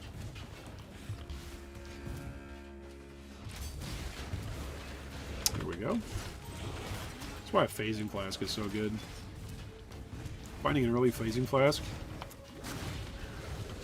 It's just as good as finding a movement speed flask. It's one of the things that I like about oh, what is it? Is it elusive? I think it's elusive, right? For Withering Step. That grants you phasing. It's really good. Alright, the Green Gate. We've got this waypoint. Let's go back to Sarn Encampment. Neither the time nor the place. Why, hello there, everyone. are you also on your second builds? Let's come over here to Clarissa. She's got a passive point for us. Watch yourself. ID that Watch for yourself. me. It's got Dex on it. Which, right now, I think is more important than having chaos damage. Okay, there we go. We got some refunds. Can I refund this yet? Can I refund this yet? Yes, I can. Okay, good. Alright, now with these two passives, I do the spend onto Righteous Army. It's going to help me with my regen. It's going to help my minions with their regen. I also want to spend some more passives down here. We're going to go here, grab some more life. We're going to spend these two passive points. We're going to refund these. We're going to come into here. Yeah, we're going to come into here. It's pretty nice. All right, what next? We are going to... We want to get to the underbelly, so I have my video on the underbelly. Hidden Underbelly is accessible via the Grain Gate, the Concourse, and the Bathhouse. So it is the Grain Gate. There is a spot in the Grain Gate. Let's go find it. Where is... Waldo. Where is Waldo, indeed? Where is Waldo? Let's go look for it. Where is the Grain Gate? Is it in one of these spots? Like hidden in the back? I think it is. I think that's where the sewer grading of it is. Ooh, that's a lot of damage there. Here you go, bring him out. Shield crush. Gnarly. What's our armor at now? 67%? That's decent. Pretty good. Is it in one of the houses? We're gonna find out. I actually usually access it from the bathhouse. So we're gonna find out. Is that it? There was a sewer there underneath that. Something. But it was not the correct one.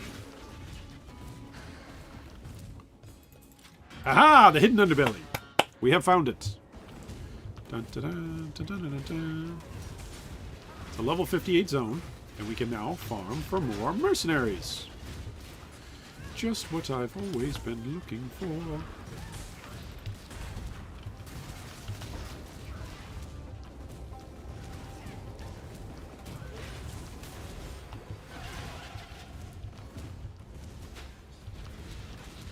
Did you look to see? I'm just wondering if the Arsenal game was on replay. Okay. Okay. I was just wondering if you wanted to watch it. Oh, maybe tomorrow. Watch out for the molten shell explosion.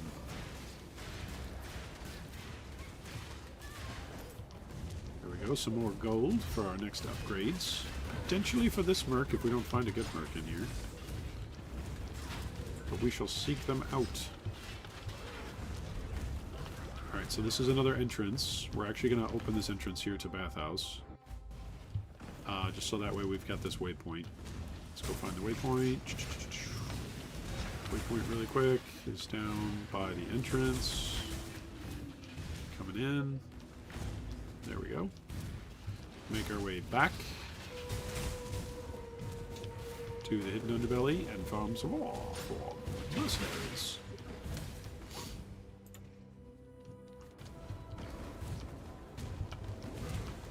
Alright. Any Merc this way? No? Okay, so it's going to be up and over. Nope. Up and over. Nope. Up and up is where he's going to be. See, there's 3 little zones that spawn, right? Each one kind of connects from the other little zones that have entrances. You're not quite excellent, are you? Another mini shot. Me, then. Oh my goodness. That's actually a pretty good mini shot. Frost Bomb, Blink Arrow, Mirror Arrow, Vol Ice Shot with Weapon Elemental Damage number 3, Lesser Freeze, Pierce, Hypothermia, Whew. This is actually pretty good. Also, she's got Hiri's Bites on there.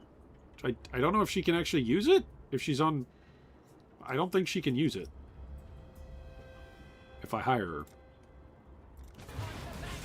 I don't think that's the way that works. She's probably going to kill me. Because she's allowed to use that while she's fighting me.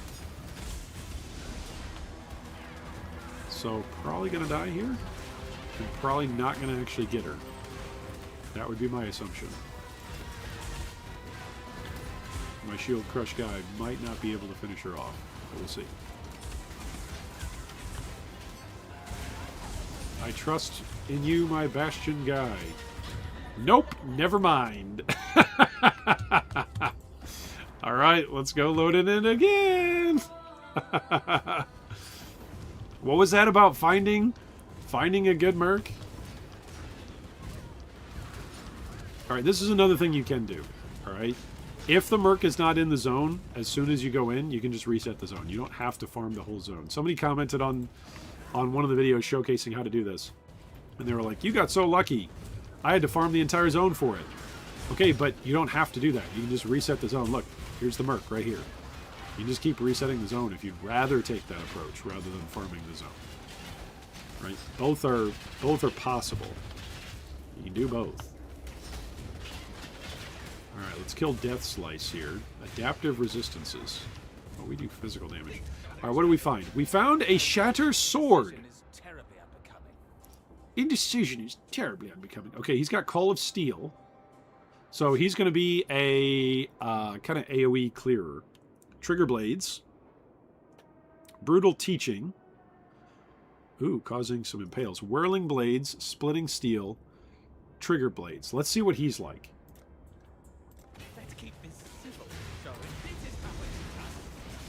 Let's see. Oh my, he does some damage. Ouch. He hurts. He hurts quite a bit. I'm going to hide behind your cart, and you can't Whirling Blades to me. Ha ha! Ha ha! Found out how to cheese that guy. Okay, so now that we've got a new guy... Alright, let's go take a look. What's his loadout looking like? The Shatter Sword.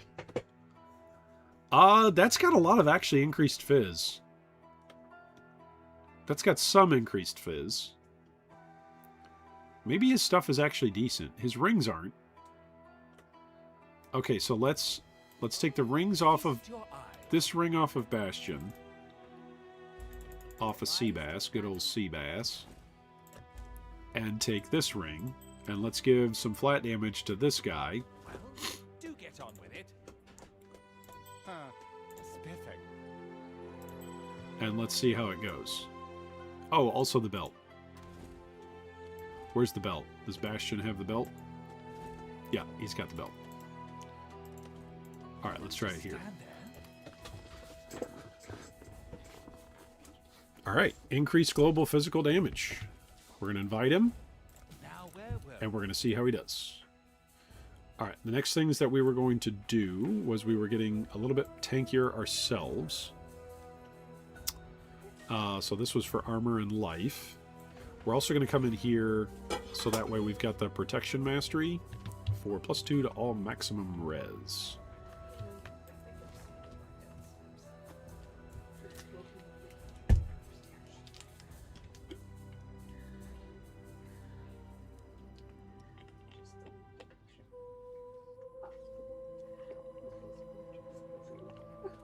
She was born, like, I think you were trying to take a picture, but also, like, help get her on me. I was trying to help you out, dear. I was like, I'm gonna delete that one. Trying to help you out. It was wonderful. It was just funny that I hadn't gone back and looked at them. There you go. Alright, let's go kill the Gemling Legion. And see what this guy is like. This guy uses... He's a Shatter Sword, so we need to include him in our notes about Mercs. We found a Shatter Sword. I'm sorry, what did you say, dear? Sure. Okay. Shatter Sword in campaign, Act 8, in Underbelly, Forced Spawn, level 58. His aura, does he give an aura? He does not give an aura, but he's got Rallying Cry. So no aura.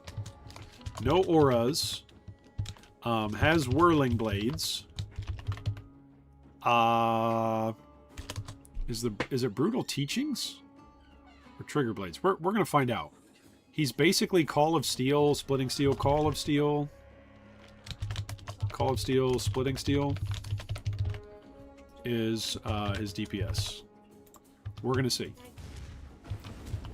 Let's see what his damage is like. You want to? You also very Oh, wait. Wait. I needed to reload the zone. I'm an idiot. Leave me alone. No! Let me go back to Sarn. I invited him, and then I forgot to make it a new zone. I'm like, wait, why am I doing no damage here? Why isn't he doing anything? Well, because I'd entered that zone with another mercenary, and that means this mercenary wasn't qualified to be in the zone. Alright, I still think Pride is probably the way to go for his damage boost. Haste is also good. His clear is okay.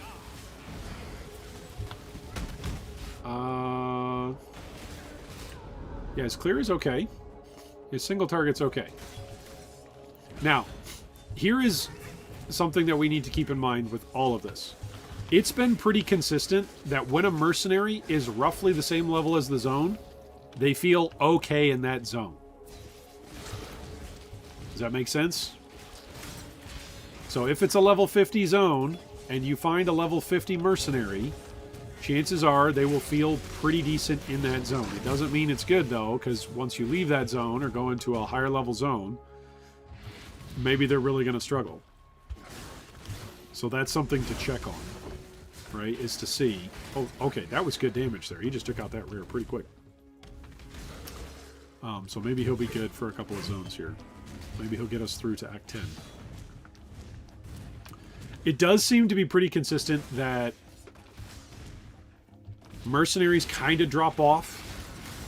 They kind of drop off towards whatever zone or zones are right before their next farmable zone, right? That seems to be pretty consistent. By the time we got to Act 4, Grand Arena, we were like, we could really use a new Merc. By the time we got to Act 6, we were like, oh man, we're really belaboring this. I'm really looking forward to getting to Act 6 and getting a new Merc. So it seems like those are just some natural breakpoints to be aware of. Uh-huh. We're actually only level 55, so that's kind of funny. Because it means that our Merc is actually higher level than us. And that's just a little bit humorous. Okay, how's he going to do against this? He Whirling Blades in. He throws out Call of Steel. I think his attack speed's pretty good. He's dual-wielding one-handers.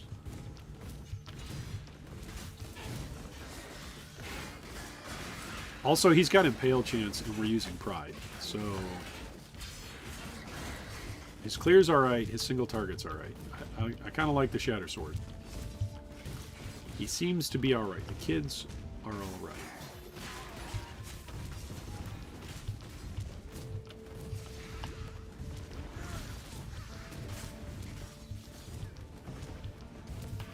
Alright, let's see how far this goes. Will this carry us to Act 10? Will we find another Merc? Should we go and test out another Merc? Or no? Haha, this is how it's done. Oh, look at him. He's all confident. Well, how about if you're so confident, Mr. Ventus Erazik, how about if you catch up with me and stop letting me die because there's stuff that actually gets to attack. Okay, where is it? Here it is. Oh my goodness. Lots of baddies. Anytime, buddy. Anytime. Anytime. He doesn't like killing this guy. Oh, he's got Soul Eater. We're leaving. Nope. Nope. Nope, not interested. Nope. Sometimes you see a rare and you just go, you're not the objective. You are not the objective. Other things are. If I needed gold to really make trades, especially this league, I guess I could do a bunch of sovereign stuff. I could go get a bunch of charts. Right? Because every zone there's charts. So I could be going under the sea to get gold for upgrades. I wonder, speaking of upgrades, I wonder if I actually gave that Bastion shield. Because of how good his supports are, he has 3 level 3 supports. Right, whereas this guy, what's his supports? He's got 1 skill with 2 supports, and only 1 level 3 support. So I wonder if the Shield Crush guy would just be quite better if I give him a shield.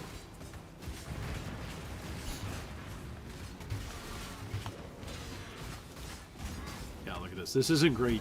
This isn't great bossing. I can't bring in my Shield Crush guy because I've already come in here with my Splitting Steel guy. See, it's not great damage. It's not great single target. So I would say clear. I'm going to say the clear on this guy, on the Shadow Sword.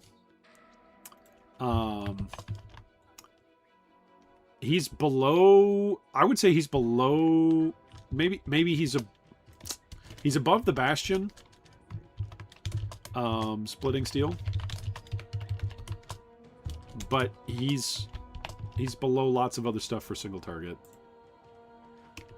Yeah, he's above the Toxicologist, but maybe not, actually. Maybe he's not.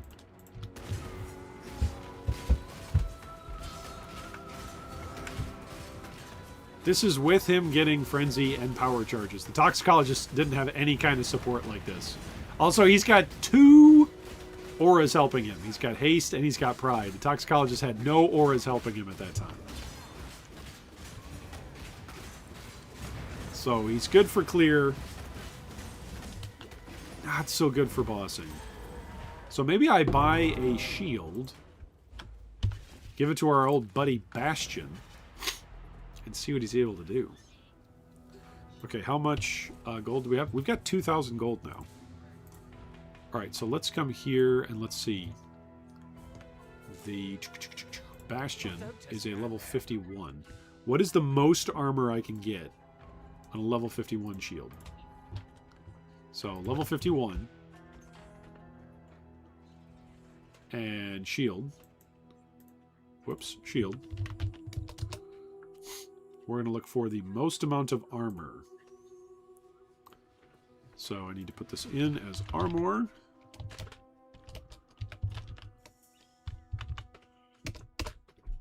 What is the most amount of armor at max quality? 1,400. Okay, this is 2C. We're going to do that. I think, is he a dex-based character? He's a strength and dex. Okay, so what's going to happen with this when we go from 163 armor to 1,000 armor? Let's find out. Let's just find out. Let's just see. Let's just see what this is like.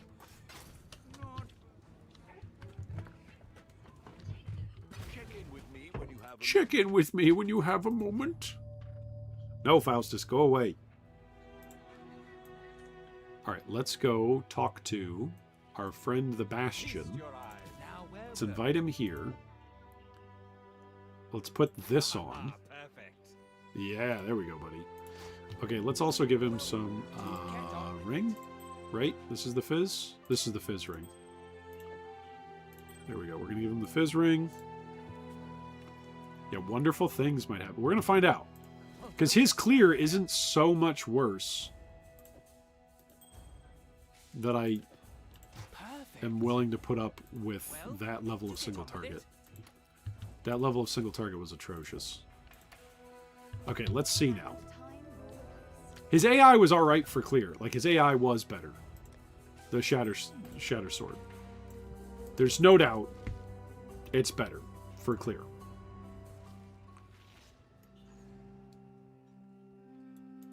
What now? So, here our ways divide. Bum, bum, bum, bum, bum, bum, bum, bum. You know what? I could actually craft onto that, couldn't I? Where are my Mercs, by the way? Let's change the Mercs location. Mercenaries. Mercenary 1. Whoops. Whoops. Third mercenary. Let me click it. I'm gonna have to bring it over here slowly. There we go. There's my Mercs. Okay, come here. Give me this. Let's craft onto this. I don't have very many armor scraps, but we're going to. You don't need life on this. You don't need life. Remove crafted mod. So now without life, what does it need? It already has it. Can't have another suffix, so all it can have is life. Okay. I see. Well, so be it. We'll give it back to you. We just actually nerfed him. We gave him less life. Sorry, buddy! Alright, let's go here. We need to make this a new instance. We don't want to go to level 2. We actually want to go find the concourse. That's what we want to go There's find. chaos. Oh, there's chaos. Thanks, Kramer.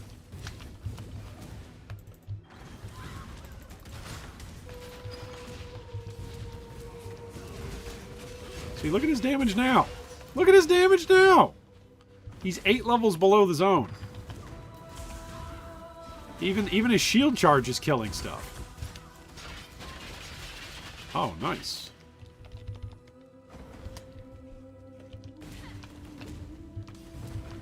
Where is... I don't think this is the way towards the concourse. I have a bad feeling about this. Maybe it is, though. It is a long, straight hallway. Is this it? Hey, there we go. We found the concourse. Alright, so now that we're at the concourse...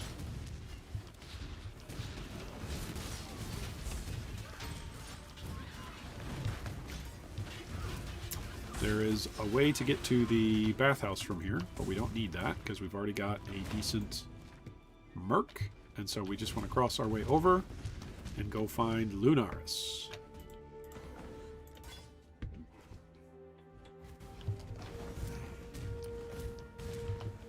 Alright, with our 2 monkeys, are 2 monkeys actually giving us anything right now? Maybe not. Once the monkeys hit, what is it? Level 15? On Ray Spectre? No, it's 11, isn't it? Maybe it's 13. Somewhere in there. Somewhere past level 10, we'll be able to actually use another Spectre.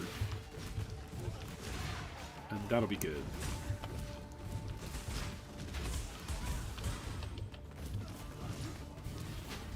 I might go get...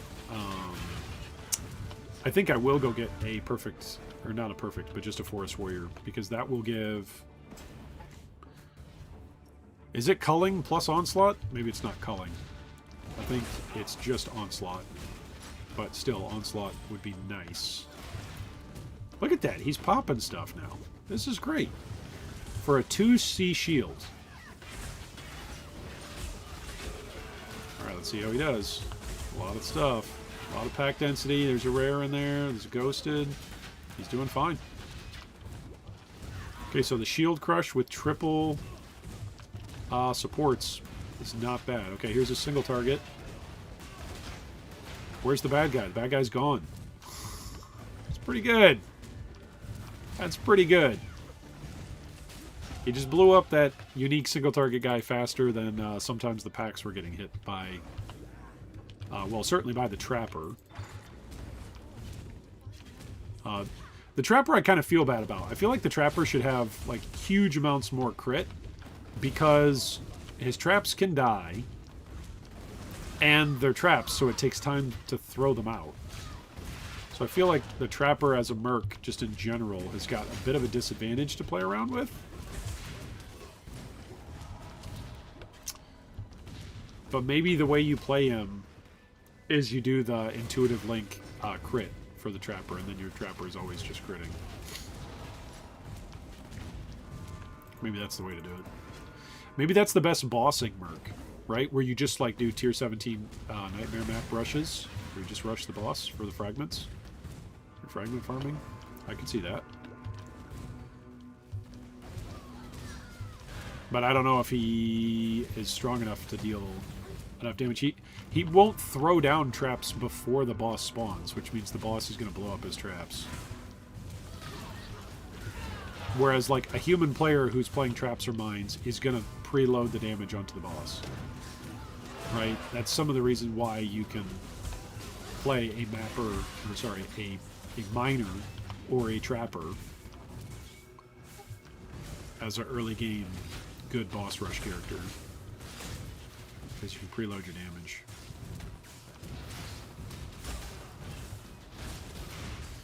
Wow, I'm finding all the dead zones here. Alright, so it's over here. What do you need, dear? A binky?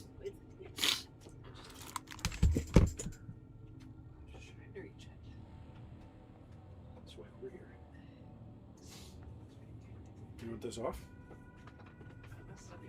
No? Is that better for you? Yeah, there you go. Well, if that's better, then do what's better. There we go. Do what is good. Do what is best.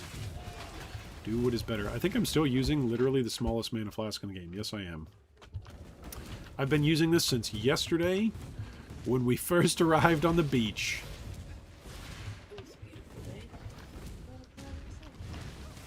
Is that a song?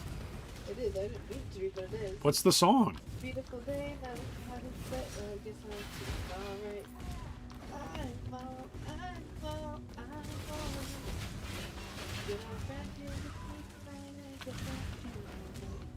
There you go. It's a country song about doing all right. Yeah, I'm sure it's a country song, right? Yes. Yes. Or it's a country pop song.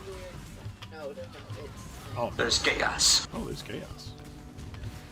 It's 90s country, so it's real country.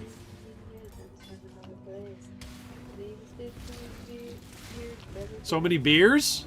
So many beers? That's the next verse. Been so many years. Better grab a seed and a couple of beers. There you go. Good, and you're gonna be sick. Always knew you take the business route.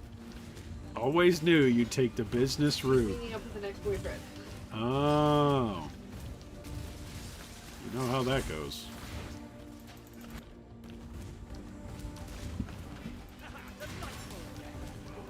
Alright, so let's see. Single target. How's this single target? This single target's much better. You can visibly see the Harbinger of Lunaris actually losing HP here. So that is considerably better. Even though I'm however many levels below the zone with this Merc. So it's pretty good. So see, again, proving, on the one hand, you can progress with any Merc, but it does matter. And if you have a bad Merc, it's okay to just farm a Merc. Let's do Corrupted Blood cannot be inflicted. Let's do that. Okay. How are we doing over here? We're doing all right. We've got... Did I not pick up the Lunaris Moon Orb? I did not. Whew, I'm glad I dropped a portal and didn't log. There we go. Now let's go here. Solaris Concourse. Go here to the Lunaris Concourse. Go to a new harbor bridge. So that way we get a couple of kills along the way. And away we go.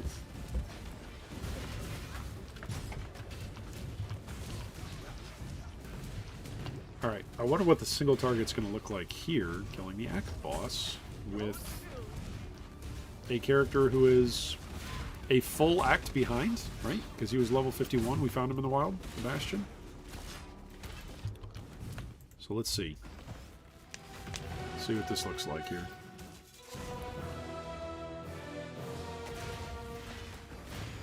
Okay, phased. Pretty good. Come on in. Oh, beautiful. Ooh, the rocks.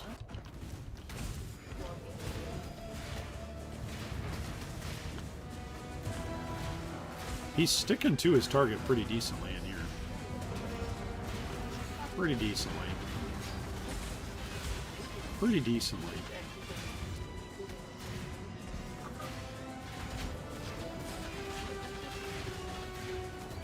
When he uses the spectral throw, it's not so great. The spectral throw, the shield crush, excelente, muy excelente. Okay, we are now 5 levels below the zone. That's how fast we're actually going with this guy. Okay, why isn't he killing anybody here, though? Did he just magically stop doing damage? He must have been shield charging onto something. Yeah, there you go. Because when he actually shield charges, he actually kills things.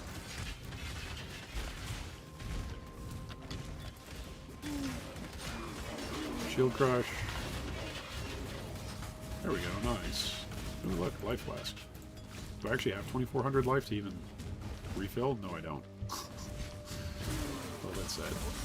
Oh, that's very sad. Alright, new instance. And away we zoom. I guess I could be giving precision as well. For more accuracy. But what's his main hand chance to hit? Yeah, he's got your hits can't be evaded, so precision would do nothing except give him crit chance, but he can't crit. So there's zero benefit to giving him that.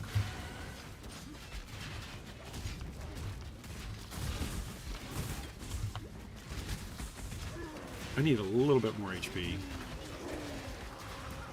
But, you know, using actual gear instead of Act 2 gear will probably solve that for me. So I think some of the curve... Let's talk about this for a second. I think some of the curve of this build... here you go. I'm going to bring paint over here. But I'm going to do your eyes a favor. I'm making it so that way the background's black. Here we go. Alright. I think some of the curve of this build is like, how to describe the power level curve. So like if this is our graph, we've got like up to Act 3. If this is like segment 1, right? Up to Act 3, I would say this is a very, very low.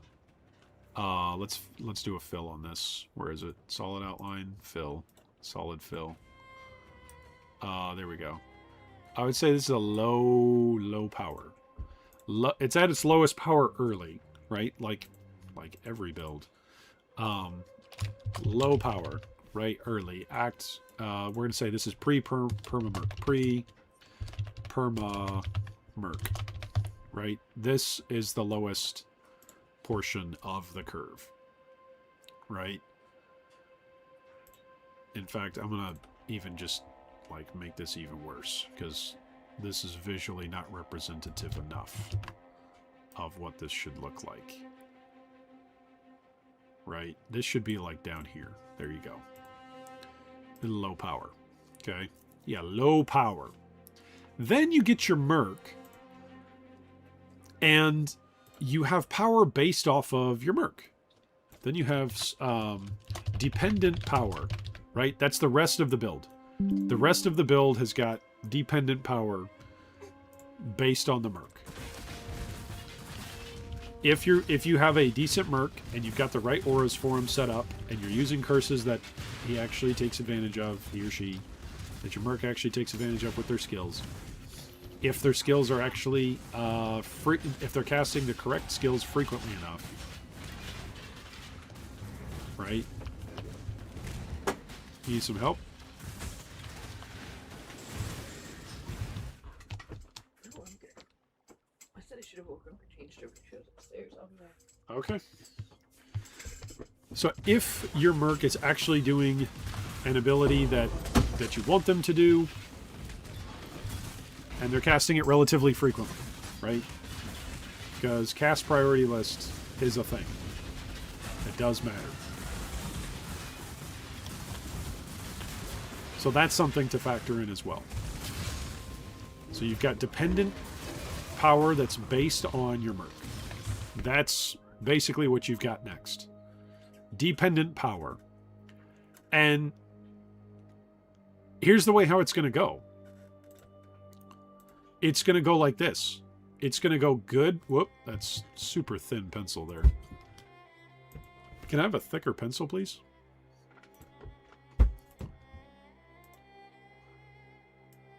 Why is that so thin? I forget how I edit the pencil thickness. Thought it was over here. It's not it. Fine, I'm going to do this. Aha, 8 points. Okay, so you're going to have dependent power that's dependent on having a good Merc versus having kind of a meh Merc. Versus, hey, I found a good Merc. And so my power level goes way up. Versus, oh no, it started to taper off. And now the replacement Merc that I actually found for him is bad. Until I found a good Merc again. Right? Oh no, now maybe I found another good Merc, but he's not quite, like, accelerating so good. Okay, then I kind of found a tapering off kind of Merc. And then I found another good Merc. Right? So you have this kind of sense of it, where you've got good, and then you've got eh, and then you've got really good, and then you've got and then you've got okay-ish, and you've got meh, right? It's all dependent power based on, all this power is based on your kitting and Merc's skill usage and your supporting of the Merc, right? This is all assuming, by the way, that your Merc is the thing. This assumes that your Merc is the thing that is primarily contributing to your build's power and damage. Right? Like, I could see this is where an argument could be made to play Mercs actually as they're the support to you, until you can fully swap over to a Merc that you go, okay, this is a Merc that I want to support and is worthy of me supporting. Because maybe up until that time, maybe the only thing the Merc is really contributing is a single extra aura. That's possible. That's a legitimate possibility. Right?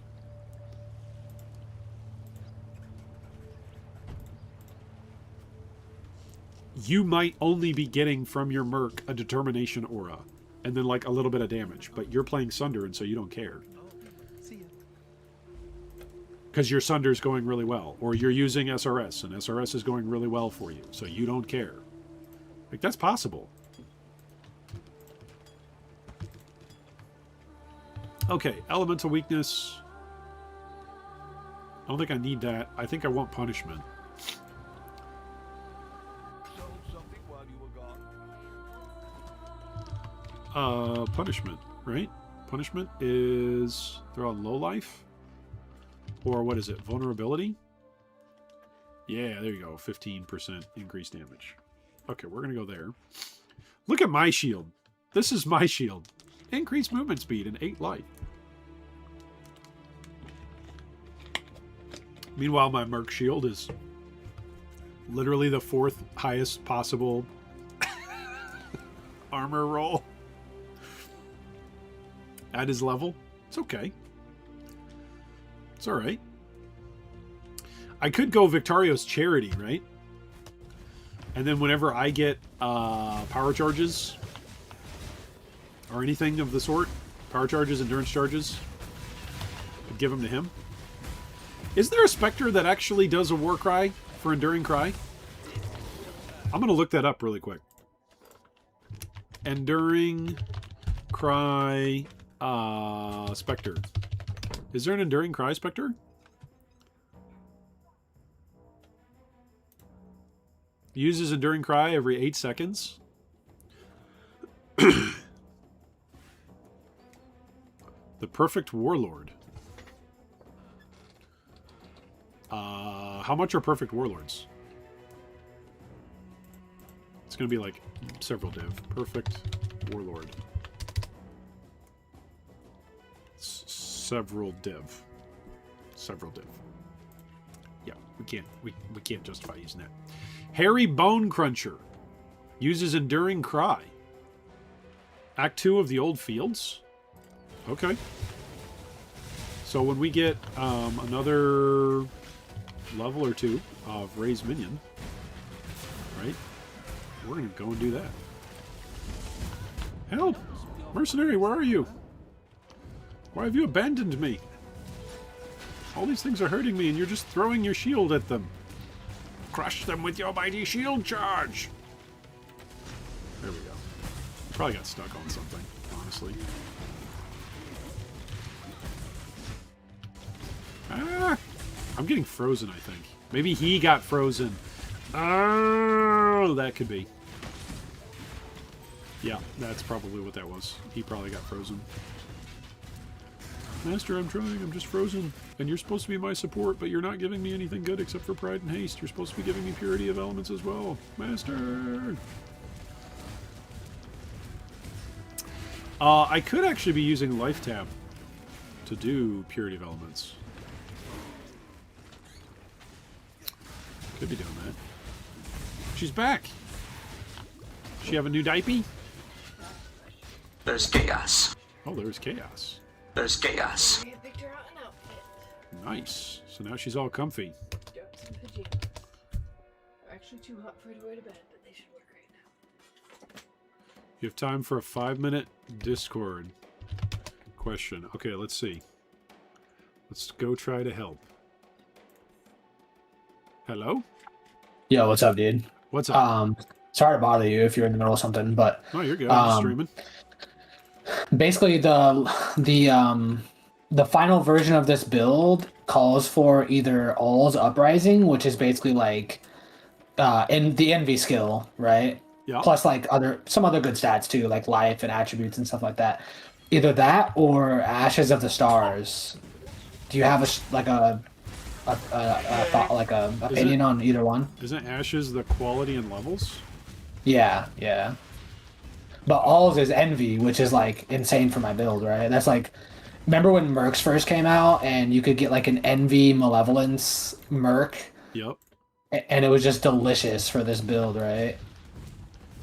Yeah, if you're not getting Envy from like, what is it, from United? Is it United and Dream? Right, I am not. No, that's the cheaper version of this build. Yeah, if you're not getting Envy from that, then the question becomes, where are you getting Envy from? Nothing unless I get Alls. Yeah. But, you know, it's a trade-off, right? And I was just curious, like, so what, are you saying Envy's mandatory, you think? I don't think it's mandatory, but I think when you're, like, if you're, like, farming bosses and stuff, then it's, like, Ashes is going to be better for, like, quality of life and stuff, and if you're trying to hit breakpoints, right? No more breakpoints. I have But, all that. Yeah, if you already have all your breakpoints, then I would think, I don't know, that's just me. I would think I would just go for can you fit the aura into your mana and reservations and all that, or is it free? It's free. It's free with yeah. the alls, right? Yeah. So it's like Envy has no reservation on it or whatever. Right. Yeah. I would. It's gonna be more expensive probably, but I would think that would be. I would think that would be the way to go. God. Now, aren't we just here to kill the boss? Yeah, I was just kind of waiting for you, for no reason, and plus talking to Jake. Does that? I mean, does that make sense? I don't hear like a, oh, here's like a really good reason not to do more damage. Yeah, I just wasn't sure in my because you played minion builds, right? Like, Oh, yeah. I wasn't sure like how good the Ashes is gonna be compared to having the Envy. No, I think that's all quality of life from Ashes. I think you're going for breakpoints, or whether that's with levels or with quality. It'd be specifically because you're going for breakpoints that are like, okay, at this level of quality or this level of skill gem, I now have another Spectre, or I now have a better cooldown on my Holy Relic of Conviction, or I now have reached a new attack speed threshold that unlocks X, Y, or Z for the specific type of Spectre that I'm using. Like, unless you're there, I think Ashes on a minion build is just secondary to saying, because you're scaling up your poison chance and everything else, right? Right, yeah, it's all just poison chance on hit, yeah. Which is at 100%, but yeah. So, I don't know. I would think, unless the quality across all your gems, right, is giving you more DPS somehow, which it shouldn't be, because you're not even using like a bunch of DPS auras that would even get it. Like your auras off of quality are just going to give you range for your auras. Range, yeah. They're not going to increase your damage. So I would think if I'm farming bosses, I would go... Oh, it's also only skill gems, not support gems. Correct. Okay. Like, it's... Yeah, that makes me feel like Alls is way better, yeah. Yeah. I thought, okay. I was thinking support gems, too. No. Did it drop yet? My filter didn't proc at all. Yeah, it's it dropped a unique shield. Alright, I'm gonna go back to streaming. That's a good question. That's a good point, Mina. The one thing you could tip for Ashes is that your next build wants it, yeah. No, I'm pretty sure... That's one of my buddies, and he pretty much only plays one build per league. That's usually his pattern. There's just one build. That's not a knock, that's just the way how it is. So if you're only playing one build, then you wouldn't want to add in that as a factor, right? But that's a good point, just because the expense of it. Hey, I'm buying this, and it's so expensive, I can roll it over onto my next character. Which is a legit thing. If you play multiple characters. If you're a serial re-roller like me. Because you're a glutton to try to find the various combinations that work with mercenaries. If we found the Absolution guy, by the way, we could have been using him and Perkle's Toe, because I think it's at level 50-something. We could have been using that. That's why I'm excited to get to maps. I think this Bastion is going to carry me through to Act 10. I think that's the way how this is going to go. In fact, I should probably ascend, right? We're level 58. Level 55 is the next ascension. I probably need some more gear myself before I ascend. Just in case we go in there and Azaro goes, you haven't upgraded this stuff since Act 2. What are you doing? Sorry, Mr. Azaro. I'll stop disrespecting you. I'll actually buy some upgrades for my character.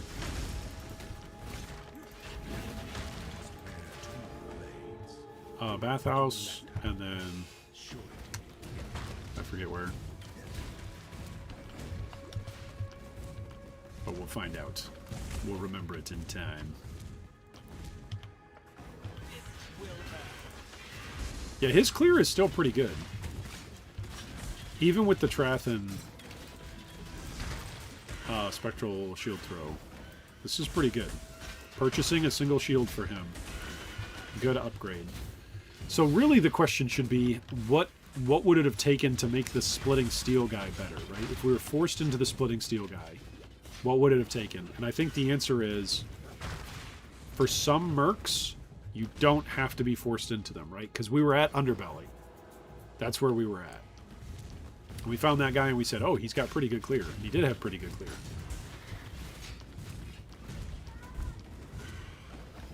But other than that ability to, like, clear white mobs, Couldn't really do much else.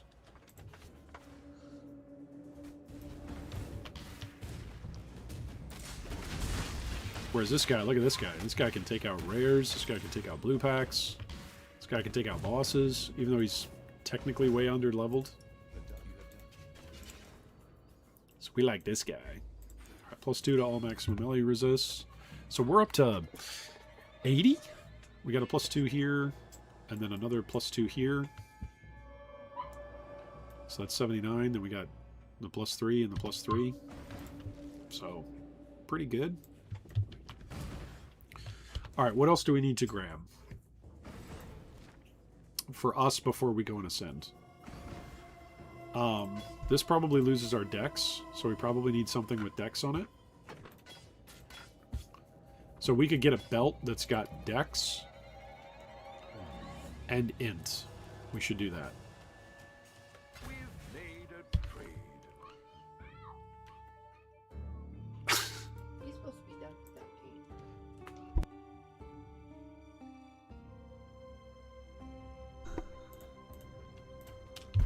Alright, let's get a belt that's got dex and maybe some intelligence on it and maybe some life. And then let's look for... What level am I? 59? Level 59 required.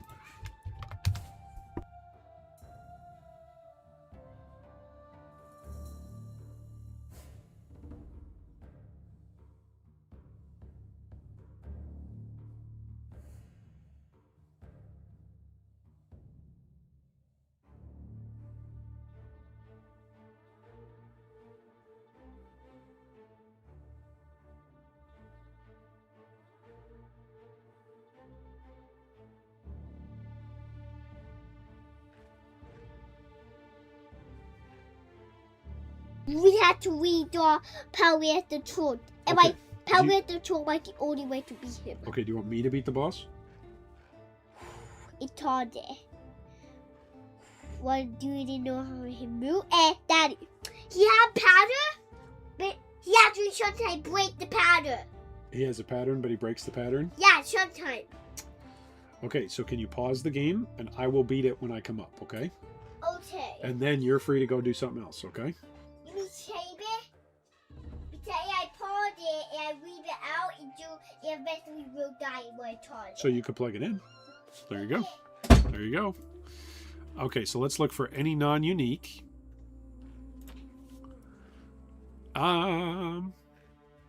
Let's look for 20 of each. 20 of each.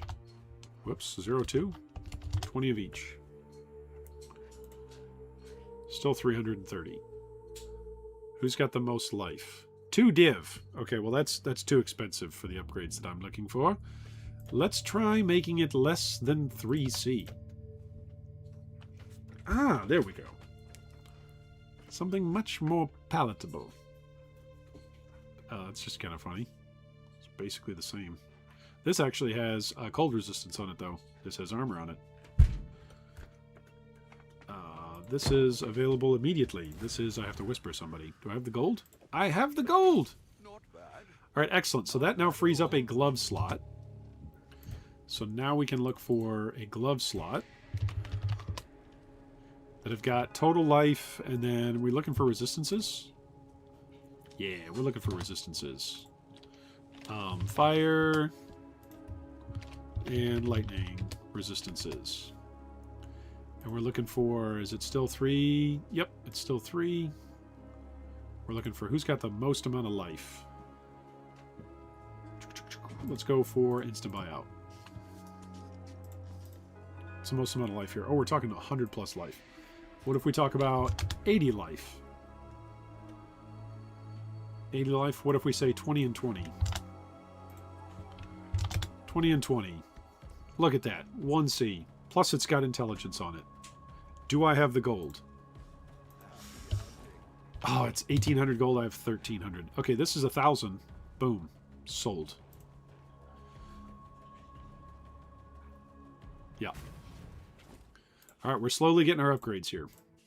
I'd consider that. I'd consider that a win. Faustus is so kind. Had a sail. He's such a Exile. nice guy.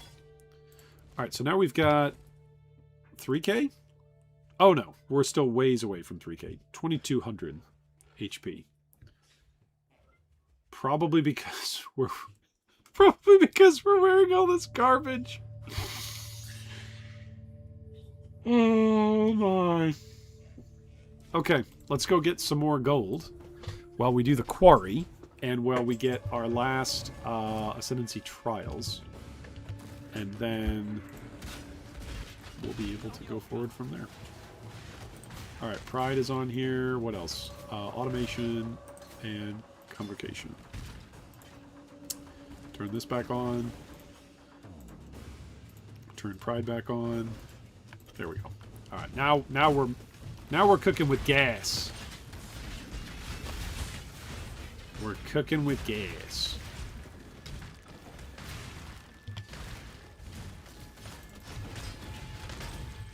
Alright, this is all the way to the refinery. This should be pretty interesting to see how well this fight goes, because this boss is mostly stationary, right? And so Shield Crush Homeboy Bastion should just be able to just run up and crush. I forgot you get slowed if you get hit by the electricity. Whoops.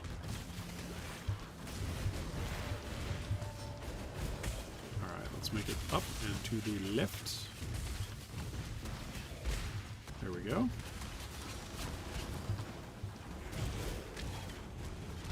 That's not the boss yet. It's going to be getting close. Getting close. There's the boss. Alright, and we're going to cast Vulnerability on him. Shield Crush is good. I feel like with a little bit more attack speed. Needs a little bit more attack speed. And he would be very, muy good. But he's got Frenzy Charges, so he actually does have a good amount of attack speed on him.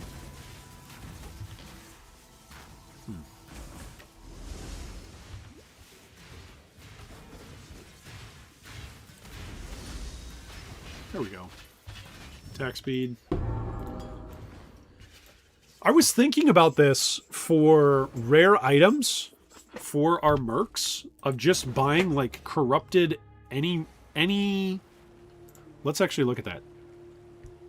Anything that would have +1 maximum frenzies on them. Like +1 to maximum frenzy charges implicit. Anything, any non-unique, anything that's not a body armor, basically. Right? So if I look at a helm, none. Oh, probably because they're going to take uniques that have been corrupted, right?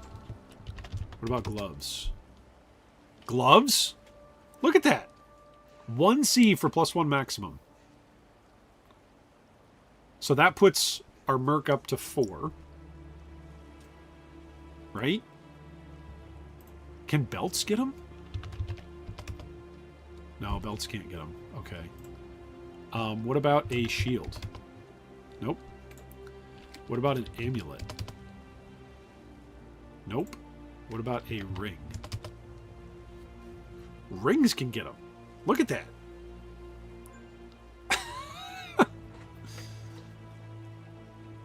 So you could just get double +1 maximum frenzy charges. You could just run around with a merc that's got 6 frenzies. Right? Okay, what level do we get? Maximum Race Spectre? We're getting there. We're getting there. It's getting close.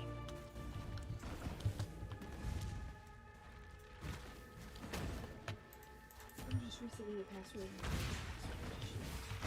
I love that. Isn't that so great? Make sure your account is secured so that way you won't get into your password. Protected account. Please give us a new password. So that way we can break into all of your other accounts that are using that password. Yikes. Okay, that's good damage. That's good damage. That was with only 1 frenzy charge. The power charges are actually doing nothing for my merc.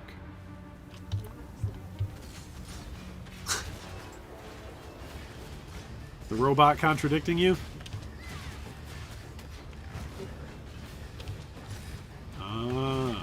robot doesn't like it.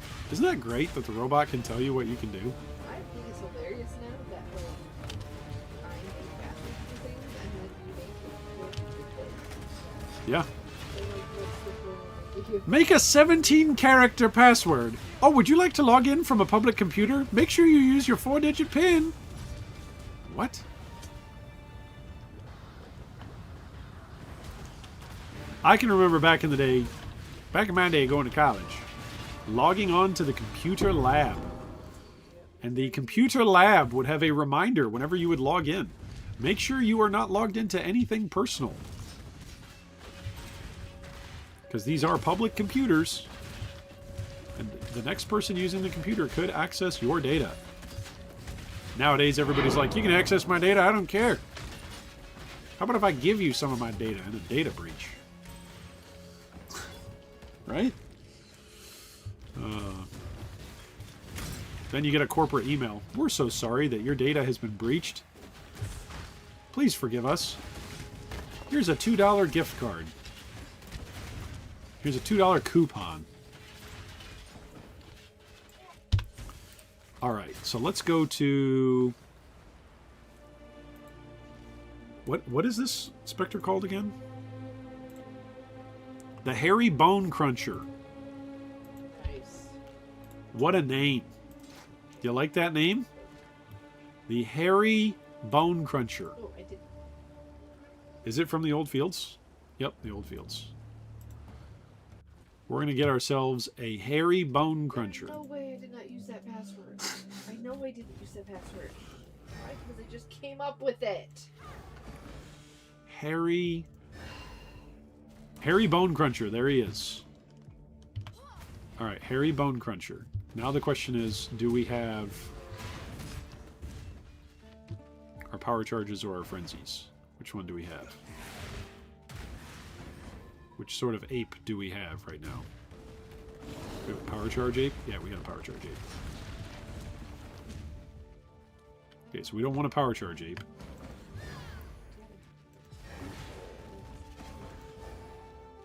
Host Chieftain. There we go. Host Chieftain. Okay, now we've got endurance charges, supposedly. Oh, no, wait. Wait. This is Frenzy. Okay, we got to go to the... we got to go for Carnage Chieftain. That's X7. How often does the Hairy Bone Cruncher actually give us endurance charges? That's going to be an interesting thing to discover. Bear Acolyte, nope. Host Chieftain. Host Chieftain. Host Chieftain. Oh, there was Carnage Chieftain. I saw it. Carnage Chieftain. Okay, there is Hairy Bone Cruncher. Okay, so we got the Hairy Bone Cruncher and the Carnage Chieftain. There we go. I think that should be good. Alright, we need to do the Ascendancy in the Bathhouse. Ascendancy trial here in the Bathhouse. We're going to see how often Mr. Hairy Bone Cruncher actually gives us endurance charges. Probably not very often. I think he slams a lot. He tries to slam a lot at least. Which is kind of a bummer, because we don't want him to slam a lot. Alright, can I make this? Yeah, I can make this. Can I make this? Yeah, I can make this. Can I make this? Yeah, we can make this. Whoops. Can we make this? Yeah, we can make this. Look at this. We've got like 80 max fire res, right? Yeah, we got 80 max fire res. We're doing fine. Ta-da! Alright, so now we're looking for... Oh, I forget. What's the last Ascendancy trial over here? I don't remember. Hairy Bone Cruncher is not giving us endurance charges, though. Did he give somebody else an endurance charge? Was there one floating there for a second? I thought I saw one.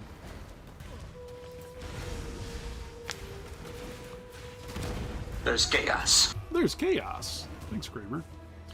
We need to go kill Ugil. So while we have a good merc... Oh, speaking of good mercs, we have a Storm Hand! Terra the Skeptic! Ladies and gentlemen, we have found our next Make your choice. mercenary. Be quick about it. Okay, what does she have? She has Greater Shock Nova, Storm Call, Purity of Lightning, Lightning Warp, Sigil of Power, Conductivity. She looks like she could be scary. Supported skills have 20% chance to shock. Each effect deals lightning damage to enemies caught in the area. Damage from the skill is highly likely to shock. Penetration and increased AoE. Okay, so she's kind of terrifying. Lesser Elemental Focus. Skill duration. Lightning Warp. So she's going to bounce around a whole bunch. Let's try to hire her. Let's try it. Here we go. She's going to shock us. And she can Lightning Warp. So... Okay, she ran through there. Watch out for the sigil. Ah, she can shock us. She has a pretty powerful shock. Yes, yes, I'll follow. Just Okay, we got her. We got her. Ladies and gentlemen, we got him. Alright, so let's give her a shot. She's a Storm Hand. Let's go turn in the Sekima Feather. And go try out a new Merc. The Storm Hand. Here we go. Let's update this. The Storm Hand. That's only the second one we found in the wild. Storm Hand. In campaign. Act 9. Where was she? In the bathhouse. In bathhouse. Level... What level is she? Something? 50-something? get it over with. She's level 57. She uses Greater Shock Nova, has Purity of Lightning, Conductivity, Storm Call. I'm gonna guess she's okay for bossing, because she's gonna shock stuff and just keep hitting stuff that's shocked. That's gonna be my guess. You again. But I could be wrong. I've been wrong before. I'll be wrong again. Alright, we've got full-on extra fire, cold. We're going to grab those. So that way we're super duper tanky. I'm super. Thank you for asking. We're going to go here to the Vastiri Desert. We didn't grab the crafting recipe? It's pretty good stuff. She probably has got atrocious gear. Let's see what she's like here to clear white packs. Okay, Lightning Warp is kind of what she's using to clear. It's kind of interesting. So do we give her Pericle's Toe? Why can't I do this one yet? Didn't I talk to Sin yet? Why can't I break the storm? Oh, because I have to go to the next zone, right? I have to... No, I already killed the Basilisk.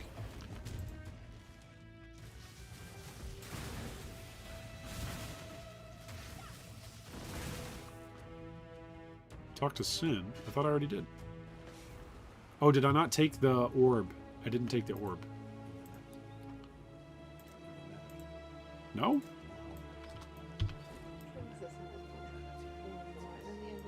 Oh, don't just stand there. Semicolon has 2 dots. There we go. That's where I needed to talk to Petrus and Van Jen. Line on the bottom? It's got the comma. Oh, because it's a half colon. A half colon. There you go. We're just learning all sorts of grammatical things today. In addition to all the mercs, we're also learning about English grammar.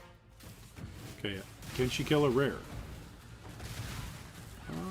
Sort of, yeah. 2 casts. I like her Storm Call. Okay, here's a rare. Can she pop the rare? Also, I'm using Pride right now. Using Haste and Pride. So if I take off Pride and I put on Wrath, There is a noticeable damage difference. She uses conductivity as well, so I don't have to feel like I have to curse.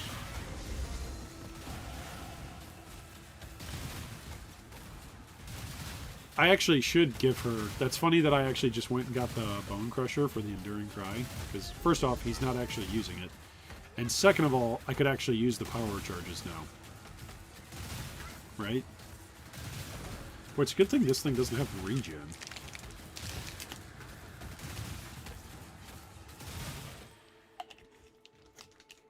Huh. I wonder if my conductivity is actually better than hers. Okay, let's see how she does for a single target.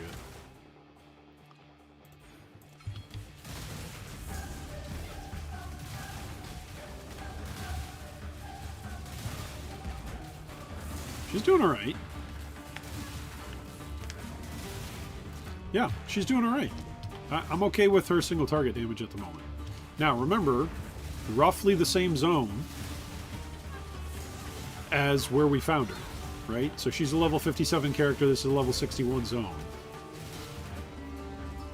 So, maybe she's not super strong? Oh, there were some endurance charges there for a second.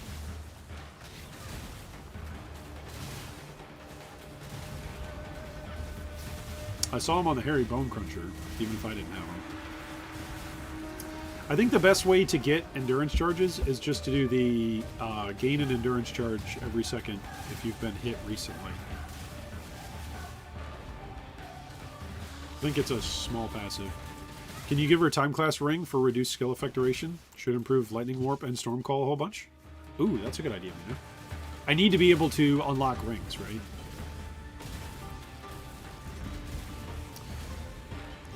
Also, there's another timepiece amulet, right? That gives, like, action speed or movement speed or something. It might also give cast speed as well. The timepiece, timepiece? Is that what it's called? I don't remember.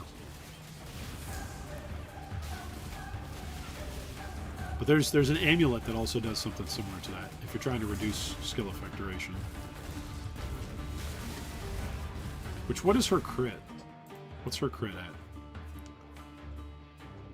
54 crit multi, 92 increased crit chance. So not great.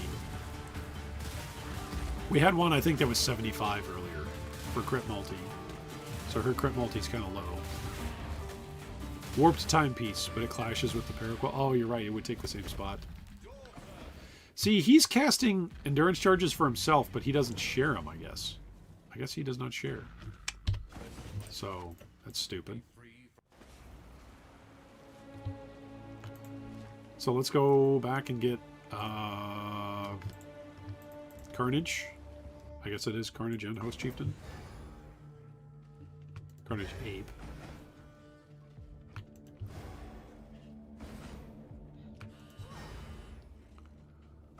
Host Chieftain with a Carnage Chieftain. Carnage Chieftain. Man. Yeah, but we have tried different. There's one right here, Carnage. Nope.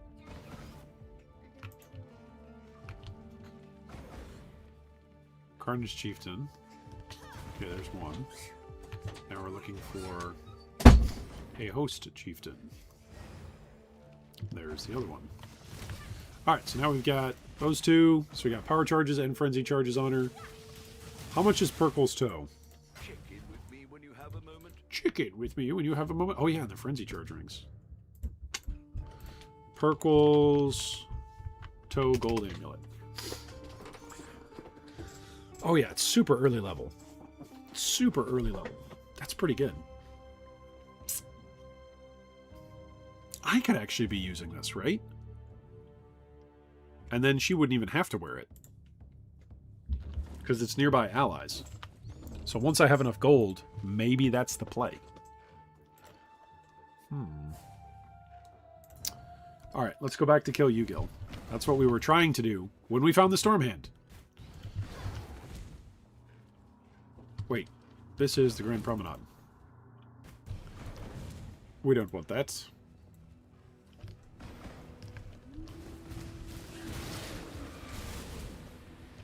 Do I still have elemental weakness in here? Yeah, I do. So I can do the elemental weakness. If I gave a Dodri's ring to my Merc, so that way they don't have the curse limit.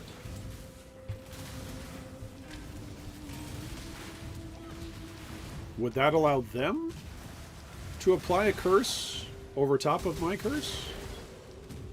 I think that's how that works. Oh, here's another Merc. Let's go find him. The Flaming Charlatan!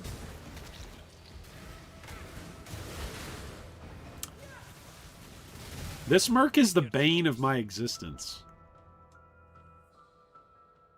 This guy's... I'm clicking should recruit. I just want to kill this guy. Hate his guts. Oh no, we don't do any damage to him. His meteor, we said, his meteor is good. If only we could get his meteor to actually do damage. But that's the only thing that's good. And he spams everything else. Take it then. It's such a shame. Such a shame indeed.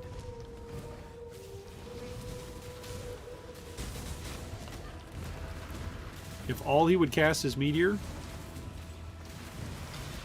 he might be relatively strong. Because he casts everything. There you go.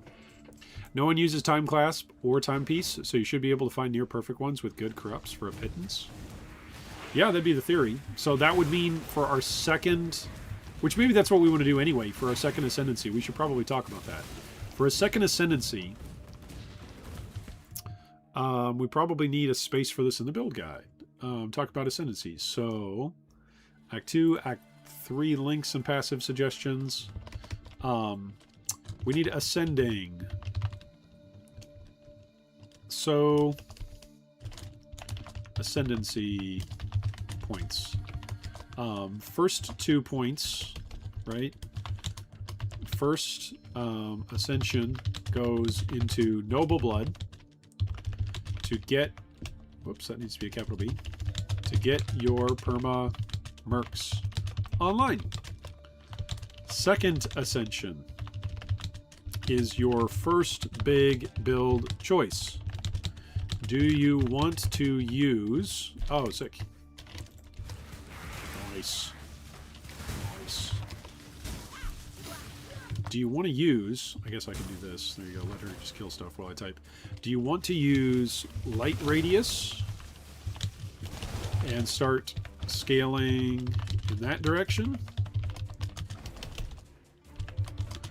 Or do you have a unique that you can use on your Merc while leveling that would give a sufficient bonus as to justify spending Ascendancy points on it?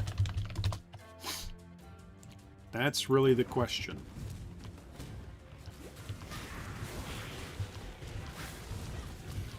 That is really the question. I think for me, I want to try the uniques. We already know that Light Radius and all that, like, it already works. I got a level 95 Merc that does that. Question is, can we use things like Perkle's Toe, like the Time Clasp, like the Timepiece? Can we use that to actually get various Mercs up and running in a meaningful way? See, she's just sitting there casting Stormcall. So if that's her primary skill, once she's in range of something, it seems like the Greater Shock Nova. Maybe it goes on cooldown. Whoa. Maybe it goes on cooldown. But it seems like that's not as high a priority as Stormcall in her kit.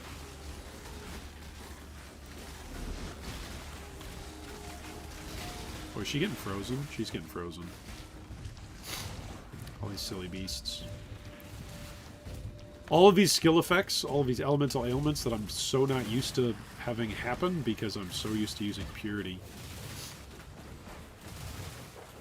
You really do have to play around elemental ailments if you don't use purity. You got to figure out other ways of dealing with that.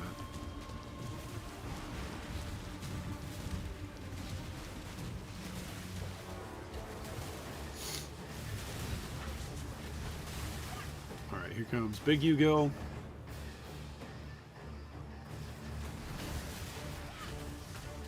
Big Ugil's getting zapped. There we go. Use your Greater Shock Nova. He doesn't have any shock applied to him. Silly. Oh, okay. You use your Shock Nova on all of the minions. Way to use your cooldown, Merc. Oh, brother. And now you don't have your Greater Shock Nova because you already used its cooldown. But the Stormcall does decent damage. That Stormcall's doing okay damage there. So... You, there is nothing else. Maybe with that amount of damage, plus a little toe, we can go in and kill Zaro.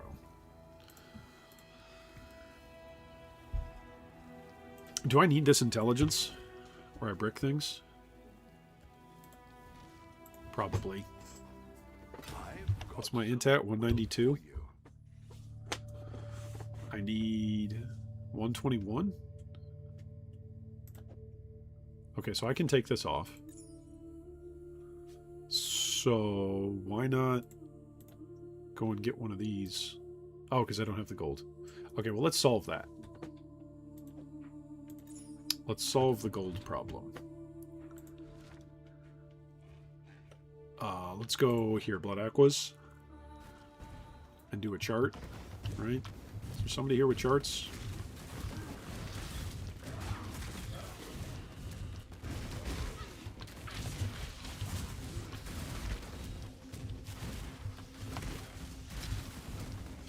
Where is the chart upgrade? Go down and visit the Sovereign. Although we might die down there. We are a very non-tanky character.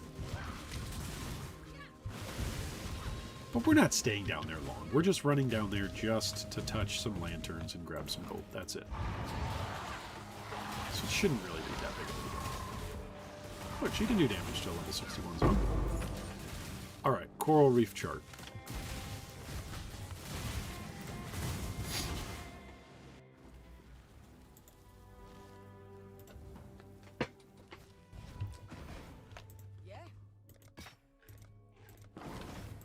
Let's go see how much gold we get from this, right? Maybe a couple hundred? Okay, auto-place the lanterns. Of course, we're not going to find any treasure clams down here whatsoever. Not a single one. And that's okay. We go back up to the bathysphere. We got 52 gold out of that. Oh, that's funny. I think I might have some.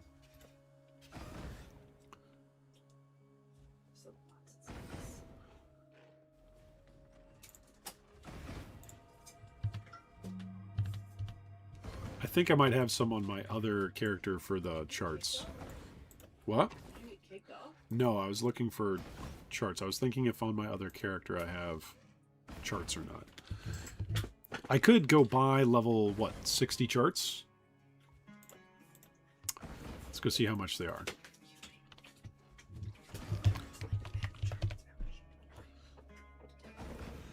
Map tier, level, area level.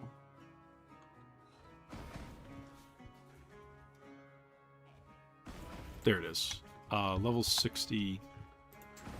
Chart level is at least 10. There we go. Food soon. Food soon. Dinner time? have a moment? Check in with me when you have a moment. Oh, that's level 28. Okay, minimum level 55. There we go. Now we found some. Go to instant buyouts. There we go.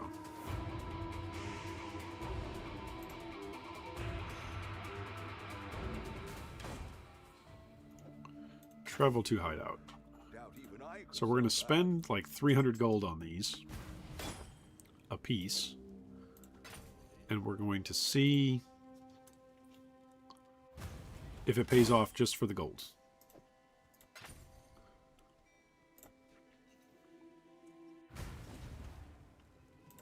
The answer will probably be no.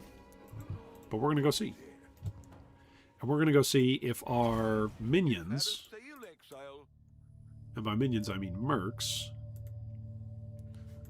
can actually survive or clear anything down here. So let's go see.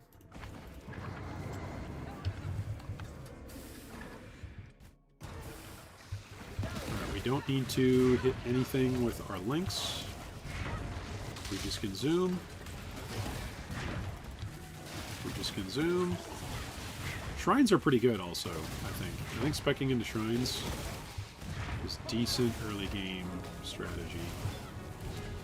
Okay, did we capture anything? I don't think we captured much of any gold. Like, she's not killing anything. Takes her a while to kill anything down here. It's a level 56 zone. We got some sulfur. So we were at 2,300 gold. If we find a single gold clam, it should pay for everything. We just need a gold clam. No, I need a gold clam.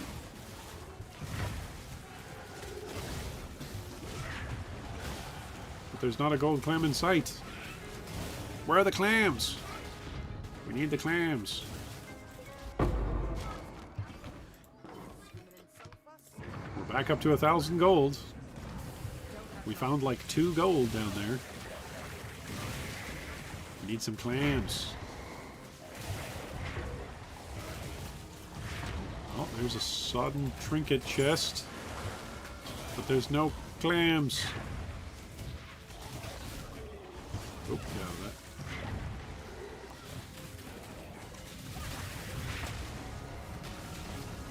She is not quite killing things. Yeah, she does not kill enough things. Look at that. That was worth 100 gold? Not very good down here. Not very many treasure clams. We need some treasure clams is what we need. None of this soaked gloves chest. I need gold. There's a explodey. Don't want to mess with the explodies. No explodies. Man, that's really bad. Yeah, that was a loss, a net loss of 1,000 gold. Sold something while you were gone. All right, where's the next trial? Trial is in the tunnel, the bathhouse, and then the crypt. Right, there's a trial in Act 2 of the crypt. Right, Stage 2 of the crypt. I think there's a trial.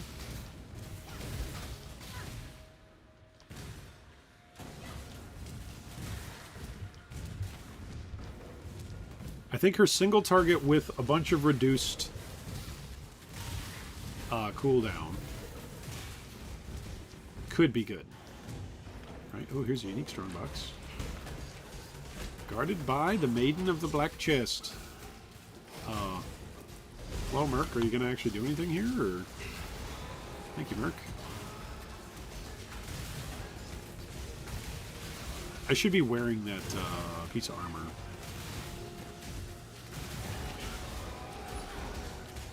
It contains 20 additional items. Oh my.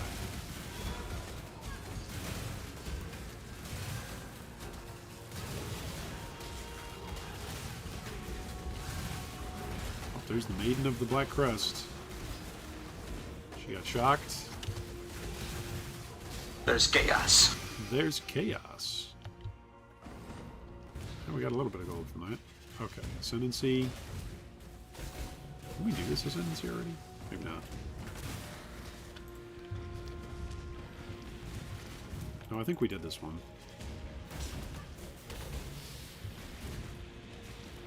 So we did the bathhouse, we did this one. Yeah, we need to do the prison, okay. The prison! Onward to the prison.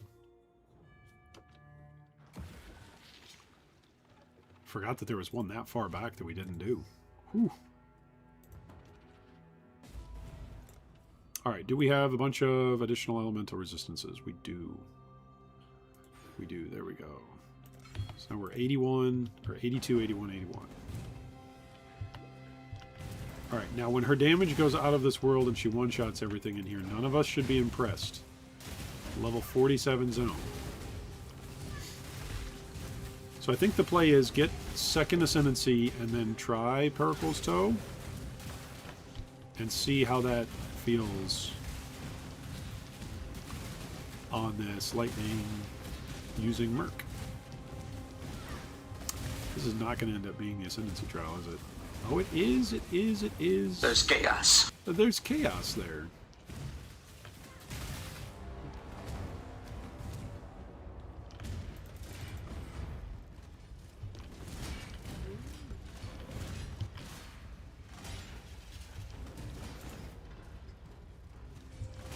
What's that?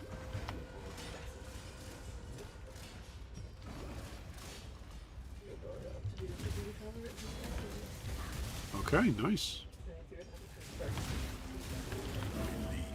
Just to see if I have it right or if I need to look at three based on my 3 formatting. Which book is it? The Heidelberg Canvas. Okay. Nice. Alright, so do we want to bring in our shield charge guy or our lightning lady? I think we bring in the shield charge guy. I think. I'm going to use the restroom and then we're going to go ascend. And then we can finally start using some uniques on our mercs.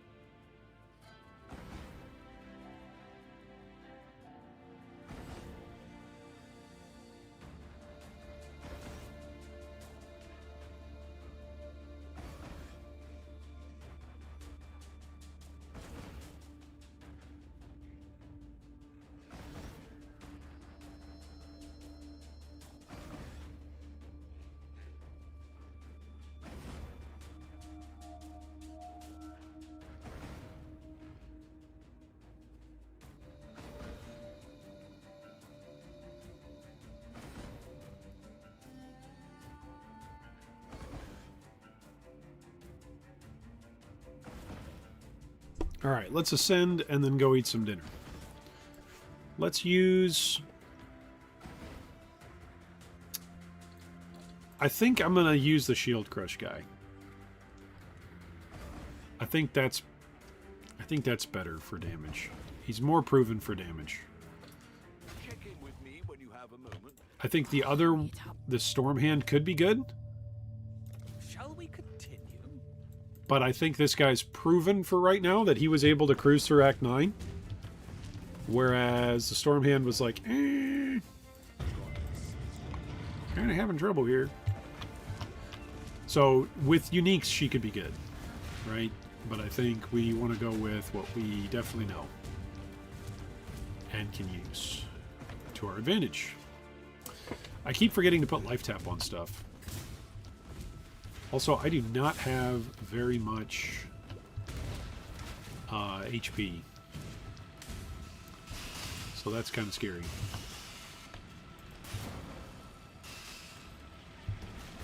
That's just a reality.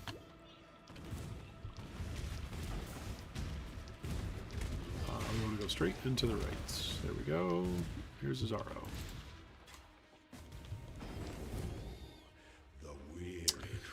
We want to use vulnerability. Here we go.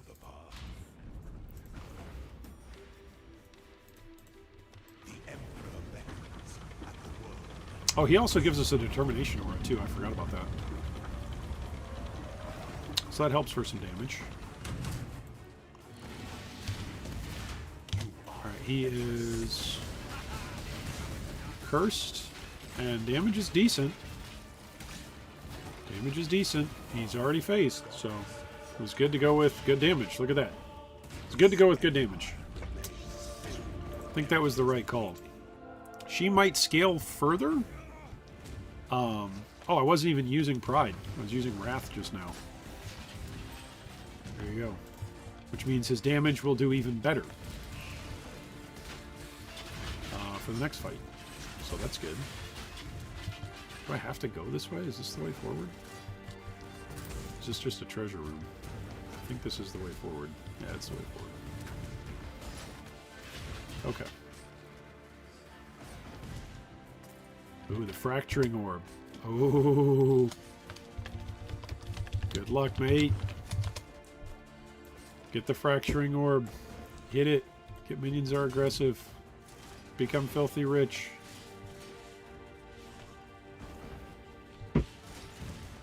You can do it. Alright, do I need all of these? I might not. All these levers. That might just unlock over here.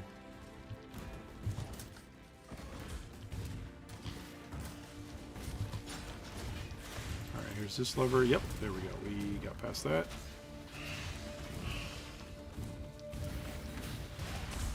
We get past this.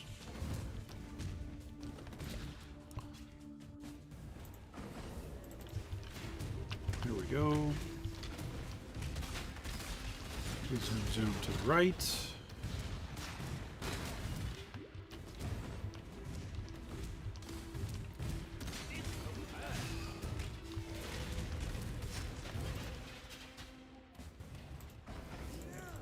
We zoom to the right.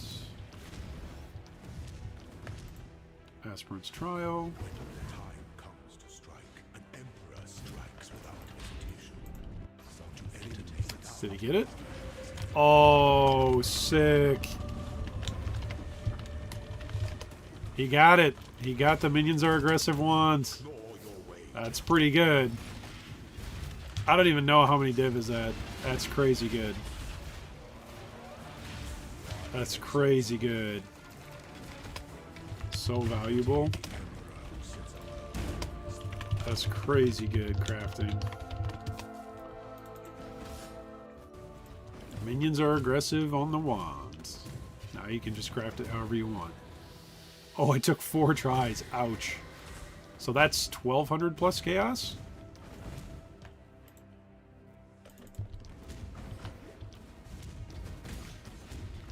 It's a bunch of chaos for that many fracturing orbs.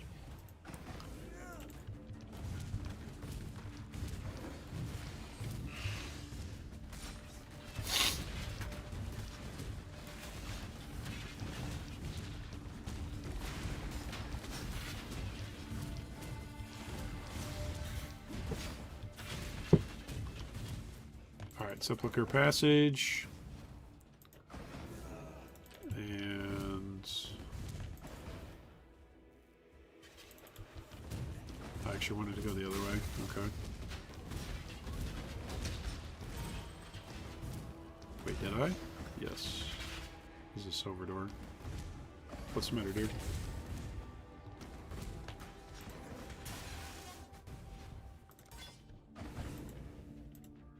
Trying to be inspired. For...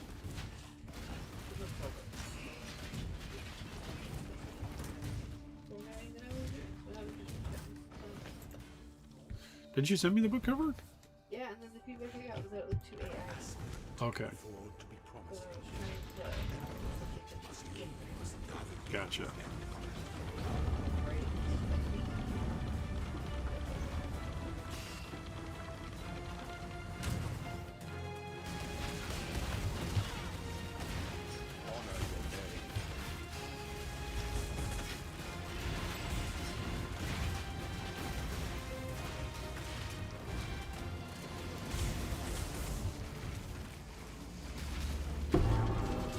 There we go.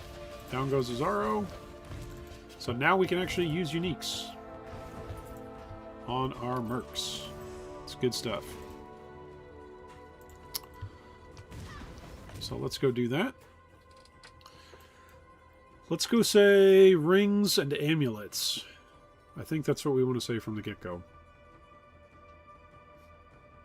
I think rings and amulets. Let's give it a shot. Right? Because we wanted to test the Storm Hand.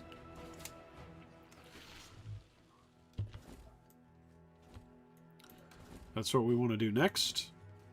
And so we'll need to do that next time when we go live, is we're going to test some rings and amulets. So far today, we've gotten some good progress on the build guide.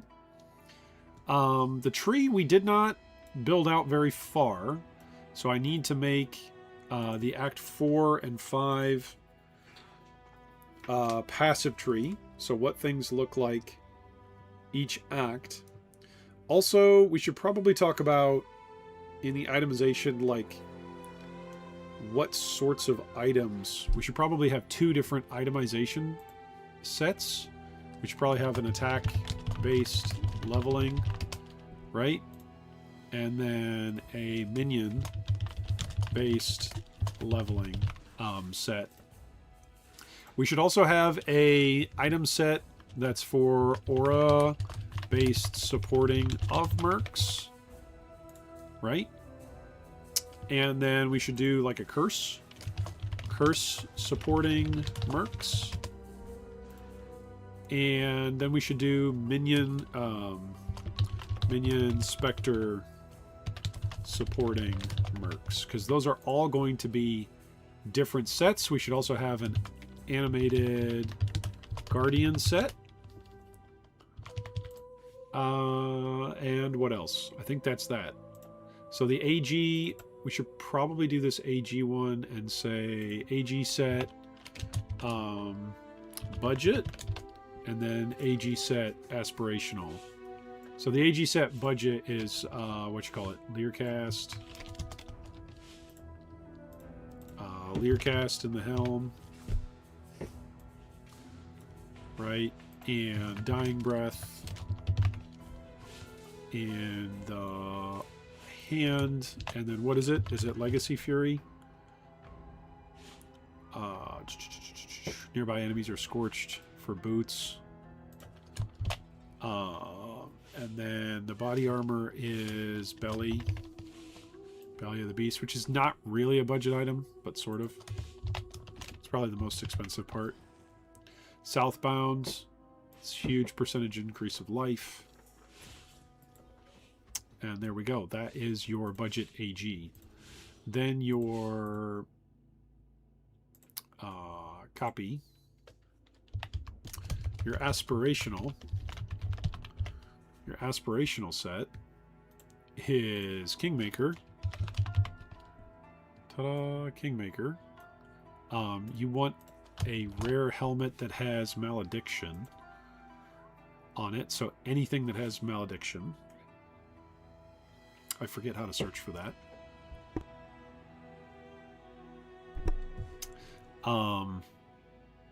Your chess piece, you want doppelgangers. You want doppelgangers, guys. The boots, I forget what the boots are. But there's a boots. What is the helmet that has malediction on it?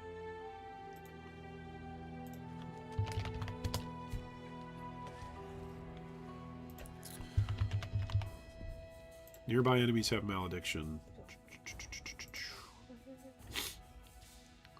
Yeah, it's the Glimpse of Chaos. Is what it's called. Glimpse of Chaos. Because nearby enemies have malediction. So you want to, what? Edit this? I forget how I edit it. Is this how I edit it? By double-clicking it?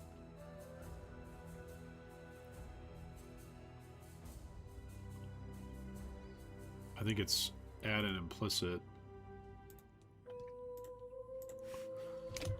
Nearby enemies have malediction. That's what we want. Okay, let's go ahead and save this. And this is where we're going to call it for the day. So, I'm going to say thank you to everybody for joining and for watching and for voting on polls and for making fun of my balding bearded forehead. And tomorrow we're going to keep ascending, or maybe Monday we're going to keep ascending, we'll see, and keep building this out and keep trying out different mercs. Today we have tried quite a few mercs. We were at, where were we at yesterday in terms of number of mercs? I think we were at none, or we had the Swiftblade, as that was it. And so then today we've done a second Swiftblade, a Toxicologist, a Sniper, a Many-Shot, a Flaming Charlatan, multiple of them, Shock Ambusher, Cruel Mistress, Bastion, Shatter Sword, and Storm Hands. We've found quite a bit. We've started building out a tier list of what we think is good. We've added feedback for GGG. We also found a Flicker Strike guy and the Explosive Arrow chick. They killed us, so they were maybe good. We added a little bit to our FYI FAQ section. And we also added in, big shout out to David, gamble often and then don't do it later because you'll need your gold to trade. So there we go. That's good stuff. All right. Well, thanks for joining us, everybody. I will catch you on the next one as we continue to build out the Luminary Beginner Build Guide to Perma Mercs, the LBBGPM Scion. I hope if you're playing, and you're playing tonight, maybe even the very next map or zone you enter is where you find your Mirror of Calandra.